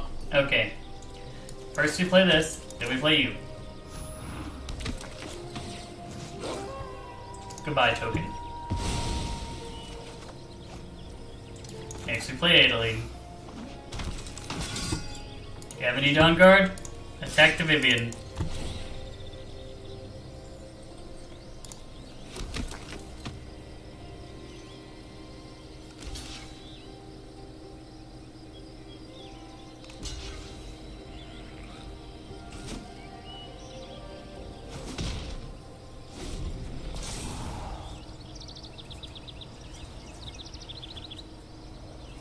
Next turn, if we don't draw a creature, we could just let our Brutal Cathar flip and then do that trick to get everything back. Like, the board has reached such a state that it's hard to tell what is happening, and I'm sure our opponent feels that also. I've never actually seen the green invoked.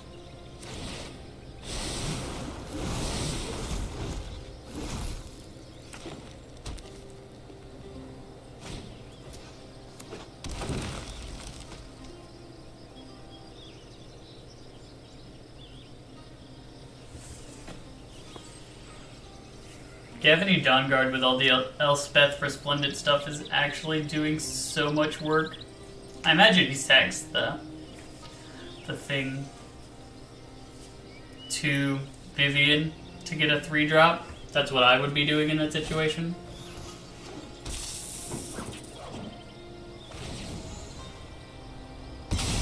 Oh, he's getting a 2-drop. I wonder what 2-drop he's getting.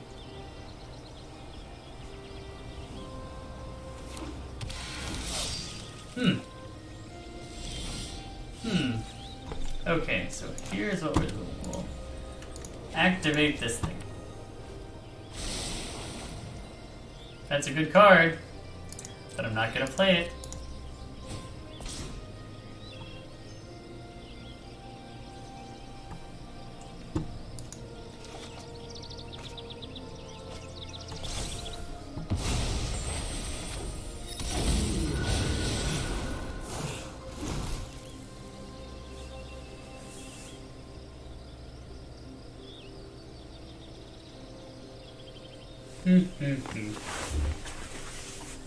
Opponent.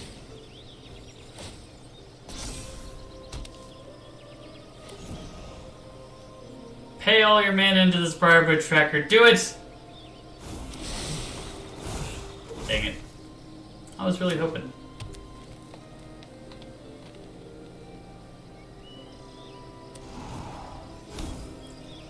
This board is going so wide.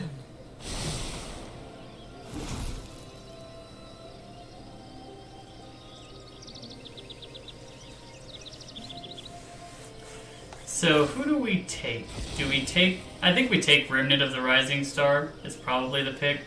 Because it can just make everything into a house. This is such an interesting game.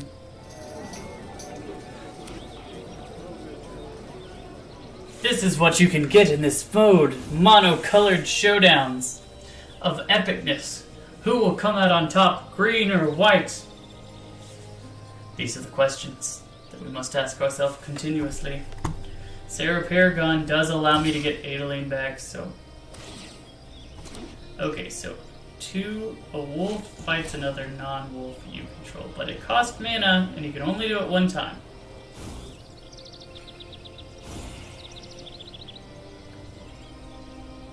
He does have a 6/6 wolf, though. So I'm just gonna block like this.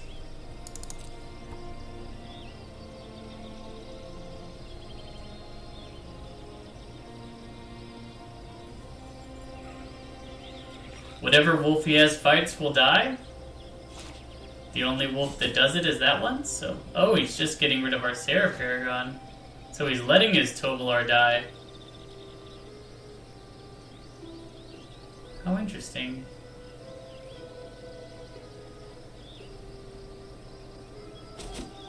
Yeah, there we go. Tovolar down. We have completed mission number 1.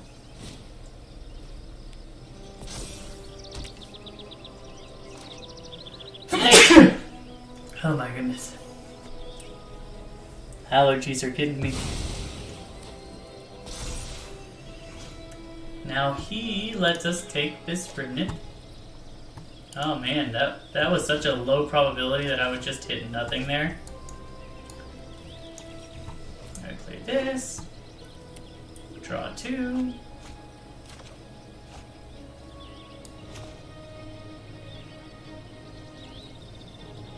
Now we play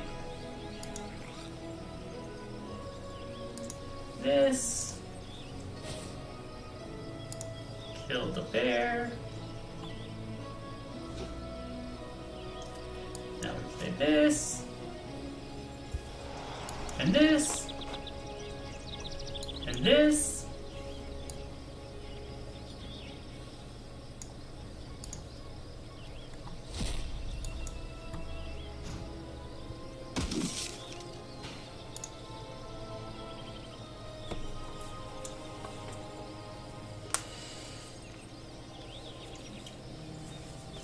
Our decks are fighting in full force!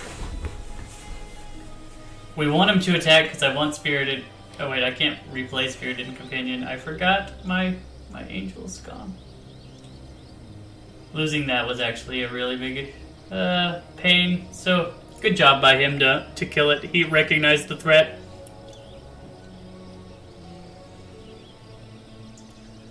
Okay, I think this one is definitely going to be the last one, whether or not we win. What on earth?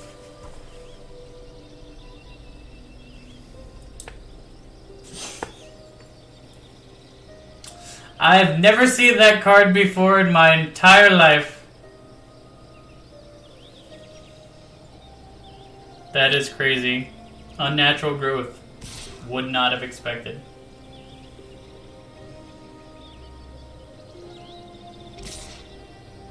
Why is he not just throwing them all against the wall? I mean, we're gonna gain some life. Sure. So, when did they get toughness bonuses? What is causing that? That's so odd. So we could do this, save us some life. But you, and you, and you on that guy. Actually, no. If we're gonna put 9 power in front of something, I'm gonna put 9 power in front of these guys. And my doggo. I'm just gonna block you and you. And yeah, just you. Go for it. Maybe the math checks out. They should have just attacked with everything, right? They had lethal if they just attacked with everything. They did it in such a way that we might survive. Like, it's unlikely we survive, but we might survive.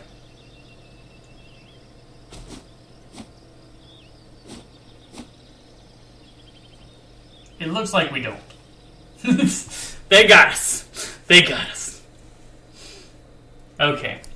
Well, unfortunate way to end the stream. Or fortunate. That was a pretty epic game. I enjoyed playing it, so. Once again, I've been a Flyer Power. Hope you've enjoyed watching, and I'll see you next time. Peace.